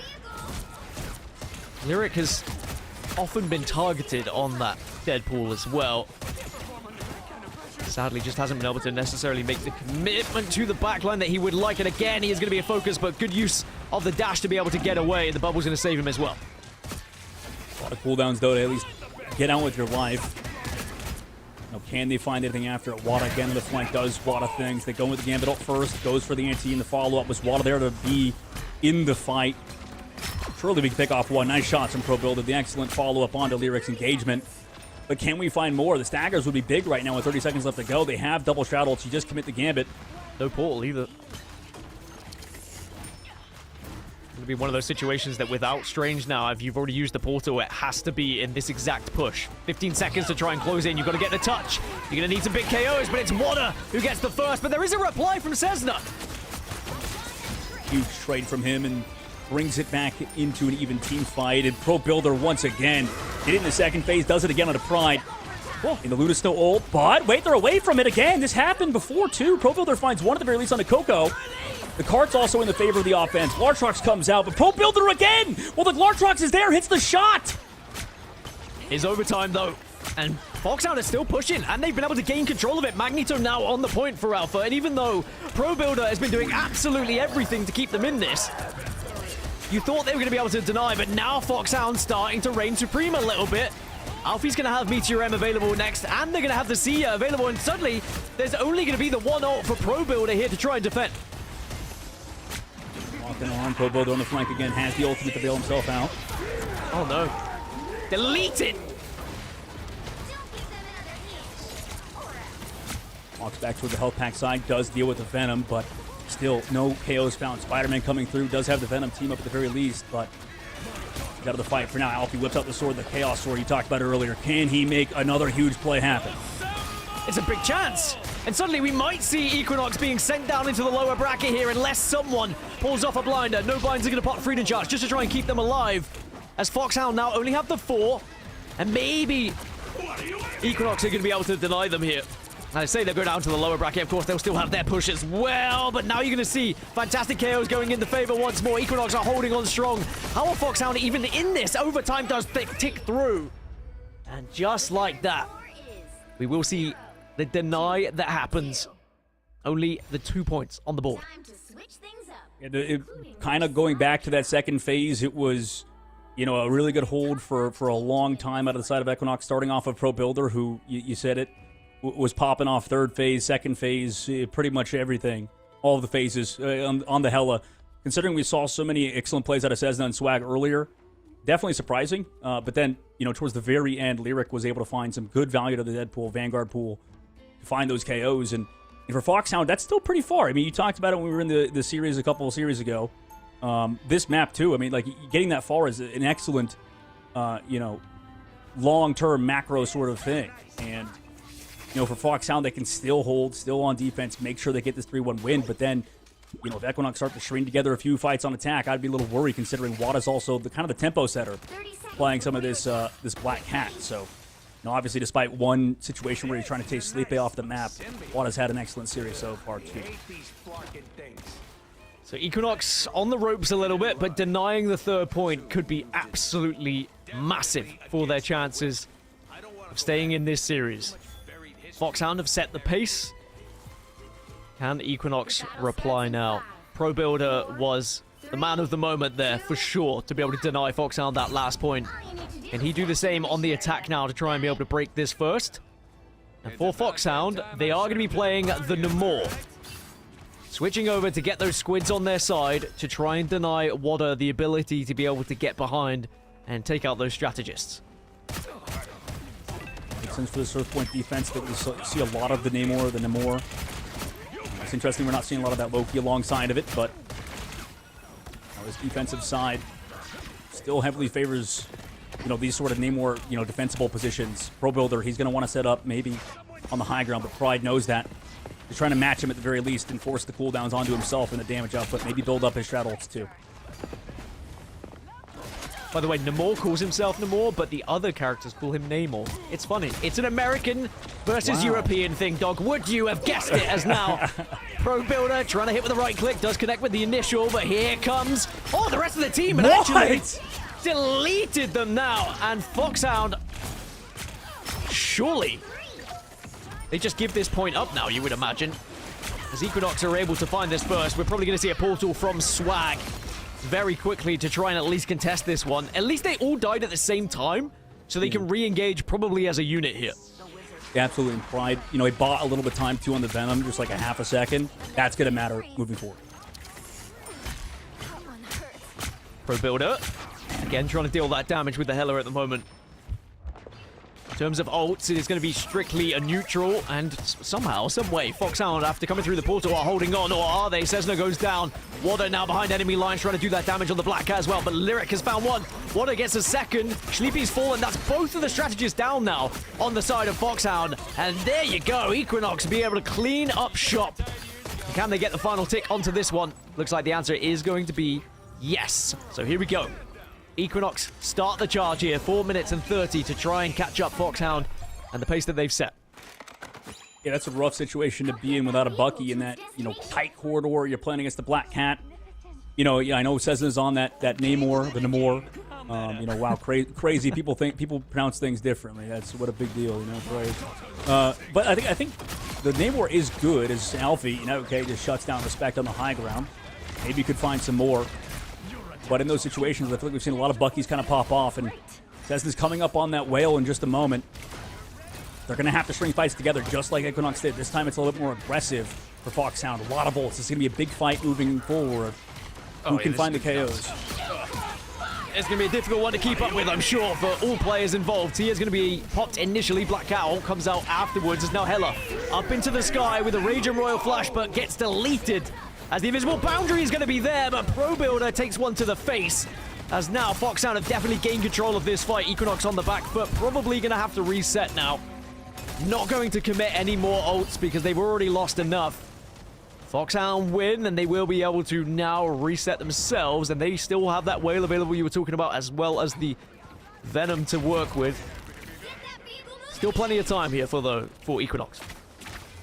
Yeah, absolutely. I mean, they can maybe set up again, and we see all this on attack too. They got pretty far, but Whale comes out. There's the Horn of Proteus, and then follow-up is there. The Assemble from No Binds. The Freedom Charge not in time to save anybody from the damage output that was there. And in fact, they're going to lack the damage too. I mean, just missing out on Lyric. He's been a big part of these fights, and the fact that he got picked off is pretty big. But the fact that they're still alive, getting to a health pack is kind of interesting. They can make this a little dicey. Now they can set up a play with the Anti, but Spawn Camp comes through from Cessna on a Pro Builder.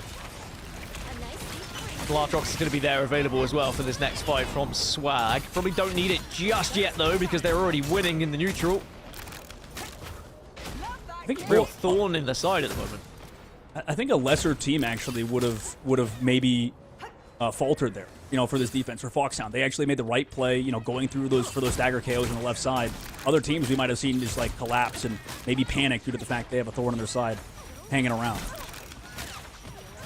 Well, there's that Glartrox. Did it connect with anything? That's a real question. Looks like no, as Wada's going to be the one to get the opener in the end. No Binds on the cap. Again, just trying to bully some of that back line. It's going to be Coco who's the first one to be removed, but now a little bit of a response from Cessna on that Namor. And now those squids can start to sing across the map, and turns around and slaps Pro Builder in the face as well. A good Namor can be so difficult to try and play against as well, because not only does that spear hit so hard, but of course those squids just so annoying to play against. This is the hard part of the offensive side, especially this first little angle, is you need to kind of really hardcore win these fights, not just find one or two picks, because now it's kind of messy. At least Lyric on this right side flank can pop the ultimate towards backline, or really do whatever. Looks for that rocket first, throws it on him. Wada not there to follow up this time, but the Gambit ultimate is here. Remember, we did see a similar situation for Foxhound in the previous, as Wada popping off as Equinox are able to dominate that fight. Maybe they'll secure the second point off the back of this one. They are actually going to take space and try and press up onto Foxhound here to deny them to be able to push. Not going to be any sort of portal option, so actually looks like the second point is going to be captured comfortably, so it's 2-2. But now the question is, can Equinox get as far as Foxhound did and take us to a map 5 here? But Pride, Cessna, they work together. 2 minutes and 17 on the clock. There is time to work with here. Arguably just as much, if not more, than what Foxhound had. Yeah, I mean, I imagine in that fight, they realized they had the cart cap, just kind of went down towards the very end for Equinox. But 2 minutes left, like you said. I mean, this is getting down to the wire. You maybe have two fights. Swag for the spawn camp on a Pro Builder. Into the trap he goes. Nice, excellent pick from Swag. Invisible Boundary as well. From the side of Foxhound to keep this sort of secured. Pro Builder's on a hella long flank, by the way. That was crazy. Quite literally in this fight, but he has the ultimate available. He also has some sustained. Pride throws out the ultimate. But can they find the KOs through this dance floor? The answer at the moment looks like is no. But at least you force that ult out. Now you have Stratus ult advantage. Meteor M, does that connect with anything? No, but Sleepy does take down Wada. So Wada not able to find those first KOs in their favor. And actually now time's starting to tick away a little bit for Equinox. I think they'll probably reset as they are a player down, but I don't know if Foxhound are going to allow them to reset as they keep applying this pressure in the choke. But Equinox do back off enough. Cart has not traveled too far just yet, as now there's still ults to work with. Freedom Charge is going to be the first here. Stall it out. See you later to give the damage boost, but it's almost deleted. In fact, it's not. Whoa, it's Coco on the opposite side to take down Pro Builder. Another one follows through, but Pride gets traded. However, Cessna on the Namor has been a consistent factor at stopping these off angles, stopping these flanks. And there again, Wada is kind of lurking around the corner. He's able to get it with his life, but again, Larchrock has to be big out of swag. Maybe he can find the stagger, but I don't know if it's really going to matter. He gets out with his life anyways. But against Larchrocks versus the Gambit ult. Definitely save it here. 40 seconds left. Rage and Royal Flush is there, but that is going to be a little bit of a stagger again. Pro Builder taken out of the game. And now it's just 30 seconds. Rage and Royal Flush is going to be popped. It's now or never for Equinox. Their upper bracket is on the line, but Water gets absolutely donged on. And now we are going to see Foxhound with the advantage here. And they still have the Glartrox available for this one. I mean, how did Cessna live there? The bubble saves him. Pro Builder again. You get picked off, but you trade it. But a 50-50 player, as a 50 player has been, Foxhound does have ultimate still. They found the pickoffs. I mean, there's time to touch. Someone has to get the touch. The portal is going to come out now. Will Equinox be able to wrestle this one back and force themselves all the way to the point to try and take us to a map 5? Or will they be heading down to that lower bracket and joining our previous team in Ignite Nemesis? As now Foxhound have been able to find the first opener. It's looking good for them with Alfie. Taking down Strange is massive, so now these ults have to be big here. As the invisible boundary comes out, Foxhound, they take control of this fight. Alfie is bullying them off the point as well. And Equinox are struggling, but no binds gets one to Cessna. Pro Builder now gets one of their own as well. Equinox are not going down without a fight here. Can't believe it. I mean, the portal, the touch came through. Alfie does use the Meteor M. No way. Could he try to clutch it? You can deflect with the shield, but no, doesn't happen. Does force the Luna Snow dance floor out, though. That could matter in the long term, because we're not even towards the end just yet. As this finally comes through, Alfie gets staggered, KO'd, but you forced out the Luna Snow dance floor. Sleep is coming up onto the only straddle besides Respect. Wada's also coming back onto that Spider-Man. Even fight in a moment. Overtime spawn's going to slow down Alfie, though, so if we find a pick off on offense, that'd be massive. So much of this is now going to be in the neutral. Look, there's not really many ults to work with here, but overtime is only a slither. You cannot afford to get off of this point, and it's still a fair distance to go here now. Foxhound, can you take anyone off the point? Pro Builder survives thanks to diving into the Crow. As now Pro Builder, can you actually hit some shots and connect? Finally, the Seer is going to be there, though. It's going to be the first ult that's going to be up for Foxhound, and they are going to start to drop because Cessna is ripping through and maybe going to be sending Foxhound into the next round and sending Equinox down into that lower bracket. Unless no binds now with the Freedom Charge. He does just allow a little bit of survivability for them. But Swag has been so good all series long and finds another onto Water. Overtime, though, is still going to be there. But now, with the Wolverine, you can start to pick them off one by one. A third falls. The last falls off the point. And Equinox fall into the lower bracket. What a tournament. What a match that was. Foxhound win it, dude. What a call by you, and what a great series it was between these two squads. And, you know, that sends one down. That's just the upper bracket. So that's the match we were looking for. That's the match you were talking about when you wanted to see a 3, anything besides O. And we got that to the extreme. Cessna, at the very end, just went off on Wolverine. Wada close to the Spider-Man ultimate. I don't know what it would have done, considering it's Spider-Man of all things, but that's kind of the epitome of that series. It felt like a really tough series for Wada to really find anything. The dives were just not working against this squad that were playing very, very counter-dive heavy. And looking at the stats, you can see Foxhound just put on an absolute masterclass and a huge performance over a former Ignite squad. It's going to be a tough pill to swallow for Equinox. Boy, were they close taking us to a map 5, but in the end, in that neutral, it was just going to be about who really was able to build that ult up first. And in the end, the Seer just gave him a distinct advantage. I do love the switch over to the Wolverine as well. When you're in overtime like that, having a hero that can remove someone from the cart over and over again just gives you such a good advantage. Jeff can do a similar thing as well with It's Jeff. But of course, Wolverine could do it without having to build up that ultimate. And what that means is both of our Ignite teams have fallen to the lower bracket. Both Nightmare and Equinox. And that means that only one of them would be able to regain their position in Ignite, as well as they, sadly, would have to play each other if they are able to get all the way through to the lower bracket semi-final. Hey, wow. Sadly, wasn't expecting that. No. I mean, sadly, that's hype to me. I love that. But see, dude, this is esports, as you know. You know, the younger generation, they always take over eventually, right? And in this case, I mean, fortunately for a lot of the signed teams, a lot of our teams that are like TSM and those guys that might have gotten eliminated, for example, they're still in it. They're still available. But like the thing is, yeah, the young teams, these guys are always going to be hungry. They're going to want it more than you. And that's what it is, you know. Like, for example, like when I retired at the ripe old age of 24, It was because these because these guys are just like so efficient. Like the game is turning into, it always progresses, but the game was like very much so like you need to be, you know, constantly doing something, always on your toes, and not dying too. So there's a lot you have to keep track of for these pro players. On top of, you pointed out earlier, you have a very, very tough meta to adapt to. But this team's adapting well. Foxhound, we get to see them maybe win one more series and qualify for Ignite later on. I believe that'll be tomorrow. But before our next match in the upper bracket, we're going to a short break. We'll see you guys in a few minutes.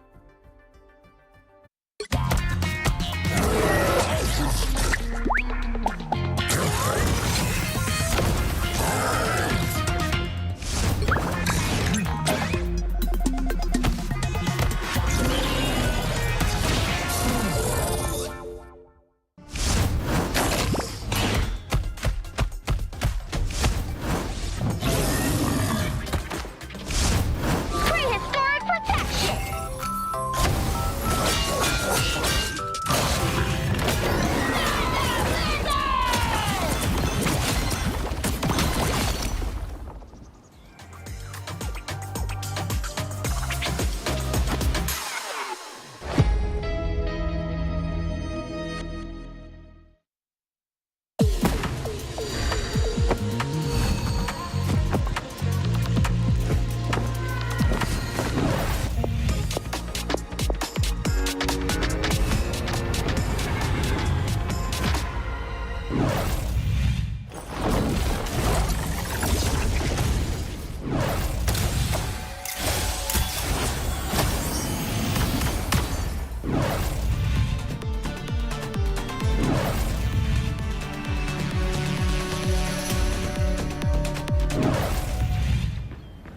Let's heat it up! Clear the way! Disappear!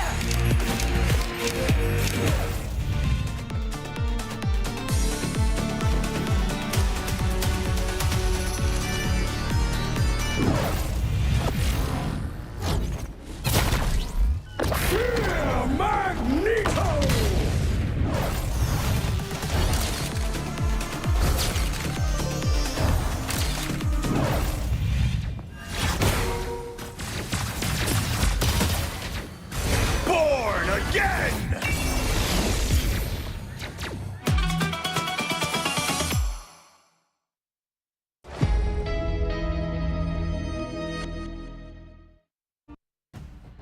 Welcome back, everybody. My name's Dogman, joined by Gansky, and we are in the upper bracket once more. A team, or wait, I believe you are, right? You gotta double check. We're in the lower bracket. Never mind, I'm screwing things up already, Gansky. But we're here, man. We're back, and elimination game back on the table. What do you think's gonna happen in this one, right? The two teams we're gonna see will potentially, we might see an upset today, like we've seen so far. Yeah, I mean, I was mentioning that Nightmare and Equinox are down in the lower bracket, but Nightmare still have a long way to go, right? They still have to transition through a couple more games to try and catch up with the likes of Equinox. Actually, one more series, this series. If Nightmare win this series, they will essentially be at the same point as Equinox, and they will be going up against Redemption. So we watched both of these two teams compete a little bit earlier in round 3, and we saw some good things from Redemption, like some positive things as well, especially from their duelists, that I do think that they can really take it to Nightmare here. But what Nightmare are we going to see? You know, are we going to see the Nightmare who lost their chance to be in the upper bracket early on in this tournament, or are we going to see the Nightmare who looked a little bit more comfortable when we watched them against Descend? Well, we can only find out one way, and that's jumping into things. We're into the lock and ban. It's Nightmare and Redemption in round 4. Could be a good one for sure, considering the fact that, I mean, it's odd. I feel like Nightmare out of all teams have kind of a lot of people watching them. They have a lot of eyes on them for sure, and same thing with the last goal with Equinox, right? A lot of people are wondering, can this team kind of live back up to expectations? And that's kind of what we were alluding to at the break, as Mantis gets banned first, then the Gambit ban, and then Protect comes through.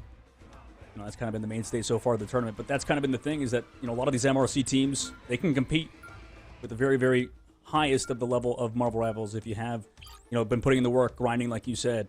The Rogue ban comes through on the opposite side to counter the Gambit immediately. Yeah, which, I mean, was more prominent in the previous season, but I guess still is a huge factor here in Season 9 as well, so I don't hate it.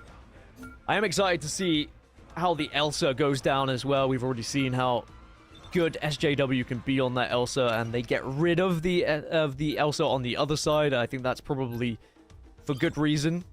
We already saw how impressive Redemption were with the Elsa of their own, and they're going to opt to protect the Magneto. We've seen a lot of Magneto protect. I mean, this makes me feel a little bit better that I've been able to play a good amount of Magneto recently. Just is such an important Vanguard to have. And then one last protect then on the other side here for Redemption to work with. Wow, double Magneto protect. Wow. Who would have thought it? Yeah, who would have thought it before today for sure? I mean, the character's good for sure. And, you know, I'm proud of you guys. You didn't mention your ranked teammates in that one, so, you know. But I thought for sure it was by coming. proxy, I'm still talking about my game, so maybe Yes. Sorry, everyone, for playing the game. This is great. This is great. How are you? You're on the bingo card, right? That's the thing. So what do I have to do on the bingo card? Who does anybody get bingo yet? I'm gonna find yours. I'll let you know later when I will. Okay, I gotta hold it in my back pocket because I know those guys are watching. So if you're a bingo enjoyer, okay, I have not. Have I trash talked anybody today? I don't even. Not on purpose. Okay, never is on purpose. You didn't have the chance to. Mace wasn't playing. Damn. Go check clipping. Just kidding. Anyway, let's watch Nightmare versus Redemption because this is the potential redemption for one of these teams. Due to the fact that Nightmare trying to do some interesting roster changes, obviously, like you mentioned, losing their boy Mace to the face, and then for the side of Redemption, I mean, this is again a brand new squad that have been playing well around the Mantis comp. So this is the first time I think of it we get to see. Also, Zuxo is playing really good on Luna Snow. This back line of Redemption has been really good, and then Adora is popping off too. So this should be a banger. A really fun series between two excellent teams. And starting off on Bernachala is a great map number 1. No more mistakes available for any of these teams down in the lower bracket. Redemption, they don't need to redeem themselves from their previous game. They looked really good against DK Fan Club. But now, Nightmare, this is going to be an entirely different beast. Coming into this tournament, you probably wouldn't have expected to face either Nightmare or Equinox down in this lower bracket this early. A Redemption can maybe play spoiler here and send home one of our Ignite teams early in the tournament, but Light on the Bucky, showing us just how powerful Bucky can be when you hit hard. Yeah, Light has been good on the Bucky so far for the tournament, that and the Daredevil, but he's going to have to keep this up, right? Bucky has been a mainstay as well, throughout. That's why in the last one, Wolverine or Bucky can be solid options in this sort of composition. They are very good, Nightmare that is, and kind of playing counter dive. It's odd because they'll switch it up. They'll play full dive sometimes when Impunity maybe doesn't feel as comfortable playing the Captain America and stuff with Light on the Daredevil. Has loved to play that Groot so far throughout, and the rest of the team likes to play slow too, so it's just a play style of Nightmare. But Adore tries to go for the hook through the smoke of all things. How can you even see everybody? And finally the smoke goes away and dissipates, but the dive comes through now. It's stunned out is Black Cat, but nobody falls just yet on Redemption side. Zaraxus really impressed us in the previous series from Redemption as well. As Impunity is able to get the open, Light going to follow up. Well, they are making this one look pretty easy. Nightmare at the moment. Redemption just haven't really been able to find their footing so far in this map, but sometimes that happens in round 1. A little bit of adjustment to the pace of play, perhaps, with what Nightmare have been able to offer so far. So Redemption are going to have to try and answer back. No, you're right. I mean, we saw 100-0 happen on this first one, and then they figured it out.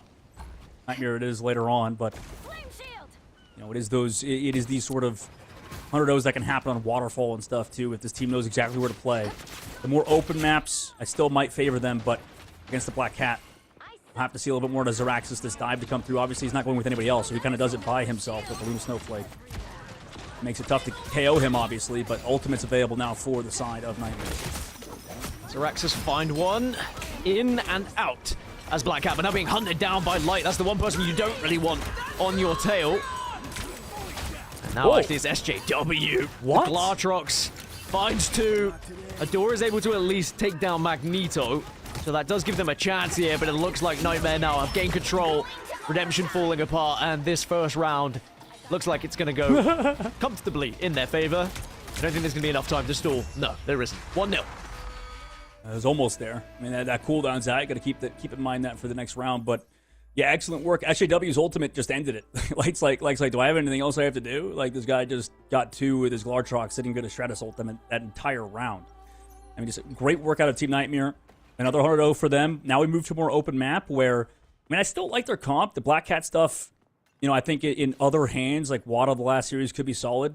Zeraxis on his side at least isn't, like, dying a ton comparatively, but the peel job has been there for Redemption, or for Nightmare.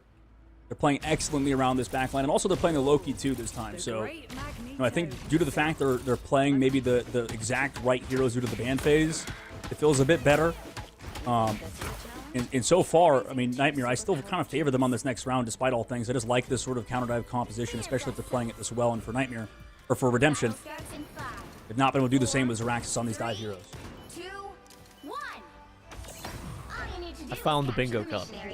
Oh, You no. actually feature on it 3 times. Why? Why? One of them is Dogman crashes out. Oh no. The other is Dogman goes off topic for no reason. Hey, Hey, there's always a reason, folks. Trust in the Dogman supremacy. Anyway, that's me going off topic, I guess. Is now SJW. Has been hitting hard on this Elsa. Just going to be communicating a good spot of the Venom as well, just to make sure there wasn't a surprise when that dive came in, as now Zeraxis switches over to the Daredevil, but it offers and bears no more fruit than the Black Cat had. And now for Nightmare, they have built up every ult you could want. Bar that Glartrox, and you're not even going to need it when you hit that hard just with the left click right now. Meteor M potentially going to add and rub salt into the wounds, which is exactly what happens as Redemption now at full. Yeah, I mean, you know SJW is getting some fans after that game, after this game so far. Just due to the fact that that was a masterclass on Elsa. They also used ultimates. And this is, again, what I was talking about. This is a more open map, and I don't know, now you're on the Venom and stuff. But the dive has to be good, you know, and it's tough for a lot of these teams coming through MRC that maybe don't have a ton of practice on different compositions or whatever to fully get the maximum value out of these 2 heroes. Now, obviously, having to get off the Black Cat is kind of already, you know, a bad sign, really, considering how strong Black Cat could be, but it's this Loki Invis backline that is making it so hard to penetrate. Zeraxis just wants to play for that sort of ability, but what happens after that? You have so far you have to fall back. Yeah, Nightmare have done very well at protecting that backline as well. Monster in particular on that Magneto, and again showing how important Magneto is to have on your team. SJW has built up that Glartrox that's going to be available alongside the abundance of ults they have now. They pick and choose how they want to win this fight. The Invisible Boundary is going to be the ultimate of choice as Light follows up with the KO. We are going to see a fate of both worlds from the side of Redemption just to try and stabilize here. Potentially recognizing that it was going downhill, but now actually the copy comes through from Nightmare to get a fate of both worlds on their side instead now, and they are just going to walk down Redemption and force them back to their spawn. Not looking good here for Redemption. No, this is a great map out of them so far for Nightmare. I mean, they also have still the Groot ultimate if they want to even pick off one. Maybe you can get, like, an Eat or something. But there's so much pressure now towards the choke point. You know, who's able to touch last second? 20% of the board. The trap's in the right way. They go to the left. They'll have time. Hook comes through, but the bubble's there to save them. Maybe that cooldown's going to matter. Wild Thing goes in, has Meteor M. To finally collapse on somebody. Maybe get that Invisible Woman shield, because that could stop that Meteor M. 95%, let the devil out. And the Rage and Royal Flush are going to come through. It's now or never, really. Cracking Impact is also going to be there for a door and does connect with 2. So it looks like maybe Redemption are going to be able to gain this point and stay alive here on this map. Not just this round, but of course the map in general. As GRP is going to be taking down Fidel. The Venom doing the work, and this fight will fizzle out. Nightmare were unable to really stop just the sheer amount of ultimates that came their way. Rage and Royal Flush plus anything is always detrimental. But certainly alongside letting the Devil out and the Kraken Impact. Zeraxis is onto the Black Widow now, too, off of the Daredevil. Kind of like that, you know, especially on a map that's a bit longer range. But, you know, are they in too big of a deficit now? 99 to 0%, they finally claimed it back. Light has the ultimate. A door popped off for the last map to avoid the Strangling Prison, but he falls low. Light applying that pressure again. Just chunking and takes down the opposition Bucky. And now, yes, okay, you've got Meteor M. Good positioning from Light, though, just to make sure he's not going to be whacked on the head. Zeraxis there, using Black Widow now to start to get a little bit of damage done. Gets the KO. JRP gets one as well. And it looks like Redemption are going to be able to hold on to this point, and Nightmare are going to have to reset. But they are going to reset with a lot of ults to play with. Kraken Impact they come back in with, as well as Glartrox alongside a Visible Boundary. I mean, all the recipes and tools for success are going to be there for Nightmare to win this next fight. And this would have to be a crazy choke job, I think, for Nightmare to lose this one. Like you said, I mean, JRP could go big with the Feast of the Abyss, but they're playing it so slow, and Zeraxis could find picks. I mean, if you get picked off before we even use ultimates, that could spell disaster for Nightmare. Zerax is just trying to spot and see if he can deal a little bit of damage from distance. This is what you were talking about, the extra poke you get from playing Black Widow. But now Nightmare start to make their charge. There will be Fate of Both Worlds on the other side, but the Glartrox, who does it connect with? Good work to try and delete that initially from Adore, but Light still gets the opening pick as now Fate of Both Worlds will be popped. But again, Kraken Impact is going to start to generate that a little bit of damage. But Adore, he's hit it once before. Can he do it again and again? Doesn't quite connect. He does finally take down Light. Will get the reset, actually. But now with the Raging Royal Flush, Nightmare are starting to apply all of the details they need into this next one. Monster finds a pick as well onto Adore. I don't know why I didn't press... falling away. Oh, he didn't press Q again. Could he get a snipe shot? Nope. Crystals are out. Walks in the other one, too, so he's able to live. Zeraxis out of the ultimate charge, too, and Impunity throws the Great Certain Prism on the back line. Does anybody fall after it, though? The answer is no. He gets grabbed by Wolverine! Fantastic grab. The portal's just going to allow them to delay this one as well. Into overtime we go. And actually, the winner of this fight probably just wins the round in general, especially with one portal already being used. Actually, looks like both portals have been used now. You're going to see both Doctor Stranges in.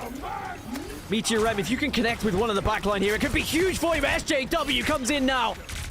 Takes down the first. Light follows up with the second. And Redemption are falling in a 6 versus 4. This one should go comfortably in Nightmare's favor. They do force them away from the point, and Nightmare will take second round and the first map. And they were able to just deny Redemption the chance of being able to wrestle that one back. Oh my god, I felt the nerves through my screen when that one. My god, I was just Zeraxis POV on the high ground trying to do something. They were just, unfortunately, in too big of a deficit to come back. And this guy on your screen right now was the guy to sort of capitalize on most situations. Only had one death that entire map. Excellent work out of SJW and the team to play around him. But damn, I mean, that was still kind of close towards the very end. And I guess this is kind of what happened to Nightmare in the first series as well that we saw from them today. Is that second round, like that was the one where they started to kind of let the map slip away from them. But now, you know, it's an excellent map to play the Elsa. You know, obviously prioritize that hero, the Protect, and then the ban. Worked out for them so far. Same thing with the Loki. So a really good job, I think, out of this backline. I credit them, I think, in the neutral. I feel like this backline, Payne and Fidel, have really good neutral fights. And, you know, maybe they just have to work on synergy with ultimates, but they're obviously very mechanically skilled at the right moment. It was a great work from Nightmare, but they'll have to keep it up. They'll have to maintain their current pace if they want to win the series. 19,000 damage in the end for SJW. I mean, 16k from Monster. Again, showing why Magneto is such an oppressive hero at the moment as well. Good damage blocks from both sides for both of those Vanguards. And then, of course, we saw the switch from Light just to make sure that we've got the portal in. He wasn't playing Doctor Strange throughout the entirety. It was the Bucky work, in fact, from Light, which was so impressive on their side. I mean, even in the replays, it was the initial picks time and time again from Light. Seems to not matter whether he's on dive or whether he's on a little bit of poke or brawl. He can seem to do it all, can Light. Yeah, absolutely. I mean, you know, Bucky, that hero right now, just with the buffs, with the Elsa team up's just crazy. His character already just shoots meatballs, so it's like it's not even that hard of a hero, to be honest. But compared to others, I think. But regardless, it's so good, this patch. I mean, like, it can catch up to Wolverine. Like, we talked about how good Wolverine was in the previous patch, too. But the fact that your cooldowns get reduced with the new team up with Elsa, it just makes it crazy. So that character can pump out incredible amounts of damage. And you saw, I think, towards the very end, Impunity didn't go down, too. Like, in the previous series, we saw Impunity die, I think, in some of those situations. Really good Invisible Boundary towards the very end. You can see this team slowly improving, getting better on this group composition throughout the series. I do think we're going to see a very different meta right now to what we see when we get to the mid-season finals, for example, as well, when teams have had even more time to strategize, scrim, and try and work out what's good, what's bad. And also not to disrespect the MRC teams, there is always going to be a slight difference in approach for some of these teams that are ranked grinders as well. And you almost have to think about that when you're getting into the lock and ban phase. It is far more detrimental for some of these MRC teams to lose certain heroes compared to the top pros when we do get to mid-season finals, right? Because those top pros just have a far deeper pool, a better knowledge when it comes to a lot of those heroes to be able to play as well. As we do move into said lock and ban phase, and that is an instant ban onto Elsa. Redemption saying, all right, we see the problem here. Let's get her out of here ASAP. Yeah, that's very interesting to go for the game and protect on the opposite side. I kind of like the idea versus specifically Nightmare, just because in the past they have not shown the best, sort of Mantis comps. But it's still letting Mantis through, right? Like, I guess that's the trade-off. And you have time to work with. Like, that's what we talked about earlier with the fact that, you do get to play best out of 5 instead of the BO3s. So, if you were to lose this map, you can still come back. And we almost saw the reverse sweep happen in that upper bracket match earlier with Equinox, but it didn't. However, you at least buy yourself some time to experiment. But sometimes experiments, especially the failed ones, can turn out disastrous for some of these top rosters. In the end, they opted to go for the Loki Protect rather than the Mantis Protect, even though having the option to keep her as they would like. Yeah, that's crazy. I think that says a lot about Loki and how powerful people feel that Loki is as well. I just think the ability you have to copy any ultimate just gives you that option, or so many options. The variety of options you can have to counter what everyone else is doing as well, I just think is why Loki is such an important factor to your lineup if you're going to add it.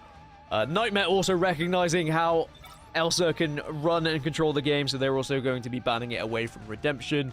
Again, as they had in the previous. The group ban is an interesting one for me. They want to make sure that there's not going to be any group. They could have opted to ban the Magneto if they would have liked, but perhaps when they look at Midtown, they feel like maybe the Groot would be a problem.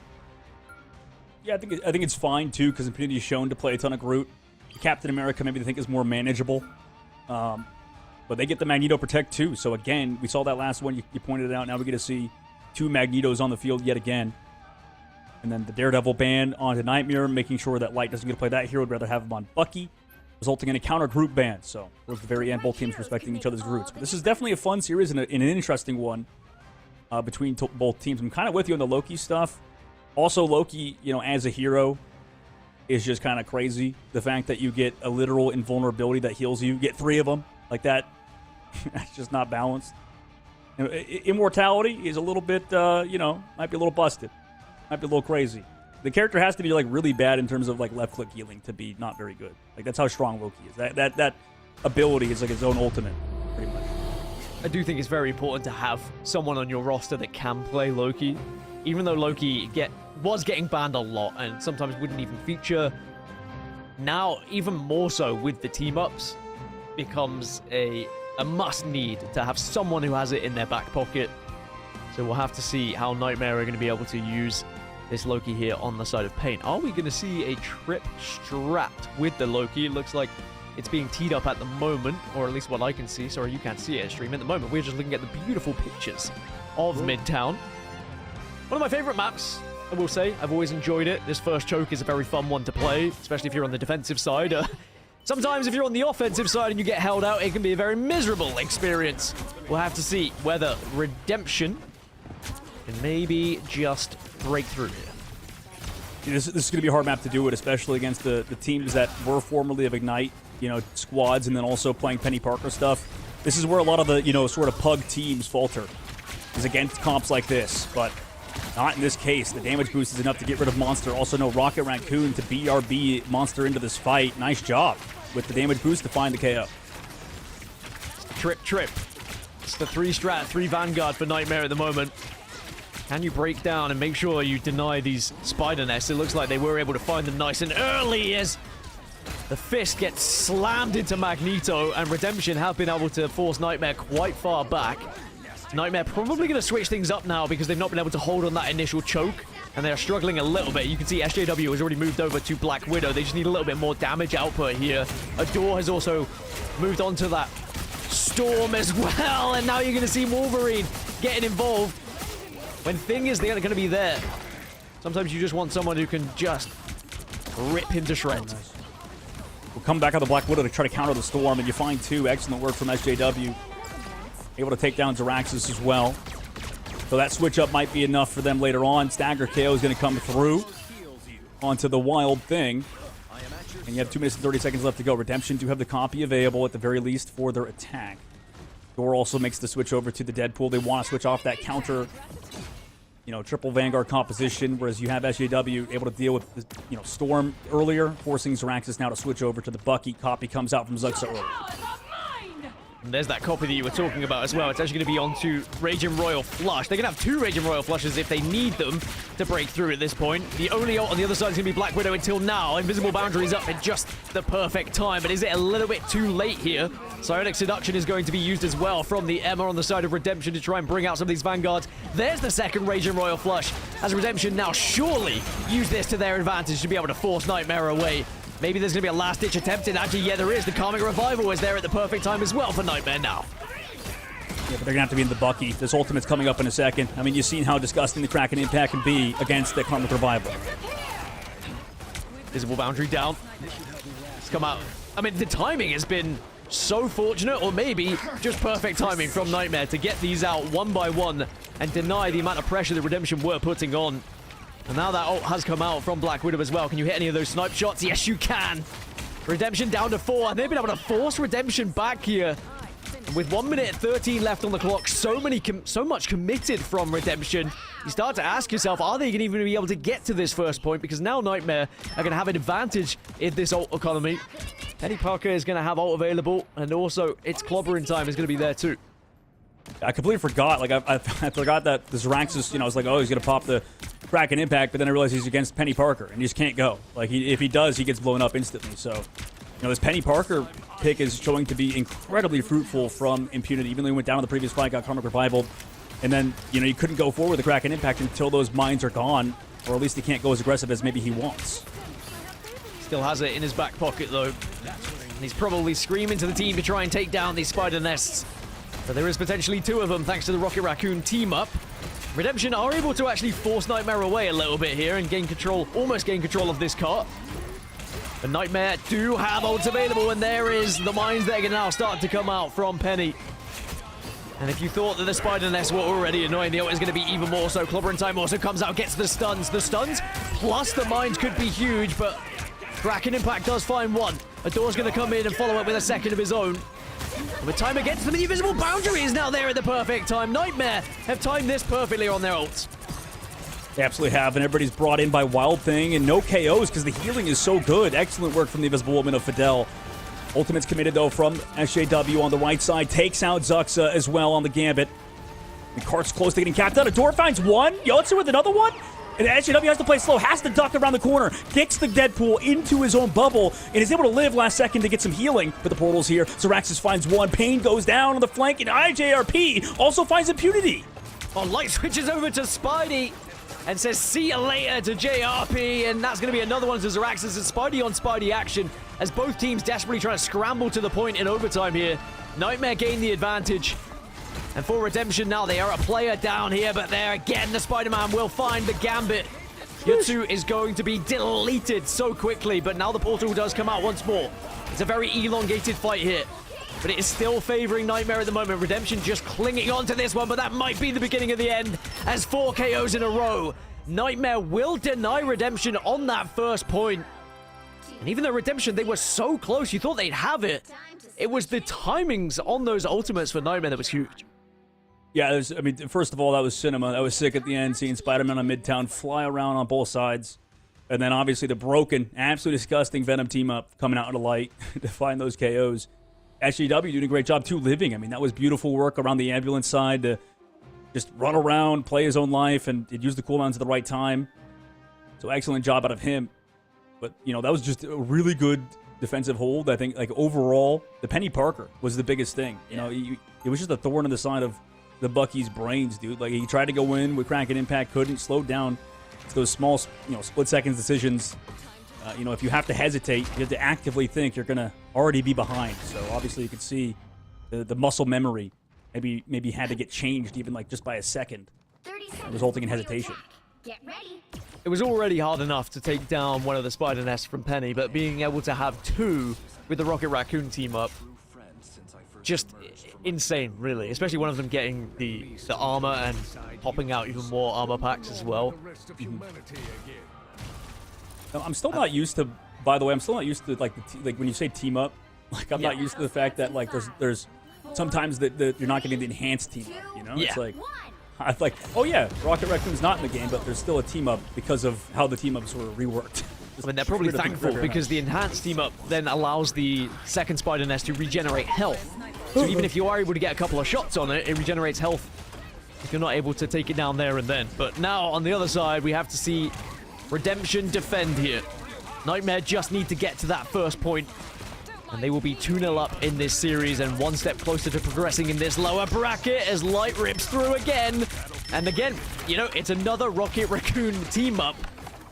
But then it's not an enhanced team up. You don't even need it because the infinite ammo is just huge for you. The extra fire rate just provides that little bit of extra oomph and firepower you need.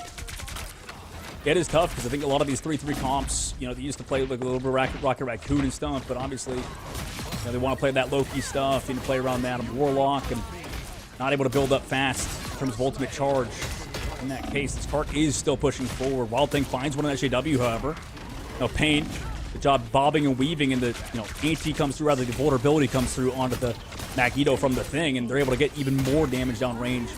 Set away Redemption, who is just stalling out the cart as long as they could. We just gotta get to Avengers Tower. To switch over to Wild Thing, making sure he's got the Strange Portal here. And we saw how elongated the fight was previously at this point, but Wild Thing is taking his time onto this portal. He wants to be able to place this one to, of course, stop that cart in its spot, but also give them a little bit of protection behind the portal as well. The question is, can anyone find the opener? Because you are going to see Nightmare have the first option. The Rage of Royal Flush comes out, and now they can continue to charge forward here. Oh, but that is a nice deletion of the Punisher. You needed that. Excellent shot from Zaraxis. Flows through the sky. Also finds the stagger on impunity as well. Coming through SJW, trying to turn it, though, with the Gambit Ultimate. Can he find the shot? Finds one. Another goes down. 3 hit fallen in reverse. Monster. Could he end it with the Meteor M? Yes, he finds Wild Thing. The portal, maybe to come late too, has to switch for somebody else out of spawn because the res from Zaraxis isn't even here. He's saving it for next map at this rate. Nightmare, they've won 2-0 or 1-0. 2-0. I mean, that's... it felt inevitable, really, with the hold that we saw from Nightmare previously. It was going to be very difficult for Redemption to try and do exactly the same thing. Right from the rip, it was just the sheer amount of presence that Punisher can offer, especially in the hands of Light. Getting that infinite ammo team up from the Rocket Raccoon. And being able to just delete some of that back line as well. I mean, delete some of the front line. It felt like the Vanguards just weren't able to stay up. And the strategists were really struggling to be able to heal the amount of damage that was incoming here. And Nightmare, they take a 2-0 lead, dog. Yeah, absolutely great work out of Nightmare, and this is what we mentioned earlier about the difficulty of being an MRC team playing on Convoy Convergence instead of Domination. It's just the teamwork required on these type of maps can be kind of hard to come by. Now I say that, and SJW was just kind of put on a masterclass too the whole time. I mean, this has been an excellent series out of him. Nightmare or Monster as well. Monsters have had a really good series. Impunity's timings too on the Thing have been nice. The follow-up damage is there, so yeah, I mean, you can see why they're prioritizing the Loki stuff so much. I still maybe am wondering how they're going to do if more teams try the strategy where they allow kind of Mantis to go through against them, because maybe there's some holes there, but it's very interesting. I like how this team is trying to deviate away from playing hard Mantis stuff like other teams are. Maybe this is, for a lot of teams, a better composition for them. Like I said, it gives you that versatility and those options with that Loki, and yeah, a pleasure to watch. It did feel like with that first round with Nightmare holding, the ults came at just the perfect time over and over again. Like, they were able to get the first one out, delay, get a second one out, delay, and then eventually the third one was just too much. But we are, of course, still going to go into some more games. Before we get there, we're going to head for a quick break, allow Dogman and I to grab a glass of water. Maybe you should hydrate as well. We'll be back shortly after this.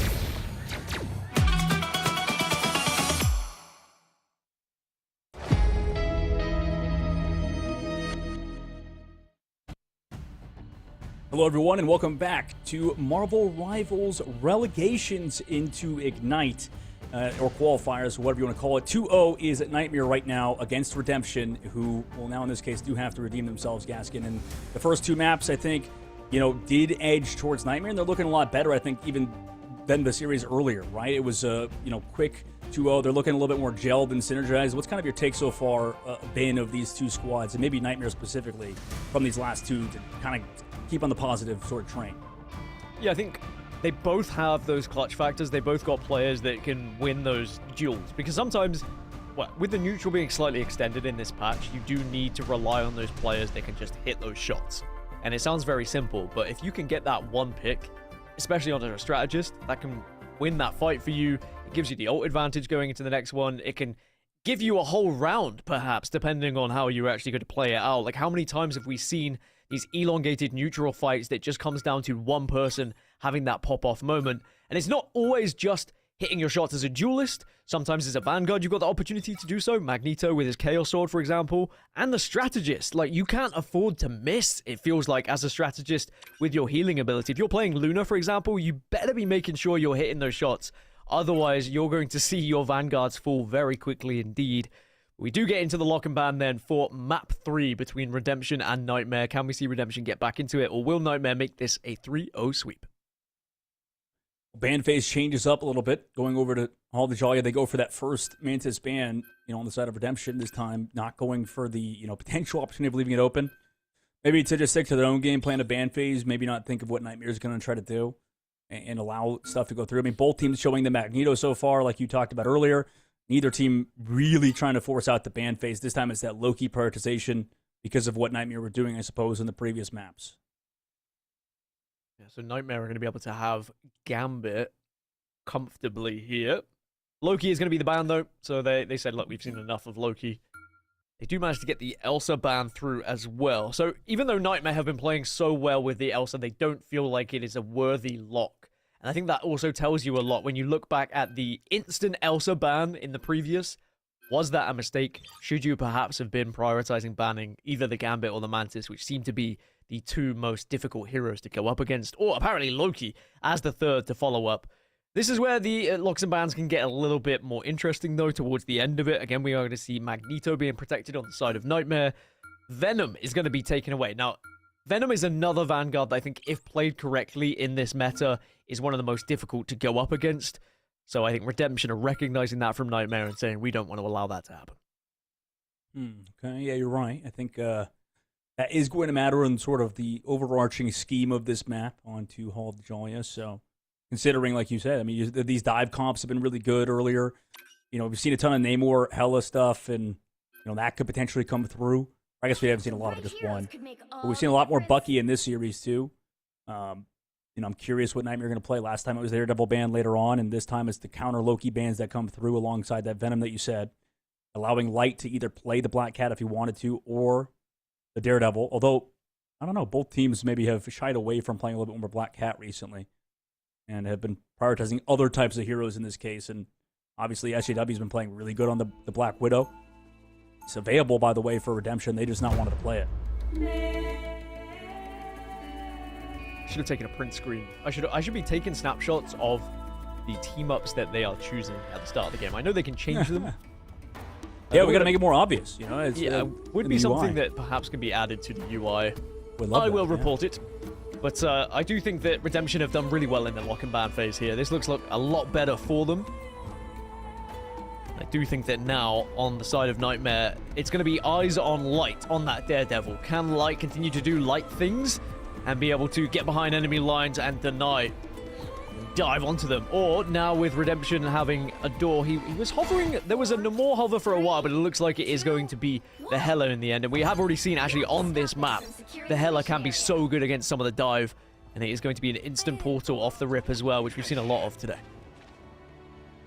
Well, let's get off to the races as the Redemption do that. Start with the portal flank. Fidel sitting in invis, hiding and waiting, kind of. In the meantime, it's Impunity over to that Vanguard Deadpool this time around. We've seen the value of it so far, and still one of the best characters in the game, basically, throughout this you know, since his release, basically, at least the Vanguard pool has been so consistent. It's Zaraxis. He's the one on the attack name more, but can he find anybody squishy? At least Light goes in with the bubble. Gets the KO too. Adore falls early on. Nice job from him. Gets frozen, though. Nice job from Zuxa, showing up like he did on the previous map. It was 5v5 temporarily. And Nightmare doing their best to try and hold on here. Again, that Black Widow, a lot of responsibility for the damage output, but it's Pain in the end who gets the opener on their side. Daredevil's going to have as well, nice and early. Unity's been doing really well at just being able to play a lot of variety when it comes to the heroes as well that he plays. Light goes down once more, so Light has not been able to find the success here. I think this is going to be such an integral part for Redemption at finding any form of victory here. It has to be shutting down Light over and over again. Yeah, and if they can keep doing it, we'll eventually secure this point, but the secure of the point from Monster has been crazy. The healing coming through. Nice job to bubble off a little bit of the damage, but no. Adore's hitting all the shots in the world, but no KOs found just yet. The healing output has been crazy. Same thing with the movement from the Vanguards. One tick is given, but no KOs found. Shredder's ult's coming up in a moment. JRP flies through the back line. Just a little bit of a cosmetic Angela. In that case, they come back through with the Gambit ultimate. Have to break the squids, but there's a whale. Slows down the aggression, but no KOs found just yet from the defensive side from Nightmare. Almost got that third tick now, and here's where the ult starts to come through. Raging Royal Flush! It was there. I thought it was about to be popped, but it was instantly denied. So Redemption are going to drop 2. Nightmare will be able to stabilize, and they will be able to hold just at the 2 ticks on the notches now as Light and Monster continue to be aggressive. They pummel down Redemption. Nightmare will be able to hold. 1 minute and 34 now on the clock for Redemption to try and take this first point. And maybe they got to wait for everybody to get back up again. No stagger KOs, and this could be the end of it for Redemption for sure. I mean, like right now, they just have to go aggressive with ultimates. Nightmare did use both of their Shroud ults, but the Meteor M could shut everything down from the side of Monster as they could deal with the aggression from Yatsu. JRP2 has to find a little bit more value on this. Angela shut down a little bit of what SJW has been doing so far. Door off the Helen now over to that Bucky. Looks to try to get some more value on a different character, build up that impact. He also team up. Slams home onto a door. Nightmare doing very well to hold now. Redemption backs against the wall. I think they have to retreat away from this one once more. Question is, are they going to have the portal available again? They did do it right off the rip, so you'd imagine they are going to have the time here. Yeah. But who's going to make that switch? If somebody has to do it, I mean, no time left either. Wild Thing does have the Meteor M still to go. I mean, they might not have to cool down up, so they have to walk. The long walk of shame, in this case, as Redemption and crew, I mean, they have ultimates finally. So this is going to be a good fight for them, surely, except Pain close to that Gambit ult. JRP, I feel like he's, like I said, has been cosmetic this map. I mean, it's just, I feel like the value's not really been there. SJW just runs into a Magneto. That's got to hurt. Goes back to spawn. Well, they've been able to walk in, they've been able to get their touch, and they're actually finding the KOs to follow up. As the door now is going to work in tandem with the Angela, and now the Kraken Impact can start to pummel. I don't know if Magneto's going to fall quick enough, though, so probably not going to get the reset just yet. But Redemption are able to gain control of the point but now here comes the portal from Nightmare. It is a last chance to try and break through, but I think they are too staggered, and yes, they are. So Redemption just about tick this one over, and they get time added to the clock. 2 minutes 20 now to start to move towards second point. I really just wonder what SJW was thinking in that previous fight. Like, there was a game plan, obviously. Maybe they just wanted to go aggressive with, like, the AT heal from the reduction in healing from the Gambit. But regardless, he just got smoked. Like, walked straight into Wild Thing, resulting in that fight slowly dwindling out of their favor. And now in the second phase, having to try to contest for the high ground is going to be tough. Zaraxis also has figured out to just play the Black Widow, like SJW has been doing so. Both kind of dealing with each other. The high ground, the walls have already been deleted too, allowing maybe this defense to secure it over here. But no, the shots from Zaraxis have been clean. Impunity goes down. Oh no, that's kind of what we saw earlier. Whenever Nightmare were to lose, it was Impunity that did fall. Door also goes for the uppercut onto his counterpart in the light, smokes him, sends him to the corner, and deletes him. That's 2 in the fight so far. Also looking for the sniper shots cross map is Zaraxis. But if you find even more stagger picks, this could be absolutely deadly for Nightmare, as we're already through the second phase. It feels like it just started. Rage Royal Flush does come out, though. And they are going to be aggressive off the back of it, just to try and force them back. Nightmare trying to cling on to what they can, but they can't cling on enough. And now they have 2 minutes 30 suddenly to Redemption, and they are looking pretty fancy at the moment. Adore working alongside the Luna here to deny light. And the stagger is going to be really big for Redemption. 2 minutes 20 is a good amount of time here, Dog, to go into this last point. So magnificent. Yeah, it is. We saw teams even get to this last point with no time left at the bank, but, you know, how many teams have we seen fully cap out on this map? So, you know, it's always a very, very difficult attack, I think, on this third phase. Second phase, sometimes you can snowball through. First point can be kind of a choke point for sure, but this is usually where teams kind of make their money, sort of like the third down for quarterbacks in football. As the Meteor M comes through on the opposite side, SJW flanks it, waits out the engage, does take some damage, but lives. Light, he still gets found by Zaraxis, though. 360 no-scope, just trying to put on a little bit of a show for us now. Gambit never falls, but we are going to see the Rage Royal Flush just be too much for Redemption to handle at the moment. They're going to have to back off away from this one. But like I said, they have time. Don't have to worry too much about risking things here and now. Instead, it's about making sure you don't stagger too much. So actually dying quickly here is not the end of the world. 1 minute and 14 on the clock. Redemption do have ults to work with. I'm excited for this push. I think Redemption have looked really good on this map. Yeah, they have. And I think it's... The second phase was just awful from Nightmare. I mean, that's why Light swools over to the Daredevil now, with impunity on to the Captain America. Just felt like Adore was able to find way more value on the Bucky so far with those grapples. And then JRP was able to kind of fly around and just be a nuisance. Now that it's a little more open, 50 seconds left to go. It's going to be a great fight for Nightmare to win, but a lot of poke damage coming through from Wild Thing. Falls low. There's the Bucky ult, but no actual KOs are found. Light is CC'd and stunned. We need to find a kill on the attack right now as Zuxa pops the Luna Snow dance for. Nightmare is still holding on to everything. Fidel's so late with the ult. I wonder why. Down to 30 seconds. A lot of Qs, that's what all that matters really at this point. Dance Floor is going to start to fade away, and it is actually going to be, in the end, it's going to be the Luna who gets the opening pick. Adore follows up with one of their own, so Redemption have done very well. Can you connect here as the Black Widow? Yes, you can. And Redemption are in a 6 versus 2. Now, mind, they do still have to push this quite some way, so Nightmare are going to be able to get off spawn here. Maybe a little bit of a stagger, potentially. No, they are able to reset and retreat. But they can start to bully back on this choke point. They just have to make sure they continue to touch point here, Redemption. Nightmare with one last chance to try and deny. Surrounded at the moment. You still have ults, but Strat ults are out on the table. Here comes the Meteor M. Can you dodge it? Monster connects on a Zuxa. Too much pressure from the Captain America. Bubble's also used. Counter Meteor M. Has a counter bubble, but that's eventually going to run out. That might have been too early. Here comes the Meteor M. Doesn't connect, though, so that's huge for the defense. SJW into ult again. Can you hit any of these snipe shots? Yes, you can. Adore is ripped away from the lobby. Wild Thing's going to be the second one to follow. And if you wondered if Black Widow's ultimate is any good, well, in the right hands, boy, can it be.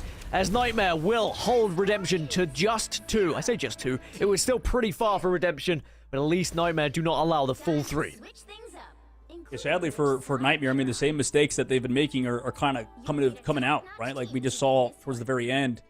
It was just indecisiveness out of either Fidel, Monster, whoever, to just pop an ultimate to help sustain. I think Impunity also had Captain America ult, but they were a little bit too late. Just cost them. I mean, obviously they won the round, right? But it's like you said, you can get towards the very end of this map and still not cap it, and that's good. Like you potentially gave yourself a chance here, considering first point was going so poorly for Redemption. The fact that they snowballed in second phase was also beautiful work out of Zaraxis and Adore. Adore, I think, put on a really good performance on Bucky, but that third phase was really a great comeback from a Nightmare towards the end with Monster specifically. I think Monster's actually had a very good series so far. And we'll see if they can keep it up on their attack. It's going to be difficult in the first point, but a lot of these teams maybe aren't prepared for Nightmare's first point attacks as they go for that portal play first, usually from Impunity, switch over to Captain America. We'll see how the back line decides to play it, because Zuxa, I think, was really good when uncontested, but ever since that they've been pressuring Zuxa, it's not been as beautiful out of Redemption's back line. I suppose it's nice to know that even you have standards. How is the hold now for Redemption? I mean, we've seen how good Nightmare can be at breaking setups, particularly through light on that Daredevil. That being said, Redemption were able to deal with Light in the previous.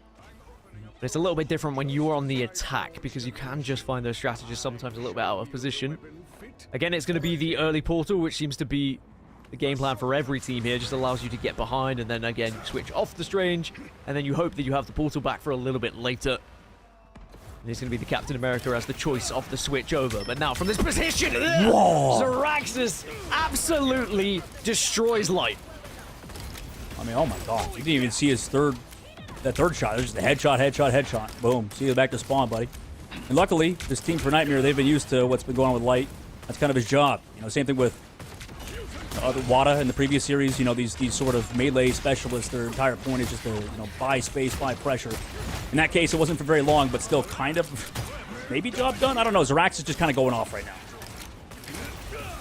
He impressed us in the previous, and he continues to impress us here in the third map against Nightmare, and they need someone to step up if they want to keep this series going, as SJW goes down on the Black Widow, so it's going to be advantage again for Redemption having the extra player on the map.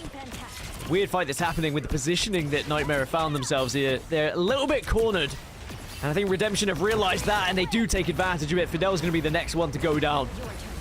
And Nightmare now are just retreating with their tails between their legs. They are going to be staggered slightly, and Redemption have been able to pass task number 1 and number 2, as Nightmare are going to have to rethink their approach now. That's the tough part when you go for those portal plays early. That first fight takes so long. You're already 2 minutes off the clock. It was just like one fight. At least with the ultimates, they've looked good. Sometimes, with the Gambit ult specifically. But, whenever we see a door pop off onto Black Widow, it's impressive. And for Zaraxis, he's got Kraken Impact. What do they do about it for Nightmare's side? Can they set up a solid dive, remove Zaraxis before Zuxa can get that invisible boundary?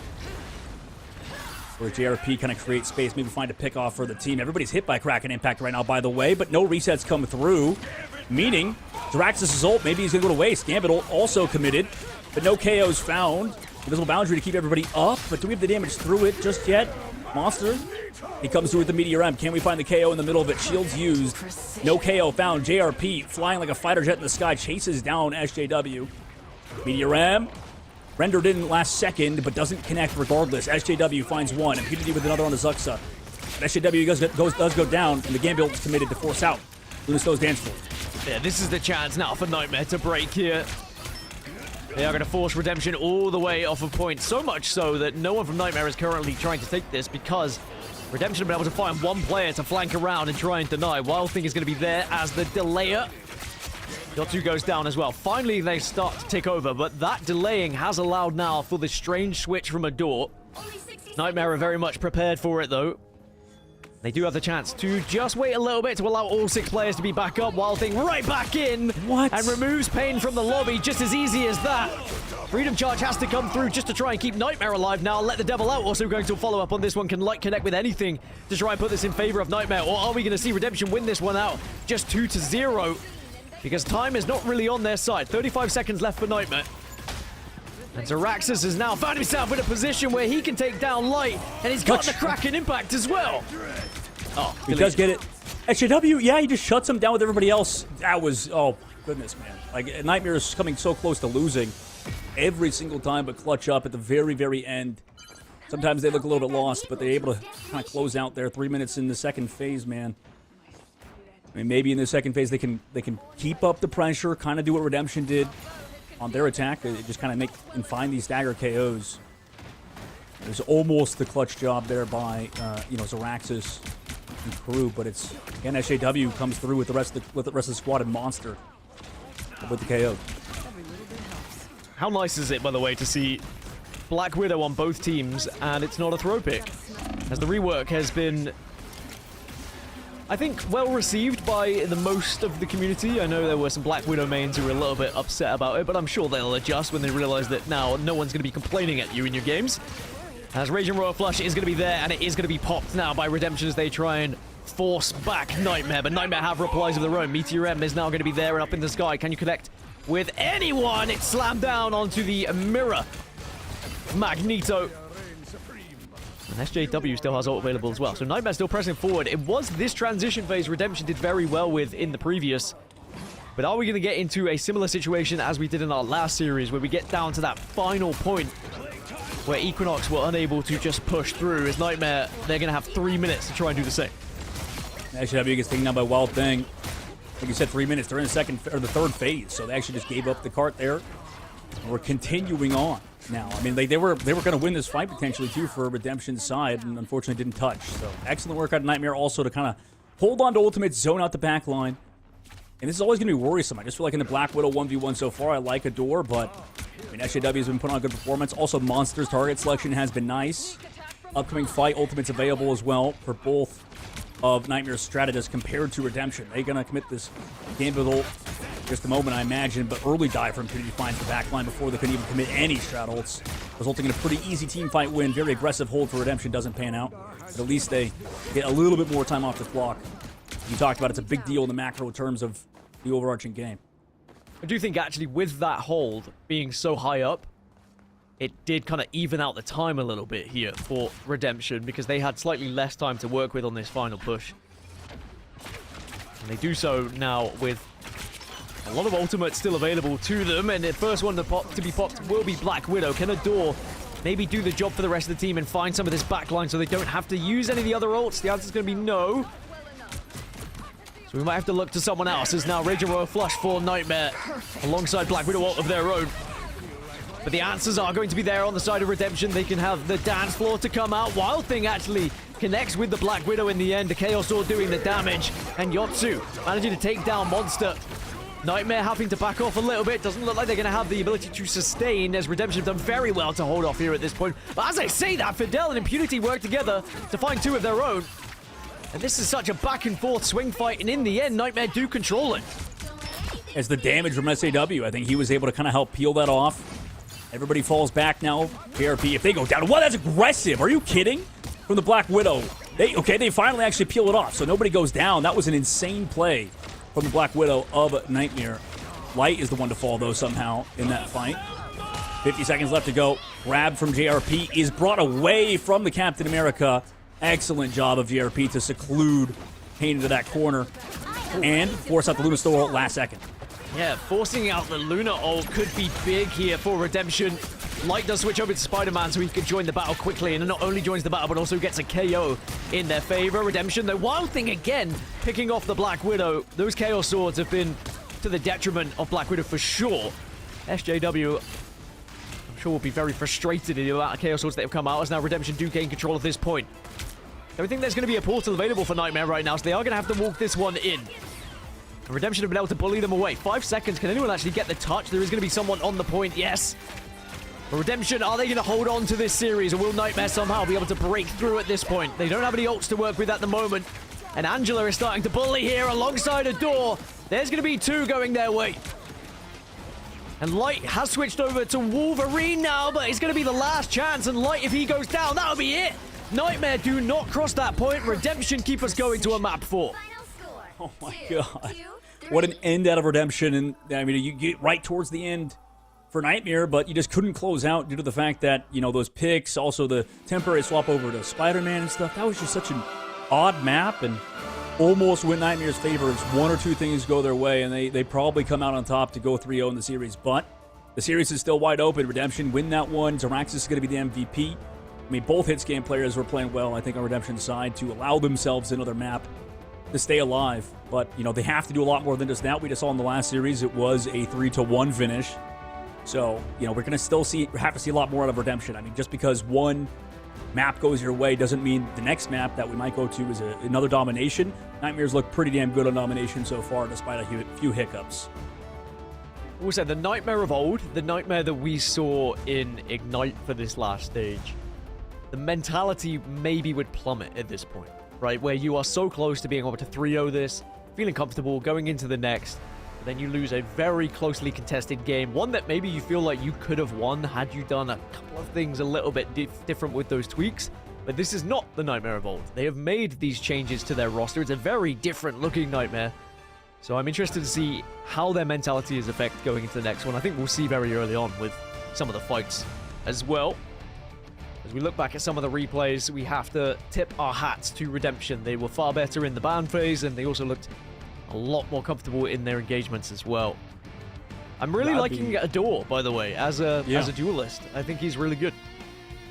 Oh, absolutely. I mean, both of the duelists of them have been good too, and it's a tough, kind of SVP for Monster. I feel like that was an insane map for Monster. He had 36,000 damage or something and like 7 deaths. So like this guy, I mean, was having huge meteor M's, was just consistent, and just unfortunately got the L in that case. But he's been a really big, important aspect in terms of the Magneto part. So obviously that consistency is going to enable Nightmare moving forward, but they have to be able to capitalize off of his aggression, off of his plays so far on the Magneto. What I think is crazy here is, Dog, is, we've been grinding through these games. These players have been grinding through these games, and it's still quite a way to go for them to find that spot in Ignite as well. As a reminder, if you have only just joined us or you weren't here earlier when we were explaining, there are only 2 spots available in Americas to be able to get promoted into Ignite Stage 2, essentially. So we still have, 6 teams left at the moment? Yeah, 6 teams. No, more than that. 1, 2, 3, 4, 5, 6, 7, 8 teams left at the moment, technically, where we stand in the bracket. If you get through to the next round, there will then only be 6 teams left. So we've still got to go into tomorrow to be able to find these teams a spot in Ignite. So it is a long old journey, but if you can get to tomorrow, you get yourself one step closer, of course. And for Nightmare, can they join the next round and be in the same side? Well, they won't be in the same side of the bracket, but be in the same stage of the bracket as Equinox, our other Ignite team who is down in the lower bracket as well. We are guaranteed to have one new team in Ignite Stage 2 in Americas because of both of them falling to the lower bracket. But will we see Nightmare progress to the next round here as we go into map 4? We go into the lock-in bands. Are we going to see anything different now for Nightmare? So far, the same old, same old. Get rid of the Loki, try to get one-sided Loki maybe, and kind of move along with your life. But this time it's going to be the Gambit. Again, sorry, that was map 1 then when they did it. Trying to avoid that on specific maps, I guess, especially when we go to Convoy and Convergence. The side of Redemption, what's their counter ban? It's going to be the Rogue again. I mean, they've been doing that too. Or rather, sorry, for Nightmare, it's the Rogue. They've been doing that throughout. Maybe force JRP onto that Angela. I think he was playing better towards the very end as well, so I wonder if we're going to go for more Vanguard bans for the side of Nightmare. And for Redemption, kind of same thing, but it looks like they're already focusing on maybe some other heroes. But that Elsa Protect allows you maybe to get the one-sided Gambit. But no, they don't. They go for the group ban. Kind of makes sense, I guess, because of how Impunity's played the group so far throughout the series. I do think that Elsa Protect is going to be big, though, for Nightmare. Like, they opted to protect their strategist previously, but I do think the Elsa was one of the key factors to their early success in some of these games. So I don't hate trying it, especially because you still have a 2-1 lead, right? Even if this goes wrong, you still have a map 5. So I'm kind of digging just trying something a little bit different. It, of course, does open you up to being targeted on your backline a little bit. But at the moment, Gambit's still potentially getting through here, so we'll have to see what this last ban is going to be on the side of Redemption. Do they opt to get rid of Le Gambit?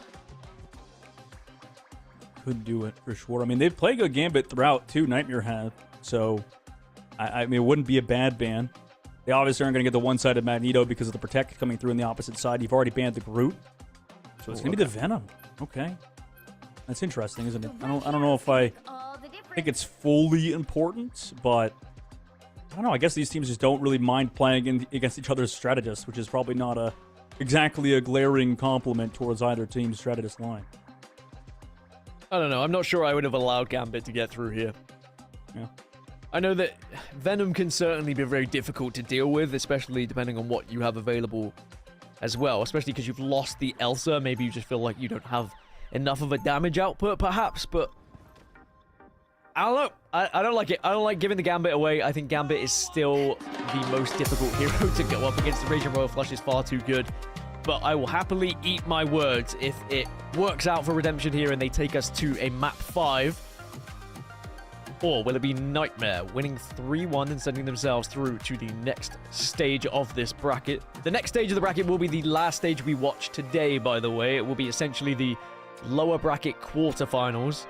Remember, Equinox are waiting there to play, I believe, Dreamland.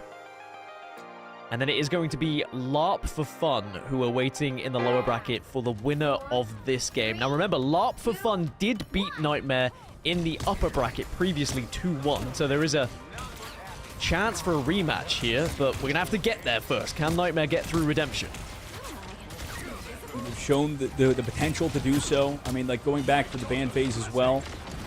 Doesn't look too shabby for them, too, considering the Elsa and stuff, but we did see more of the Black Widow in the last one. Interestingly enough, that we're not going towards that this time around. But instead, it's the Wolverine. It's SJW in the flank. Takes down Zaraxis. Rez comes through, who does use that passive. So with the team up, comes back in the fight from Star-Lord. It's a good early push as well here from Nightmare. They've taken a lot of space away from Redemption. And it's SJW on that Elsa, and there's a little bit of a kidnap there. Light is able to find the initial pull, and then the damage to follow as well. Groot's forced to just bubble up to try and stay alive, but I don't think the life is going to last very long. As for Redemption, they have lost 3, make it 4, and this is a big stagger, by the way. You're going to need an instant portal here from Adore, but even with the portal, with that stagger, you're potentially going to be sending 3 or 4 out against 6, and I guess you've got time to wait. Okay, they are going to wait, because the boss hadn't traveled too far, and here will be the portal, here will be the engagement. And if we don't see Redemption get an early pick here, we might see a very quick first point gathered, because the Seer is going to be there, the focus is right, and it is available. But maybe it's taking it down a little bit too late, as now Invisible Boundary and Raging Royal Flush are going to be used here by Redemption. I think Glortrox removes JRP. I mean, it's been tough for JRP ever since going over to that group. Meteor M from Monster again. Giving this man Magneto feels like a huge mistake at this rate, considering how much he's done throughout both series that we've seen them today. Light on the Wolverine. It's always going to be tough to recontest. You talked about it earlier. You could shove them off the payload, the objective. And then obviously full charge Wolverine Claws just kind of shreds through you. Upcoming phase, though. You know, Nightmare do have that Strangling Prison, or sorry, Redemption have the Strangling Prison at least ready to go. But this team doesn't seem like they're that good at the group comp so far, especially against this Wolverine, the fact that we're playing it. I know you do have the Invisible Woman and stuff to help try to peel it off, but not like what I've seen in the Redemption with this group comp. Watching Light play Wolverine makes me want to play Wolverine, but I'm not sure I can do the things that he does. Makes it look so easy in what can be quite a complex hero. When you get down to it and look at the strategy you have to employ to try and find success, as Wild Thing just bubbles himself up as well, but now the Meteor M. Can you connect here with anyone? A lot of people avoiding, dodging, dipping and diving, and they do successfully get out of the way of that Meteor M, as now clobbering time comes through from Nightmare here, and that's going to lift up and stun so many of these heroes on the side of Redemption that they will find themselves losing 1. It's a reply, though. It's a 2v2 trade. It does give advantage to Nightmare slightly because they have the BRB available to them as well. Right, the crew's still on the cart, and as long as you have the thing here and at least one healer, you're always in a solid spot. Grabbing the Groot again, flying with the jump pack. Right into the sky, too, with that bubble. He's able to live, but regardless, Light's still playing it very slow. Does have the ultimate up in a second as well. Adore, can you find the KO? But the Glortrox last time was big from SJW. Brings him in, brings him out. 2 get taken down by the Glortrox. God, Elsa is so difficult to play against when we see it in the right hands as well. I really do think she is best in slot for Duelist at the moment. Potentially a must ban. It's so difficult. That's another reason why I kind of love this season, because there are so many heroes that feel like you have to get rid of. 1 or 2 of them is going to slip through, and it's whether you can capitalize on having them on your team, and that's exactly what we're seeing from Nightmare at the moment. Ooh, they disengage too. I mean, Adore pops the ultimate. Tuxa commits Invisible Boundary, and you know, the side of Nightmare, they're like, okay, we'll just wait it out. Nice play, I think. A good read by them to fully disengage it, and the fact they got out with their lives is a bit insane. SJW again deleting. Add him up. Chop him down. And what's that coming over a hill? It is a monster as Adore gets removed from the lobby. Wild Thing's the next. Redemption have fallen. They are not going to be able to stop this from ticking over to the second. Could we see a full 3 here from Nightmare? Now, this last point can sometimes be pretty tricky as the cart turns into a duck. I know your thoughts on that, dog. Don't worry. I know. But it can be difficult one. The trouble with this cart when it turns into a duck is you have to kind of sit on it for it to stay in overtime, for example. If you try and hover on the outside, sometimes it doesn't quite connect with it. It's a very big cart to try and work with. Yeah, but it's like trying to sit on a rubber duck in the shower. No, not the shower, the bathtub.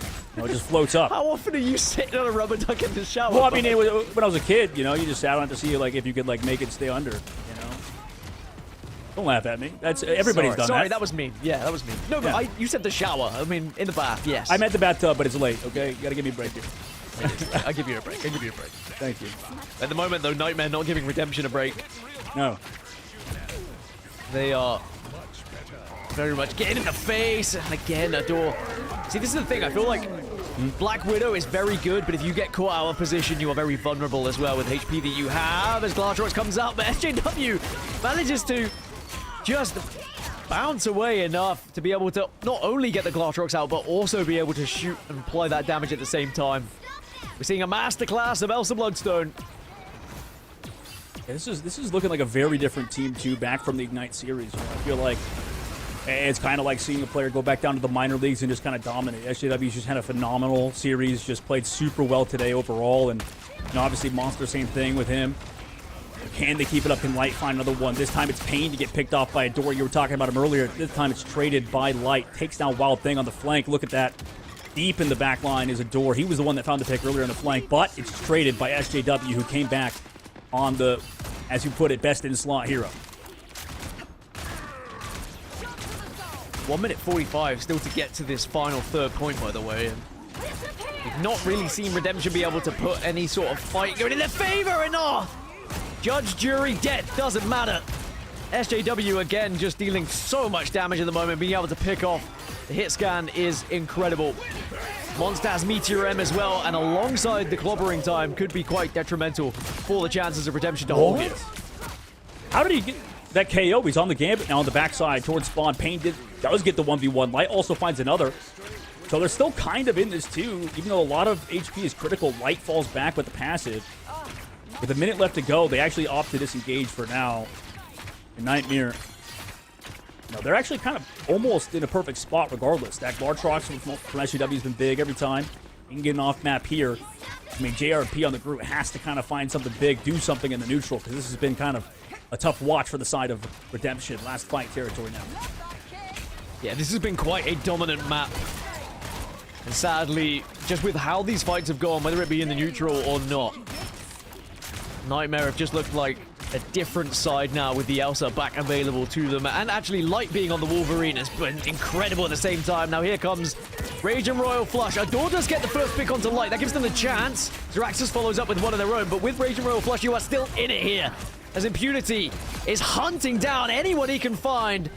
Fist after fist after fist, as the next target is going to be Gambit here. Slams down, forces them away whilst this car is still moving. Invisible Boundary now has to come out here for Redemption just to keep them in it. With only 6 seconds left now, the portal has to be on the side of Nightmare just to try and get back into the engagement. Impunity finally falls.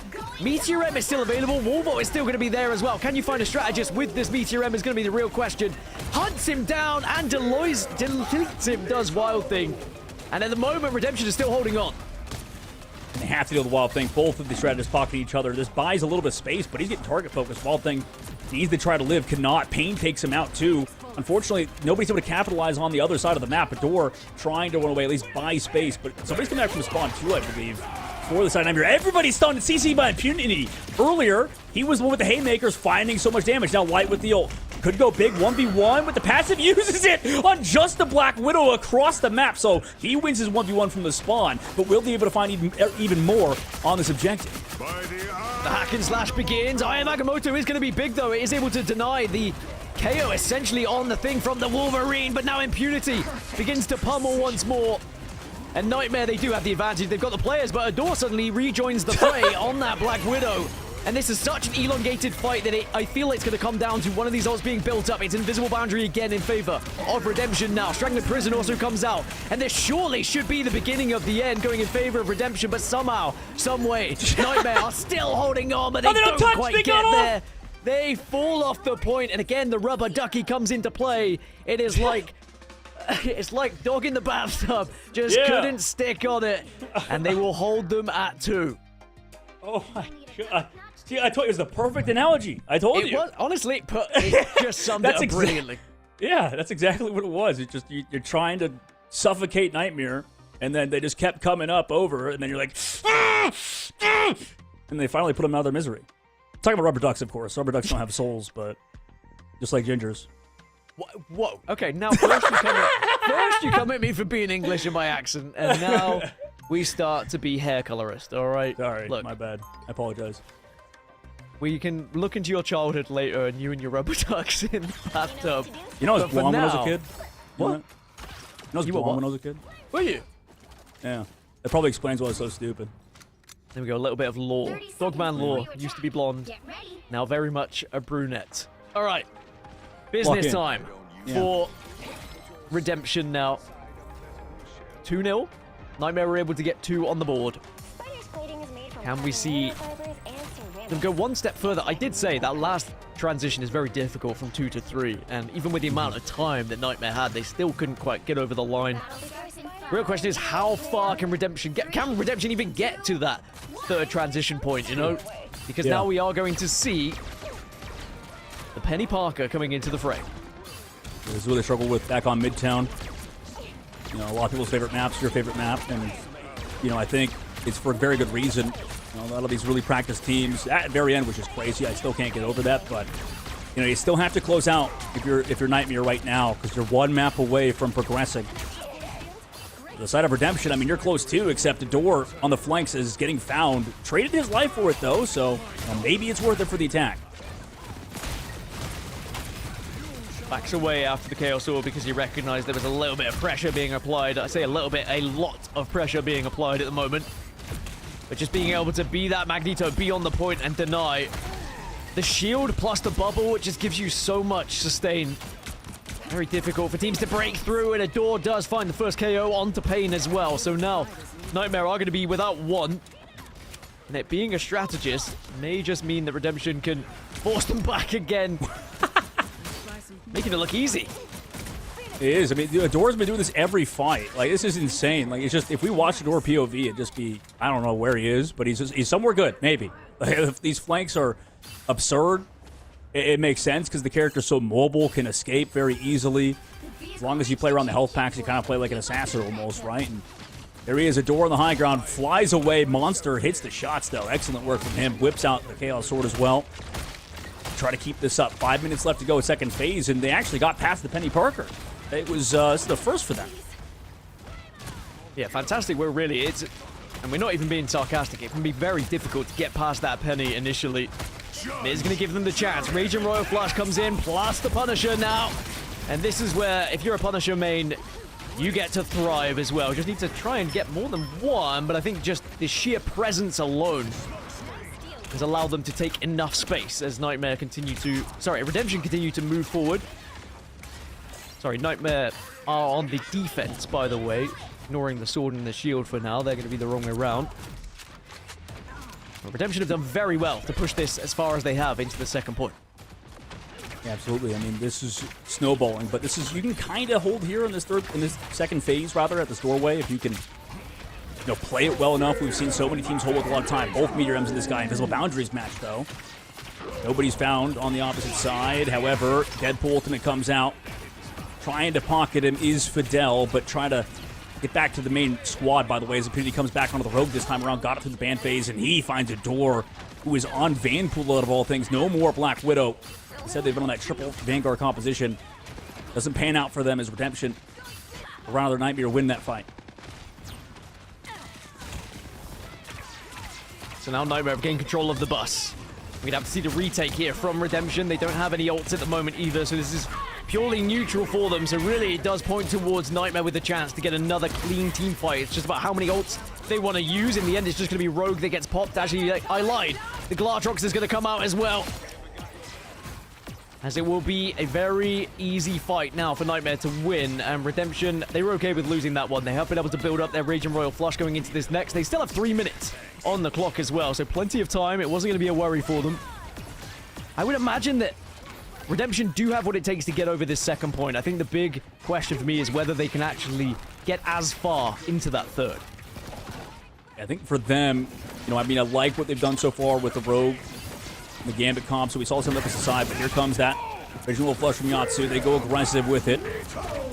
The Meteor M helps peel off the engage so far. There's laundry available from Zuxa, but you need to time it well because Light is here. Throws them out of it! They're out of the invisible boundary, and they're all smoked. Sent back to spawn. And Pewdie is there with the follow-up. Nice job to grab everybody on the inside of that boundary. Predictable location and placement from Light. I mean, Rage and Royal Flush and Invisible Boundary both used. And Nightmare just laughed at it and said, yeah, well, we have a light. They send him in. He drags 2 out. And now Redemption have to go back to the drawing board. They do have Punisher ult available. Question is, do you actually want to use it yet, or do you want to wait for a little bit later? If you use it now, maybe you can build it up quick enough to be able to use it again before these 2 minutes expire. So that's always going to be something that plays in the back of your mind as well. As Impunity deletes a door. Vidal is going to have Invisible Boundary on the side of Nightmare too. So Nightmare still looking like they have the advantage in this engagement. And maybe suddenly that clock is not helping out Redemption. Yeah, Impunity on the Rogue so far has been a pleasant surprise. I mean, just deals with the door instantly. Maybe on the Captain America wouldn't have the same sort of damage output that he does. Upcoming fight, 1 minute 30. Now Zaraxis pops the ultimate you talked about into Fidel. The Invisible Boundary. So it's slowed down. He actually doesn't want to go in with it. They wait it out in the meanwhile. Wait for the Gru ultimate to go and land flush. Yeah, now your job as Zaraxis is to try and build that up again in the next 1 minute and 12. Unless you can just get across the point without it, because you are going to have Raging Royal Flush available soon. Strangling Prison and the Meteor M. Can you get the Wombo combo? Yes, you can. There are going to be 4 KOs going in their favor. Make it 3 instead.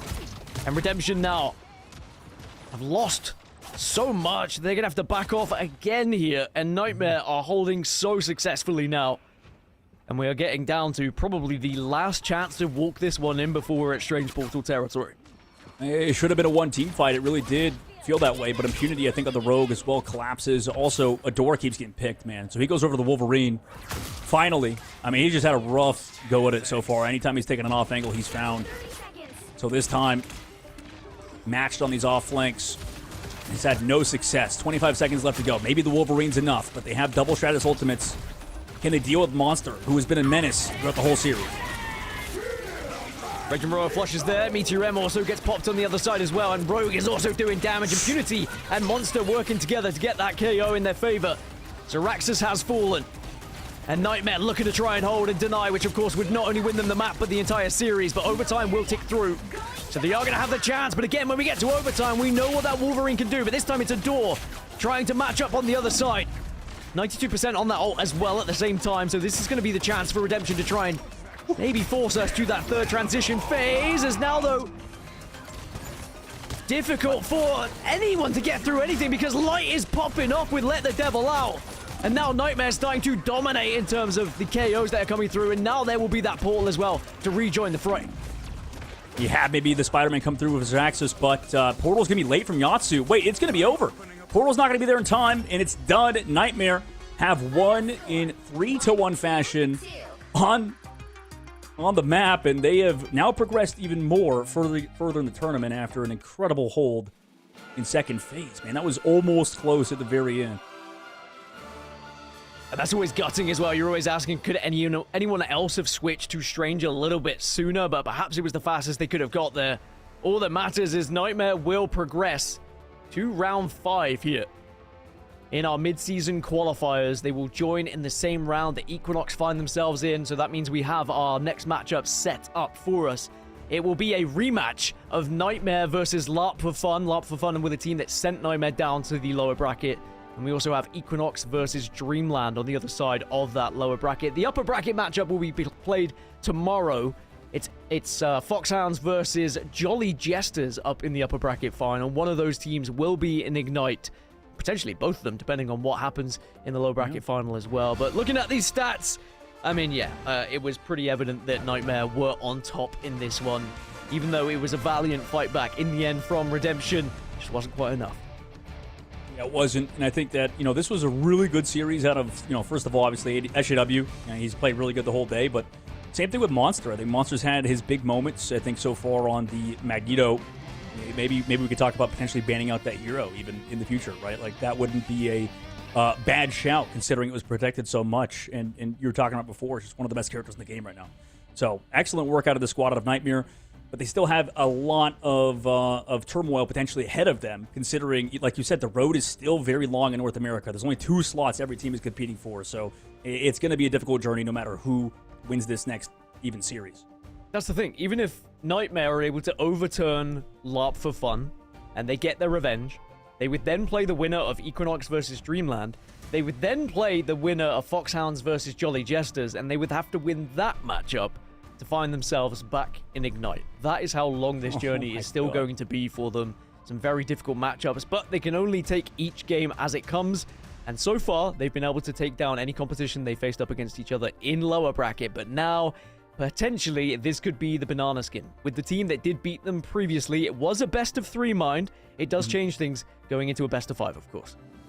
Yeah, it does. I mean, we just saw a potential comeback sort of happen, but it's, again, 3-1s today. You know, I mean, we're not seeing the 3-0s, but at least these are very close games. And, you know, I think comparing it even to MRC, you know, because there is a little bit more on the line besides, you know, points and then obviously the money, you can see immediately the anxiety kind of coming through at the very end. It's a surprise. I feel like we didn't see more of the Wolverine stuff. The Black Widow plays were just not doing much versus Rogue, for example, on the very end. And for as good of as Adore was and Zaraxis, just it's the flexibility you talked about. Even if maybe the other team is more mechanically skilled, if they're not as flexible, if they're not able to play the right heroes at the right time and it's hard to pick, then obviously you're going to lose. Like we just saw that last series.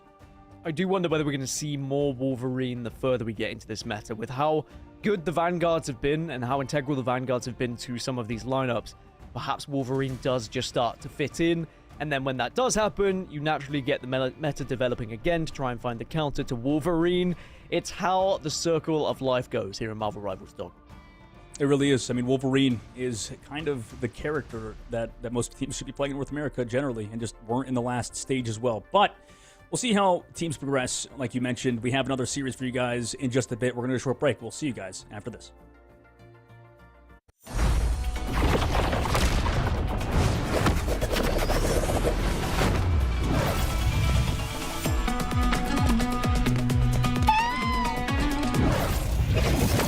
Damn it, never fall!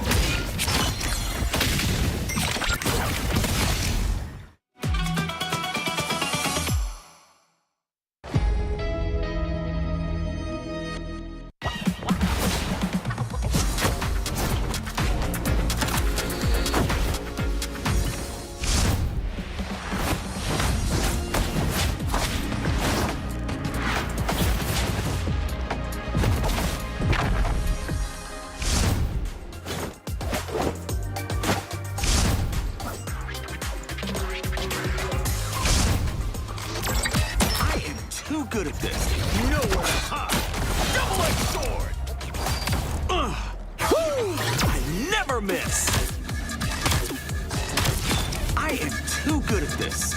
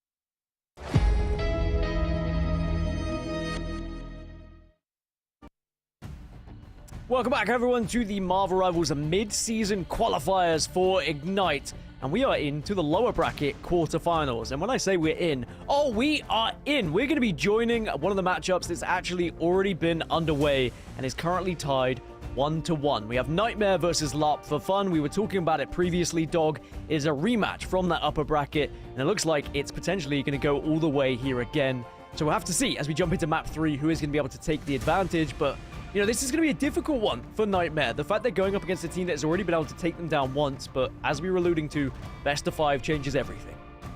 Yeah, it does. I mean, it can mess everything up. You have to change what your game plans are.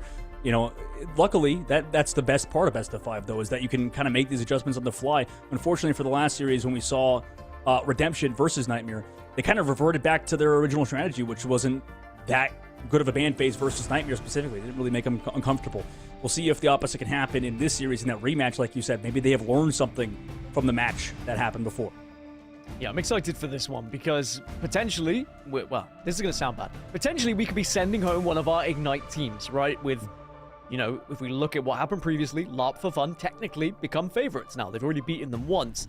But we could get the revenge arc now for Nightmare, which you know full well they're going to want to seek said revenge onto LARP for Fun here and say, look, we are not the team that's going to be walked over by these non-Ignite teams, and we want to regain our spot back in the big leagues. And it has to start here now by taking down the squad that had beaten them previously. Remember, on the other side, we have Equinox that are playing against Dreamland as well. We will update you with the result from that one after the fact, once we find out those results that have been happening elsewhere. Potentially, there could be an Equinox versus Nightmare matchup in the lower bracket semi-final. But we'll have to see what happens in this one first as we get into the lock and ban phase then between Nightmare and LARP for Fun.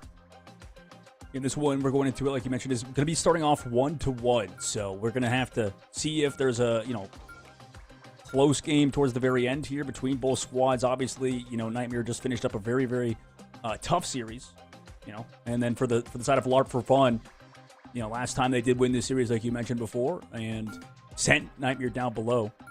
So we got to finally on the stream see how good these teams are together. I know a lot of people probably seen them in the in-game client, but for LARP for Fun, they're really, we've seen Crazy Mage around before. We've seen a few of these guys rather, kind of come together. But like you said, some teams trying to make a name for themselves, trying to be that MRC team that can upset the likes of TLC, 100 Thieves, a lot of the top squads in Ignite if they were to qualify.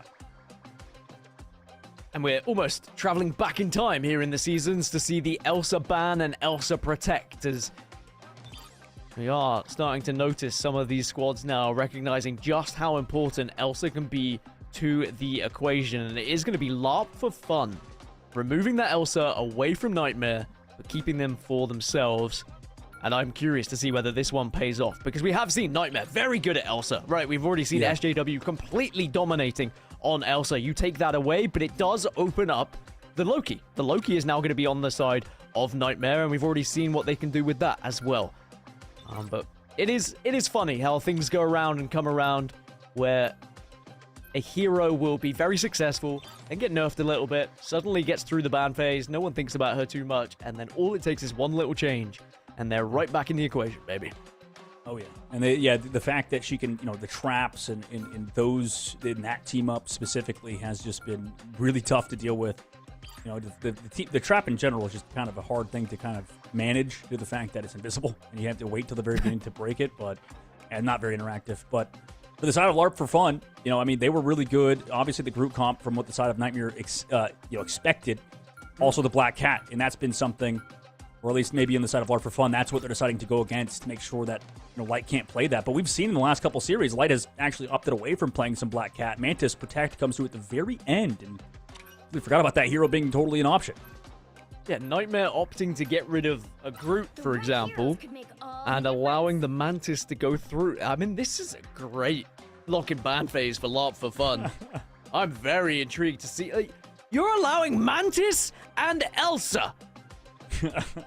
What? All right, okay. If Nightmare win this game, fair enough. Fair play. I will tip the hat. I will bow down whatever I need to, and I want to see how they do it. But this is terrifying to give a damage boost Elsa free roam on this map. I can't deny that. That's gonna be it's gonna be interesting. You know, it's I don't know. Maybe Nightmare just doesn't rate the Mantis stuff enough or something due to the fact that they kind of maybe aren't very good at it or something. But you know, we did see them play the Penny Parker stuff last time. It didn't work on the first point attack due to a nice little flank angle taken by Redemption. They ended up winning the series still due to a nice hold in second phase. That's where they can kind of make their money in that second phase towards the very end to sort of bring it back, yo-yo it back. For the attacking side, though, LARP for fun. Like I said, the first time we get to see these guys on stream, I know they've been playing throughout the whole tournaments and through MRC, building up those points you talked about earlier. So we get to finally see them live in action, playing the triple composition, starting off with the Ultron Mantis Luna, a bit of a throwback composition on attack of all things. And then for Nightmare, they're going to be going for a triple of their own. We've seen it before. Triple Vanguard, triple Strat. Can you hold on with the Spider Nest to try and defend you as well? And on the side of LARP for fun, it's not like they're going to be playing too much dive. Yes, they have the Venom, but the Venom is one of the best things that can deal with the mines because of the extra armor boost you get from the E. But at the moment, it's about just trying to break through this initial choke. And a lot of pressure is going to be on some of these strategists to keep these Vanguards healthy and well. Yeah, like you said, a lot of pressure on them, but the mines are a pressure aspect as well. Ozzy falls to him immediately. An absolute landmine of the Penny Parker mine set up here towards that main side of the bus. Ultron on the right, top right, trying to find something, but it's interesting to play the triple comp. I understand the damage boosts are, you know, bold strategist here, but is it going to be enough to find a pickoff here against Loki, against the Ultron, or sorry, against the Invisible Woman? You know how strong that character is alongside the Adam Warlock here, and it has been a priority for Nightmare to keep these characters in their favor. Well, Thing and Thing line up in the boxing ring. But right now, it's these mines. They just can't figure out a way to be able to take down those spider nests. It's all well and good having a damage boost elsewhere, but they're not able to really capitalize because they haven't been able to find a position. Drift's trying to spot and see if they can find those nests. I think they have been able to find one, but Clobbering Time now comes out. Dance Floor will come out on the other side as well. And now LARP for fun should be able to pressurize off the back of it because Rage of Ultron is also going to fire through now. Can you actually find any sort of damage through this invisible boundary? The answer is going to be yes, damage is there, but still no KO to find anything through, but they have been able to take space. I mean, they're sustaining through a lot of the damage we saw before, but here comes the mines on the backside. They have to go aggressive to watch these and dodge these. But, oh my god, they've dodged SJW's Meteor M. Now they're coming back in with that Mantis ult to change the pace on the backside. Lartrox throws out. Oh my god, I like actually did a nice little angle there back towards the main side, but it's eventually dealt with for the side of Nightmare. No connection with the Glartrox, which is always a bit of a disappointment, but they are still pushing up and forcing Nightmare back here. But that does allow for potential of more spider nests to get laid down. And again, you've got to focus and you've got to find them, especially the armored one as well can be a real difficult task to try and take down. And they've done very well to stay healthy at the moment. And now Meteor M is going to come out from Moose. Maybe you just look for nests, but the nest is going to get blocked. That is great defensive work, but in the end, they do still find the damage onto it. And they are still pressing up onto Nightmare here, who have just not been able to find the damage with the 3-3 right now. And we are seeing having the advantage of Mantis plus Elsa is just a little bit more damage being able to pressure. Absolutely, Invisible Boundary committed to help slow the pace down, I should say. And it's enough. The deal with Cinnamon as well. Not enough healing, unfortunately, for them at the current moment due to that Invisible Boundary just giving them the huge advantage. And the triple comp, sadly, is just run out of steam. You know, you can maybe find a Glartrox in the second fight. Light has to be big with this res as well. 50 seconds left to go. And Nightmare actually kind of doing a good job holding this so far. Yeah, a lot of it's going to come down to that Karmic Revival for sure, as Rage of Ultron is going to be popped, plus the Glartrox and the Clobbering Time. They've thrown everything at them here, and they are able to find two, but where is Light? And is the Karmic Revival going to be popped here? Yes, it is. Born Again will come through, but now can you bully them in this choke? Because you will still have Dance Floor available on the side of Crazy Mage and Mantis ult as well. It's all there for LARP for fun, but the question is, can it outdo the Invisible Boundary that is going to be now used? You get Meteor M, you get also the Clobbering Time on the other side, and now more mines are going to come out on the side of Nightmare. If you can get some KOs with these mines, maybe we're not even going to see the first point taken here for LARP for fun. I was so patient at SJW2, just waiting out the cooldowns, the bubble, the shield. It might be enough for them now after it. No ultimates available for the attack. Monster is here, and he is still the monster from earlier, just on a different character on the Thing. Takes down two. Ozzy, Moose, and Paradox all fall in an overtime They get the portal off. I mean, they're touching last second, but the body blocks start to engage toward that objective, and Nightmare have won the round. The current score is Nightmare deny the first point. And for all I said, you know, the ban phase, concerning when you allow Mantis plus Elsa to go through, but LARP for Fun were not able to capitalize on it because they had so many things they had to try and focus on, in particular the spider nests. So now we'll have to see whether LARP for Fun can do the same thing defensively, but are they set up for the same kind of defensive strategy that we just saw from Nightmare? That was textbook 3-3 from the Nightmare squad, and the experience shining through from our previous Ignite roster, trying to regain their position back in Ignite Stage 2. Yeah, the lower bracket run, we'll see if it can continue for Nightmare. As, you know, the Mantis stuff, it could have been good, but I don't know. It was just interesting. They want to play the Ultron and stuff, and I think the triple comp has actually works out very well versus those compositions due to the lack of maybe a little bit of damage. Regardless, I mean, they're able to live through those Penny Parker mines and stuff. We can kind of see the idea. But regardless, the macro gameplay was nice there. I think the stall was happening. It was clean out of impunity in the crew. So at the moment, LARP for Fun, now with the backs against the wall, I wonder how they do. I mean, they're trying to play the Penny Parker stuff just like Nightmare did. This time it's with the Rocket Raccoon, though, instead of that Loki, because of the ban phase and how it went. The prioritization for Nightmare on the Loki seems to have been a huge bonus for them on this defensive the side. battle starts in 5, 4, 3, 2, 1. Well, can Nightmare break then after what is such an impressive hold? The trip sometimes, the triple Vanguard, triple Strat can be just ran through, but they were so good at their prioritization and making sure they shut down their Elsa when they had the ability to do so as well. Now they need to make sure the same thing doesn't happen to them, although they won't be going up against the trip this time.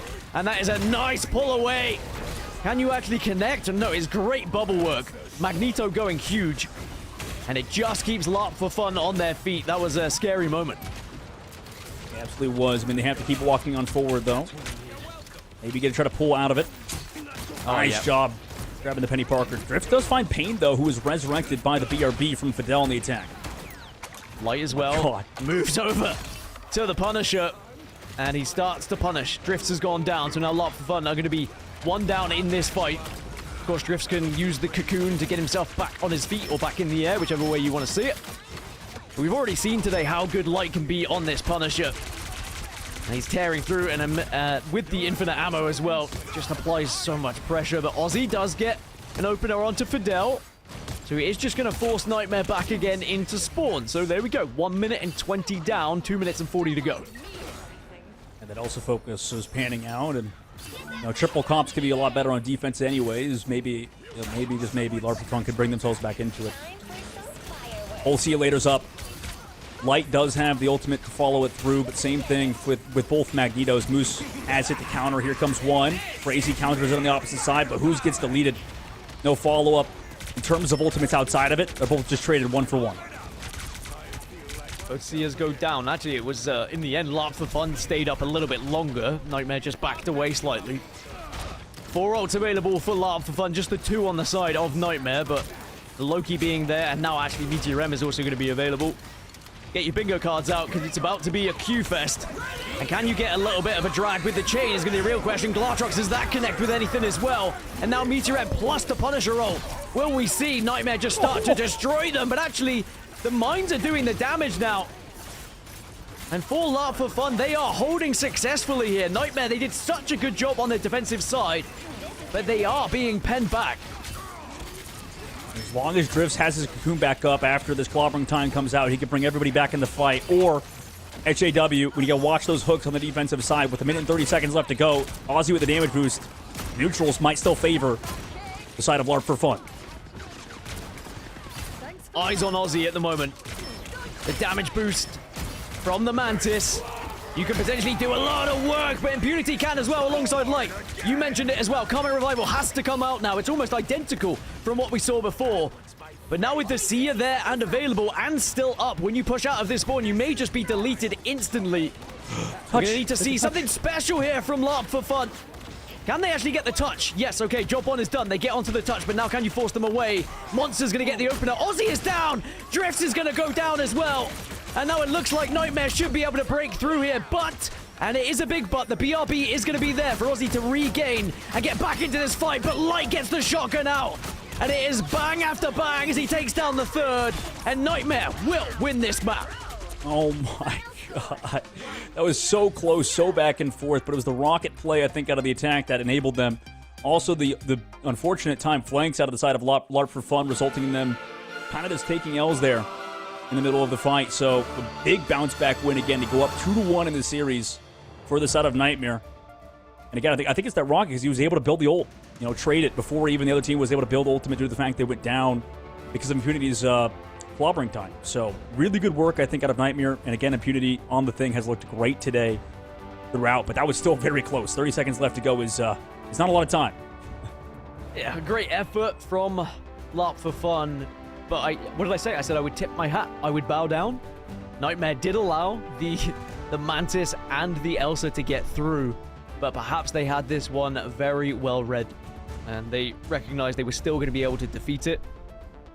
I think that LARP for Fun will be a little bit disappointed that they weren't able to capitalize a little bit more on it, but going up against the Trip when they were attacking was just too difficult, and the Penny was constantly being pocketed, really, and those mines were just such a detriment to the chances of LARP for Fun.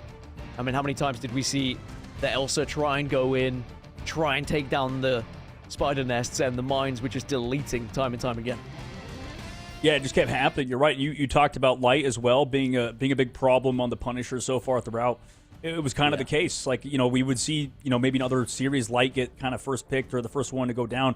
Not on the Punisher. Was just able to kind of deal with him, or not deal with him, rather. He was able to kind of be free to take out the Penny Parker, like you said, and slowly walk on forward with the damage reduction from the thing and stuff. So really good work out of playing around the thing and around him on the Punisher. I like it more than when they were playing the dive stuff. Like, I know that Penny Parker was the counter, and that's why he probably doesn't want to do it more so, but it does feel like they can play a little bit slower and more cohesive, I guess, compared to when they're on the dive stuff like we saw in other maps. Well, if this was a best of 3, like it was in the upper bracket, they would have already found their revenge, but it's a best of 5. So we are going to map 4, maybe even map 5 at this rate, depending on how well Nightmare continue to play, because in that one, it looked excellent. Like, they had their plan and they executed it well, and I think even though LARP for Fun are going to be frustrated they couldn't really do more with the lock and ban phase that they had, we have to tip our hats to the way that Nightmare were able to play, as we will move in to map 4 then. Can Nightmare get through the team that knocked them down to the lower bracket here in map 4 and get the taste, the sweet, sweet taste of revenge? Or will we be going to a map 5? Let's jump into the lock and ban phase and find out if this is going to look a little bit different. It does look like we are going to see this time Nightmare actually be able to get the protect onto the Elsa. All right, they get to focus on that hero that we've seen, you know, in the previous map for Ozzy for sure, but it did feel like he was definitely stuffed. It was a bit difficult for him throughout the series, and maybe that's what you were talking about earlier, where the prioritization away from the Elsa has been important for them. But this time, we actually get the counter protect coming through for Nightmare. So 1 for 1 so far in the ban phase. We'll see if the Gambit ban comes through or if they want to focus on something else. It is the Gambit. In the mirror on both sides, I still feel like might favor Nightmare a little bit due to the fact that's what we saw in the previous series, but I want to see maybe a change of pace somewhere else in this ban phase. Yeah, I mean, the fact that Nightmare were able to win it without the Elsa going up against the Elsa. Yeah. Now they have an Elsa of their own. I'm starting to be a little bit worried for LARP for Fun, because Nightmare, SJW has been unbelievable on Elsa today. By far the best player we've seen playing on Elsa out of all the matches we've been lucky enough to watch. They're also going to get the Magneto Protect as well. Yeah, this is a good lock and ban phase for Nightmare for sure. Yeah, and they're not... We saw they don't really care about playing Mantis, so... You know, they focus more on the Vanguards, focus more on, like, in their opinion, the best in-slot characters. So the ban comes through onto Mantis. But I feel like that was kind of part of Nightmare's plan anyway, due to the fact they don't like to play the Mantis. And I wonder now if we go for that Mantis Protect, even though it didn't work out, it's the Bucky Protect this time, instead of the Mantis one-sided. I mean, Bucky has been an integral part to a lot of these games that we've seen so far today. I think another duelist that is very important in this meta. And in the end, Nightmare are going to ban away the Penny. The right heroes could make all the difference. All right. That's interesting, right? That's a new one in this, at least in the qualifiers. I mean, I don't hate it with, like, it gave the chance for LARP for fun in that previous by having the penny, right? Like, they were able to play it well. They were able to play it successfully. They didn't struggle with it. The penny play actually, like, watching it fundamentally was good. They were making sure they got the webs down to get to retreat. They were making sure those spider nests were in the right place as well. And they were also hitting a lot of those right clicks to be able to web up their opponent. So, you know, I think this is a good looking ban phase for Nightmare. I think they'll be very happy for it. We were also going to get to see potential for SJW on that Elsa a little bit later. But in the previous, he did play on the Magneto. And it looks like he might be on the Magneto here for the defense once more. And we're going to see, again, the trip here. The trip trip Vanguard. I almost said strip, which is a very different thing in Marvel Rivals. For the side of LARP for fun. Can they break it this time is going to be the real question. Yeah, this room is looking like a, you know, very, very chaotic sort of break point. Like, if you can even hold it in this angle towards this sort of pseudo sort of library. But in the current moment, portal's going to come through. We'll see that location if they just want to play a slow break the mines. There you go, like you said. Maybe the counter pull through in a moment. They just play a slow build. Okay, Moose just goes down to Monster. Monster just through the portal. Sends a haymaker. The fist through the portal. Yeah. You open the portal and suddenly absolutely clobbered. So the initial hold is successful for Nightmare. And that puts a lot of time in their favor. And now they can go back to this default choke. Denying that portal at the start is so huge for their chances, because this choke can be so difficult to try and play through, especially against triple Vanguard, triple Strat. We need a name. But is it the 3-3? We need something that 3-3. like has a ring to it. You know, the 3-3 I guess works, but we gotta work on it, right? We gotta workshop it still. You're the workshop guy. I'll let you think on it. I don't know. This game's hard to workshop in, man, because I feel like the comps are so dynamic that we have to be like, it's just straight up 3-3, you know? But okay, Fidel. Speaking of like dynamic, that's what I mean. Like, this is you have a strategist who can heal an insane amount and get KOs like that. SJW on this Magneto is disgusting, by the way. Like, a player that was doing that on Elsa, giving the Chaos Swords. Oh, yeah. Juicy. Just being able to that's how you know it's broken. Backline. Yep. Yeah, exactly. When your main duelist is switching over to a Vanguard, that shows the damage output that we have on Magneto at the moment. And they're keeping it up, too. Like, this defense, he's built up the Meteor M first, like you said. And last time, he actually connected with the Meteor M. Shields, by the way, broken. Keep an eye on the cooldown of Crazy Mage's shields, because in the upcoming fight, which, by the way, they're on the Thor comp, which, you know, I don't know if it's been working out necessarily for them so far, but every time the shield gets broken, you have to wonder, does that mean SJW's Meteor M is going to connect? Flush? No, it's Drifts with the hook cross map. Great hook, indeed. You need those kind of hooks. It can really change things in your favor. And now, but the Spider Nest is going to go down, and so will the Invisible Boundary. But so does Penny. Falls and drifts again, showing how important that Bucky is, and maybe the reason why they went for the Protect. But now we see the switch over. Thor suddenly joins the fray, and the God of Thunder is starting to pummel and hammer home at the moment. Oh, what a clobbering time, too. Slows him down, allows time for maybe that res to come through. Thor on the backside is alone. 1v4. He's just trying to buy space or something for the point, but without the team, that's interesting. I wonder if they're not going to come back into it as the portal came through from Punity. Lights now build up that Karmic Revival. But they're against Ozzy, who's brought in one. Goes for more. Drifts actually is the one who gets the second, but the Karmic Revival is going to be there by the looks of it. And Light has that available to him, so they are going to be able to have the chance to try and defend here. Nightmare on this point, but it is going to be a sticky situation with how Wolverine is finding things at the moment as Light gets deleted by Moose. Advantage over to LARP for fun on this first point. And maybe we're going to go a little bit further into this one, but there is going to be the chance for Light to get back into the fray once more now. We go into the neutral, and actually it is going to be Nightmare who are going to be the first ones to get the ultimate here.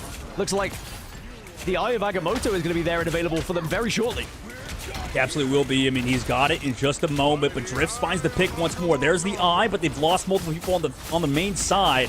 And Ozzy was not connected on by the Dialogamoto, so he's there to clean up. They capture the point. We're headed to second phase with 2 minutes and 40 seconds. We've been talking about Wolverine. You've been asking to see more of him, or if we will see more of him. I guess you were asking the question if we will see more of him. And I would imagine after today, for sure. Right? This feels like a character that is, right there, right up there with the Elsa, with some of these type of heroes, considering how strong he can be. I mean, they're opting and playing it most of the time on these first points, and you could probably play it instead of the Elsa if you want to, but if we enter a more open side, I guess I understand why you wouldn't want to. On the defensive hold, though, 2-minute Nightmare have bought a lot of time off the clock for himself. Yeah, if the 3-3 continues to be popular, then Wolverine has to be a must include, as the Amplifier comes out and the damage boost is going to be there, but the Amplifier now gets deleted as everyone else starts to join in. The Kraken Impact is popped by Drifts. And actually, we'll get the reset onto it as well, but does he get taken down? Yes, he does, as SJW has now moved over to the Elsa, but also is going to fall. Great shot by Paradox on the Mantis, just to make sure that one counts. The headshots with the Mantis could be very detrimental, as Light now has the Kraken Impact, and he will get the reset as Light begins to start bullying. But then in the KO feed, we are going to see Larp for Fun still finding KOs in their favor, but then a switch up once more in favor of Nightmare as SJW back on the field. I kind of like the idea of Thor, for sure, just able to stay alive, get the overhealth, kind of be like pseudo-Wolverine in that regard. But here comes the Meteor M, low HP, needs some healing, throws it off. Does connect onto Light, though, so excellent shot from Moose, edging themselves a little bit closer past the statue's side. From Magneto play yet again being the focal point. This time it's Monster who has his Meteor M ready to go, waiting for cooldowns, maybe trying to buy some time, not look for Vanguards. On the backside, Lartrox does connect on the Monster, but he's got the Meteor M after this if he needs to. BRB also has a chance to bring back one, so even if Monster or Infinity were to go down here, he'll be brought back in the fight. Yeah, good bubbles as well from the Magneto. Monster playing such a good Magneto game. The fact, by the way, that he is such a good Magneto, but he hands off the Magneto to SJW during the 3-3. Yeah, again, that says a lot about Magneto and also SJW, but now he has Glartrox available. Ozzy wasn't really able to capitalize on his. But SJW perhaps can show him how it's done here. He's also got potentially the Amplifier alongside it now, as Nightmare are looking pretty good on this hold. There is going to be the invisible boundary for Larp for Fun to try and do something here if they have to, which they have to pop in the end. Ozzy is able to find SJW. That could be big. He's traded out by a Strategist, and also the BRB was not used earlier. It was moved into a different location. Cooperating time from Cutie is also here. And then the Glartrox with the follow-up, able to remove Moose as the Mantis Soul comes out. Removing Moose is huge as well, and now on the other side you've got invisible boundary as Nightmare will begin to force Larp for Fun back with the space they've been able to gather from that invisible boundary, but still we are going to see Larp for Fun just hold on to this point, and again we're going to get another elongated fight because we are back into the neutral as we turn our attention to who's going to get the ultimate first. Ozzy's going to have Glartrox very soon, especially if you find that KO onto SJW. It is going to be the Elsa versus Elsa action, and in the end it will result in Glartrox being available to try and keep Larp for Fun in this game. Ozzy uses Telegraph throws the Glartrox without using any cooldowns. Actually gets onto one, but he's bubbled. Saved by Impunity, but not long enough. He's going to go down, so that removes a huge member of this side until the BRB brings him back. Also, into the trap, Impunity went, so he got his ult canceled. Ozzy finds another. Ozzy with two, showing a very competent, more than competent Elsa player. In fact, a detrimental one if you're on the Nightmare side, as the second point is going to be found now for Larp for Fun, and they start to march towards the third. It is a short amount of time to try and get to this point 3. 1 minute 17 now left on the clock, as we're starting to see a few switches across as well. Fidel moving over to the Luna. Light is going to be on that Wolverine, and we've seen Light on the Wolverine many a time today. I'm excited for this one. It's going to be a little bit of a spectacle, I'm sure. Carrick's back on the Cloak and Dagger. That was interesting too, because I think that fight went the way as Drift gets grabbed, pulled away. At least cooldowns used to keep him alive. But Impunity's ult got canceled by that trap, so Ozzy really did do a ton in that last team fight to give his team the edge. Drift goes for the hook. Not able to get it though. Upcoming fight, Crazy Mage throws the invisible boundary. Does Monster connect? He does! Crazy Mage goes down! Massive with Crazy Mage falling means that now Larp for Fun are going to be very vulnerable here. They thought they had the protection of the ultimate, and Nightmare are now feasting off the back of it. And Nightmare don't even have to use their ultimates after just one big pick. And again, just shows the importance of a Magneto and a good Magneto player. Absolutely. It's been the staple of this tournament so far. 16 seconds left to go, though. Gaskets last fight territory. So many ults available. SJW, can he have a statement Glartrox like Aussie's had earlier? It's Moose. Takes him out. And Moose does get the first, but the BRB is going to be there for SJW as now Wolverine starts to get involved. The Amplifier gets popped here for Nightmare. And this could be the beginning of the end on this push here for Lab for Fun, because there is just so much available for Nightmare to use, but Meteor M does pop for Moose. Maybe you can find a big hit. Potentially you can get 2 or more, but maybe not. If the Glartrox is able to come out, there's that Meteor M that is going to be popped now. Do you actually connect with it? That's the real question. No is the answer. Light deletes, and Nightmare starting to dominate this last and final push, it would seem. Lab for Fun starting to just fall away, fade away. As I say that, though, I thought maybe there was going to be opportunity, but it is denied. It's Monster again. The Chaos Swords reigning supreme. There is a small touch, a small chance for a reset here. Can there any chance? No, there cannot. And we will see it stopped just before we get over to the halfway point of that third transition. So Nightmare, they know what they need to do here. Oh, yeah, absolutely. I mean, it's a little bit too late in terms of ultimates from Lab for Fun, sadly.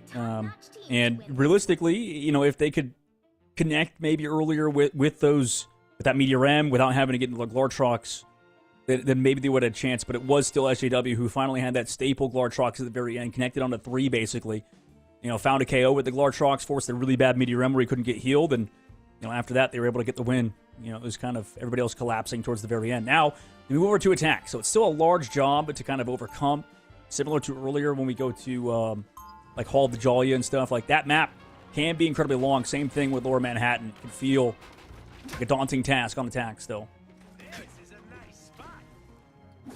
Before Nightmare, if they want to stay healthy here, they want to get these points done pretty quickly to give themselves as much time as possible. Because even though, you know, you didn't get to the full 3 if you are Lab for Fun.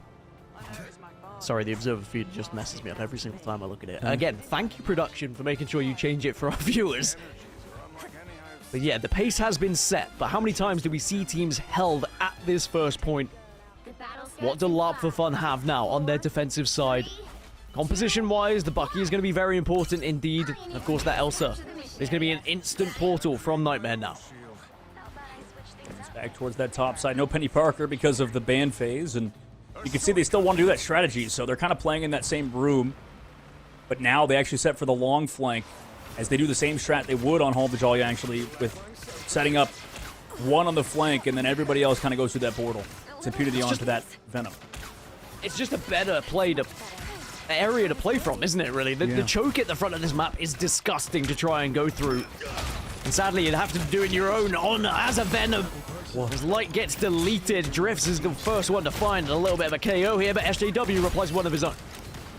Well, Moose going down, got pulled in, does get brought back by the BRB. No BRB for the attacking side, though, so 1 going down, and then Light has to come back. And Drift did a big pull here.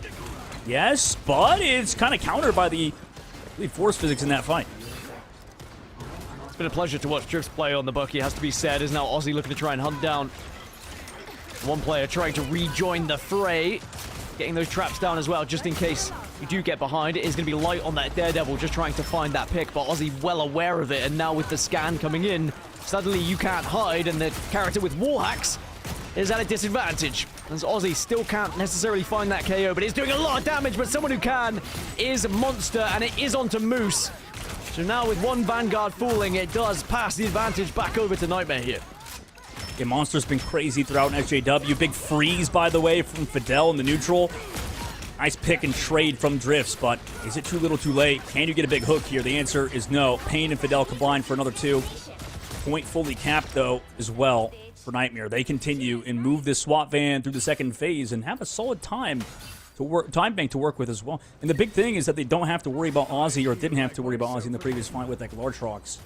Upcoming fight, though, Light does swap over to that Wolverine off of the Daredevil that he was on previously. Can SJW again find a really big Glartrox? They do still have a lot of time in the bank, though, if this fight doesn't go their way. Yeah, a lot of time here, and I think that Lab for Fun are going to be a little bit nervous about this one with how much time they've allowed them to have, not being able to hold on that first point. Lab for Fun do have ults galore, though, and Sia is going to be popped first by the looks of things. Can you actually capitalize from it? Because there's a lot of responses that could be on the side of Nightmare, and Nightmare just back away. Nightmare say, well, we've got a nice little building we can hide in. We'll allow that amplifier to disappear, and that is a wasted ult used.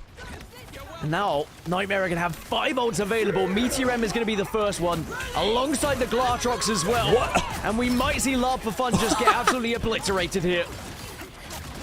Drift just got taken on like a jetpack joyride there. That was crazy. He's brought back by the BRB. They have ultimates. Ozzy could be big too in this upcoming fight. Last time he was able to connect. Well, though in the neutral, Light gets a grab onto Moose, who goes down early once more. Going down early, it just hurts so much for your chances because both the shield and the bubbles are so huge for your opportunities to try and stay alive, as now Light comes in on the Wolverine. Is able to find Paradox as well, so that's the Raccoon down too.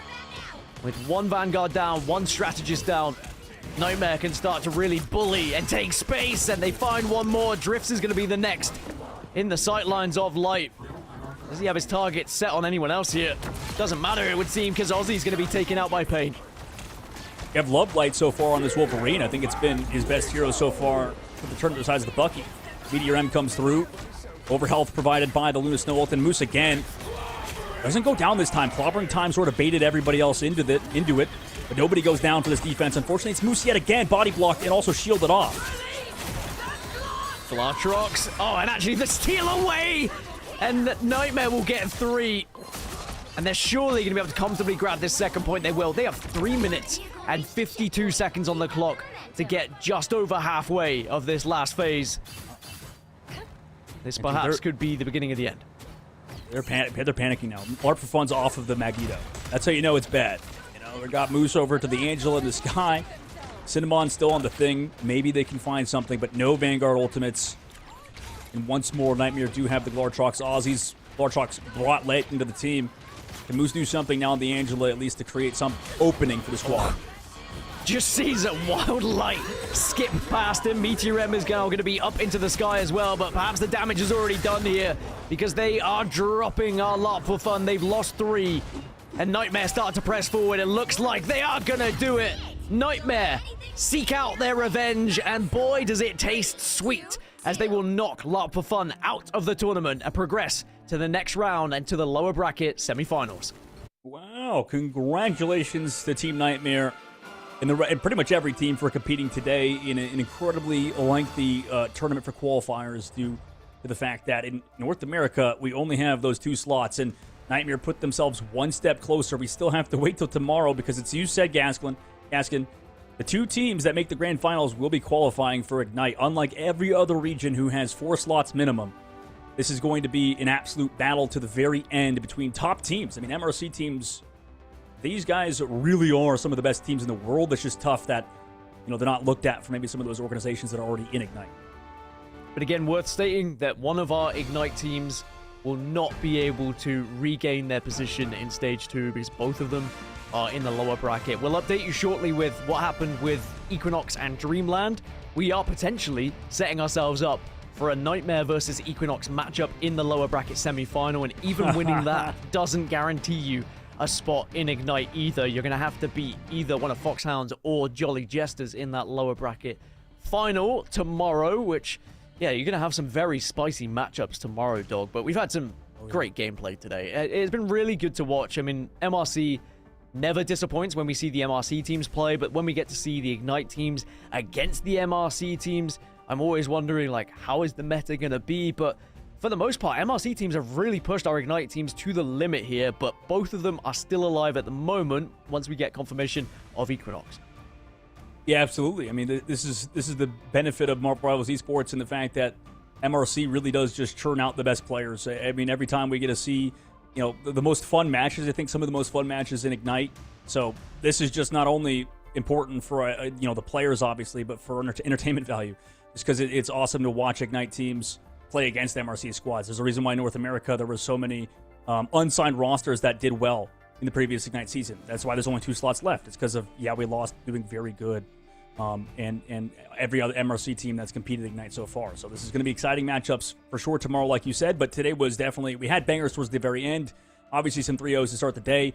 But maybe that's a good sign for future matches, right? That means that the upper bracket finals and the grand finals might be absolute bangers. Yeah, I mean, I'm very excited for Foxhound versus Jolly Jesters. We didn't get to see Jolly Jesters on stream today. But just to tell you how they ran through things, they beat Tier 8 2-0. They beat Redemption 2-1, who we did see in the lower bracket. They beat LARP for Fun 3-0, and we've just seen LARP for Fun there. So now they will play Foxhound, who, remember, took down Equinox Gaming as well in the previous. So, yeah, there is a big matchup where winner of that will go through and play in Stage 2 of Ignite this season, which is going to be a huge achievement for whichever squad is able to get their dog. Now, you know, I was curious about how today was going to go. Like, would we learn any more about the meta? What would you say was your key takeaway of how the meta developed today in terms of, like, the heroes we saw selected, banned, or just gameplay-wise in general? I mean, I think you touched it at the top of the show. Magneto's been, you know, S tier for sure. I mean, that character's been absolutely insane and has just had such a massive impact on the meta.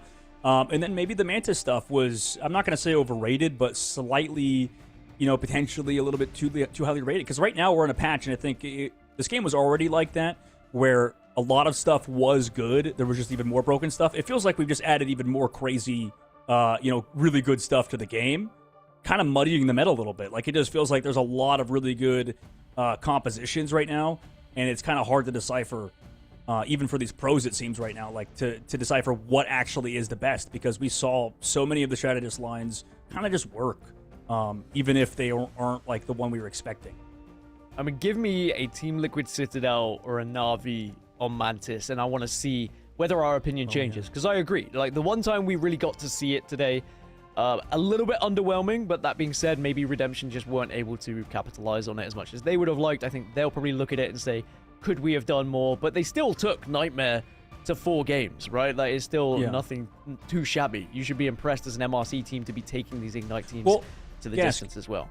So do you think the meta's still, like, shifting right now, and things are still kind of, like, moving around? Like, we might see another character that we haven't seen much throughout so far today, maybe in the upcoming weeks. Like, obviously tomorrow it's going to take a lot to, like, shift the meta that much, but I mean, do you think that we're still going to have a little bit more variance? Like, we didn't see any Hulk stuff today.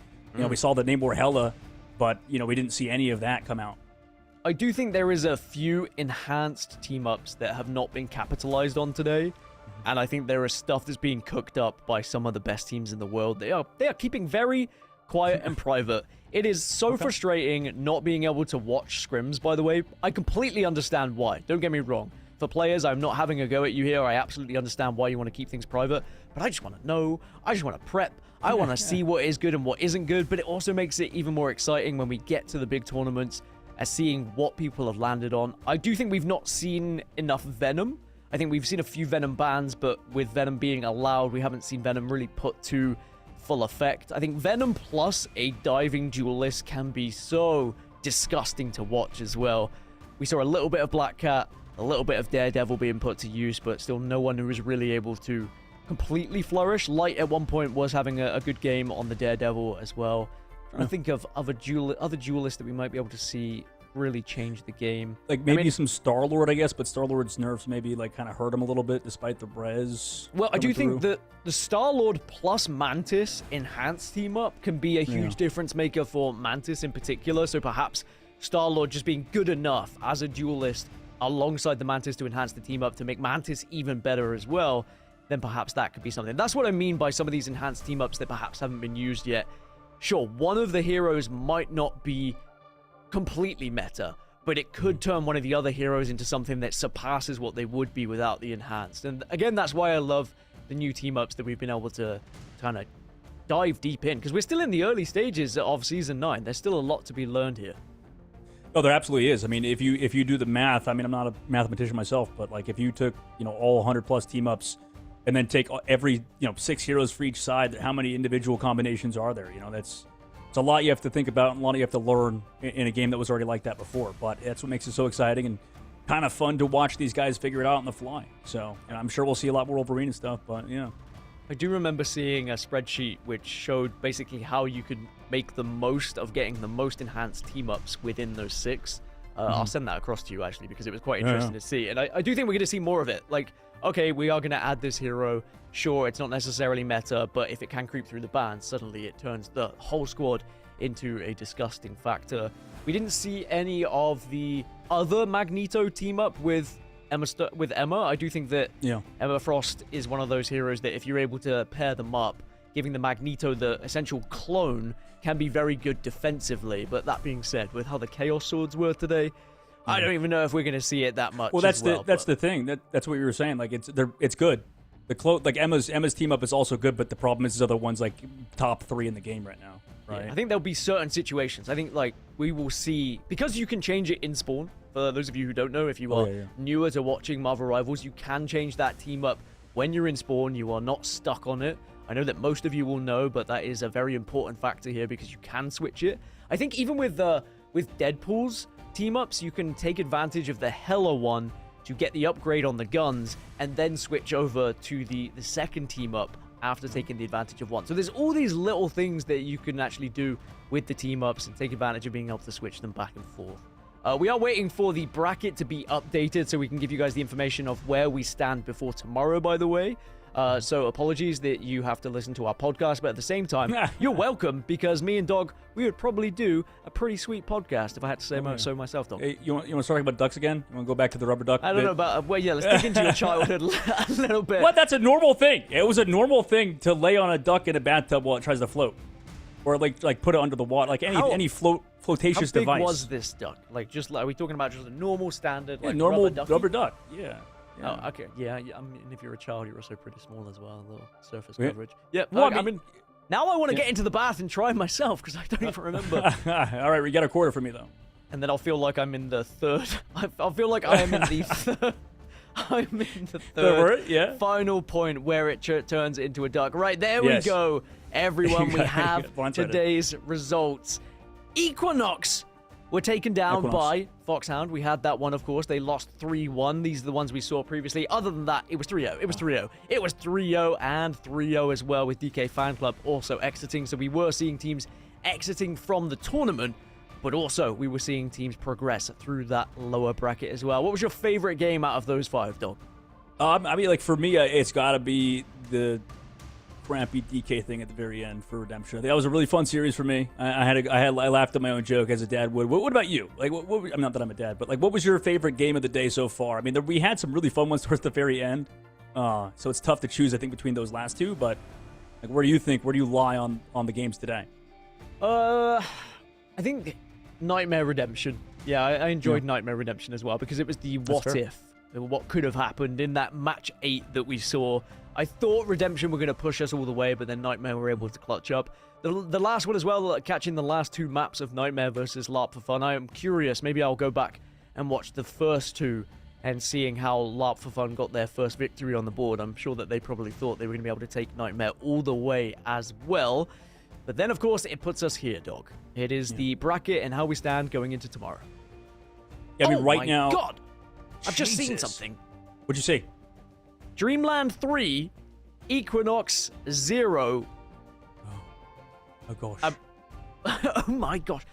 Well, Equinox out of the tournament. I mean, that is our first Ignite team dropping out, and that is unexpected. I was thinking they would be progressing a little bit further to potentially give us the matchup Nightmare versus Equinox, but we say goodbye to our first Ignite team.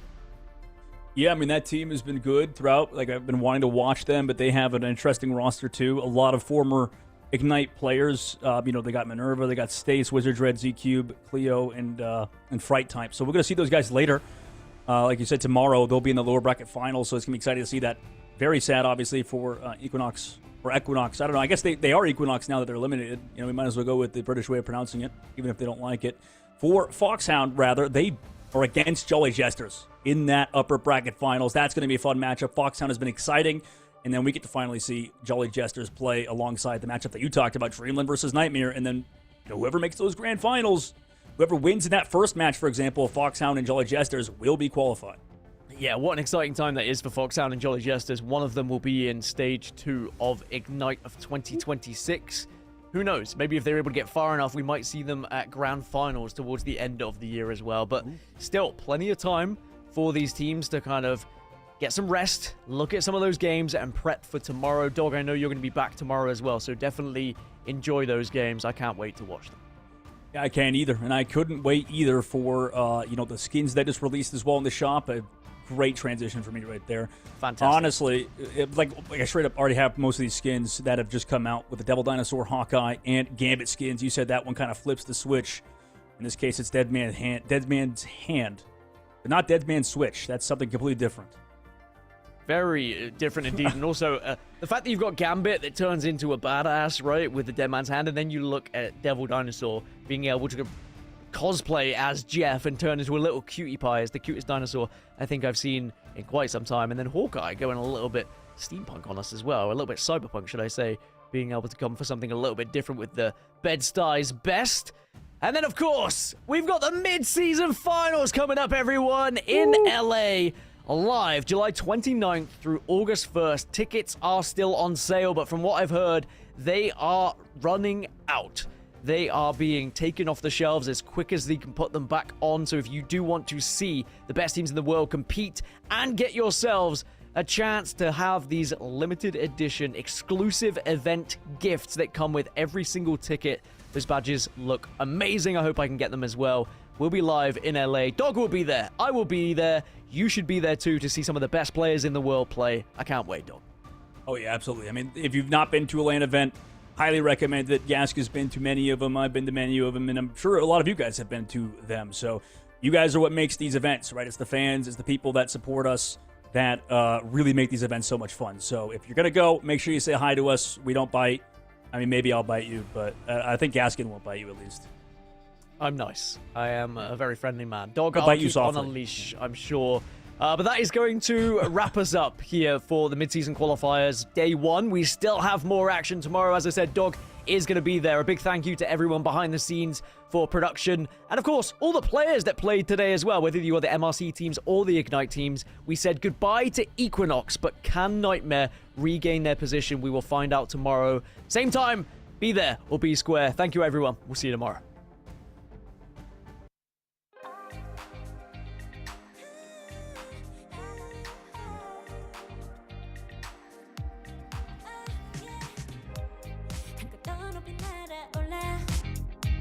누워진 밤하늘을 가로질러 Oh yeah, oh yeah 필요할 때 내가 널 지켜줄게 간절히 바라면 이루어지는 마법인 거야 운명의 소리 들려 여기서 저기서 날 찾으면 달빛이 날 비춰와 시작해야 let's go 어둡고 혼란한 우주 따뜻한 눈으로 감싸는 순간 신비롭게 녹아내릴 거야 좀 더 기다려 I'll be there 쓰러지지 마 끝까지 일어나야 해 어딜 가든지 극복해 힘은 너에게 있는 걸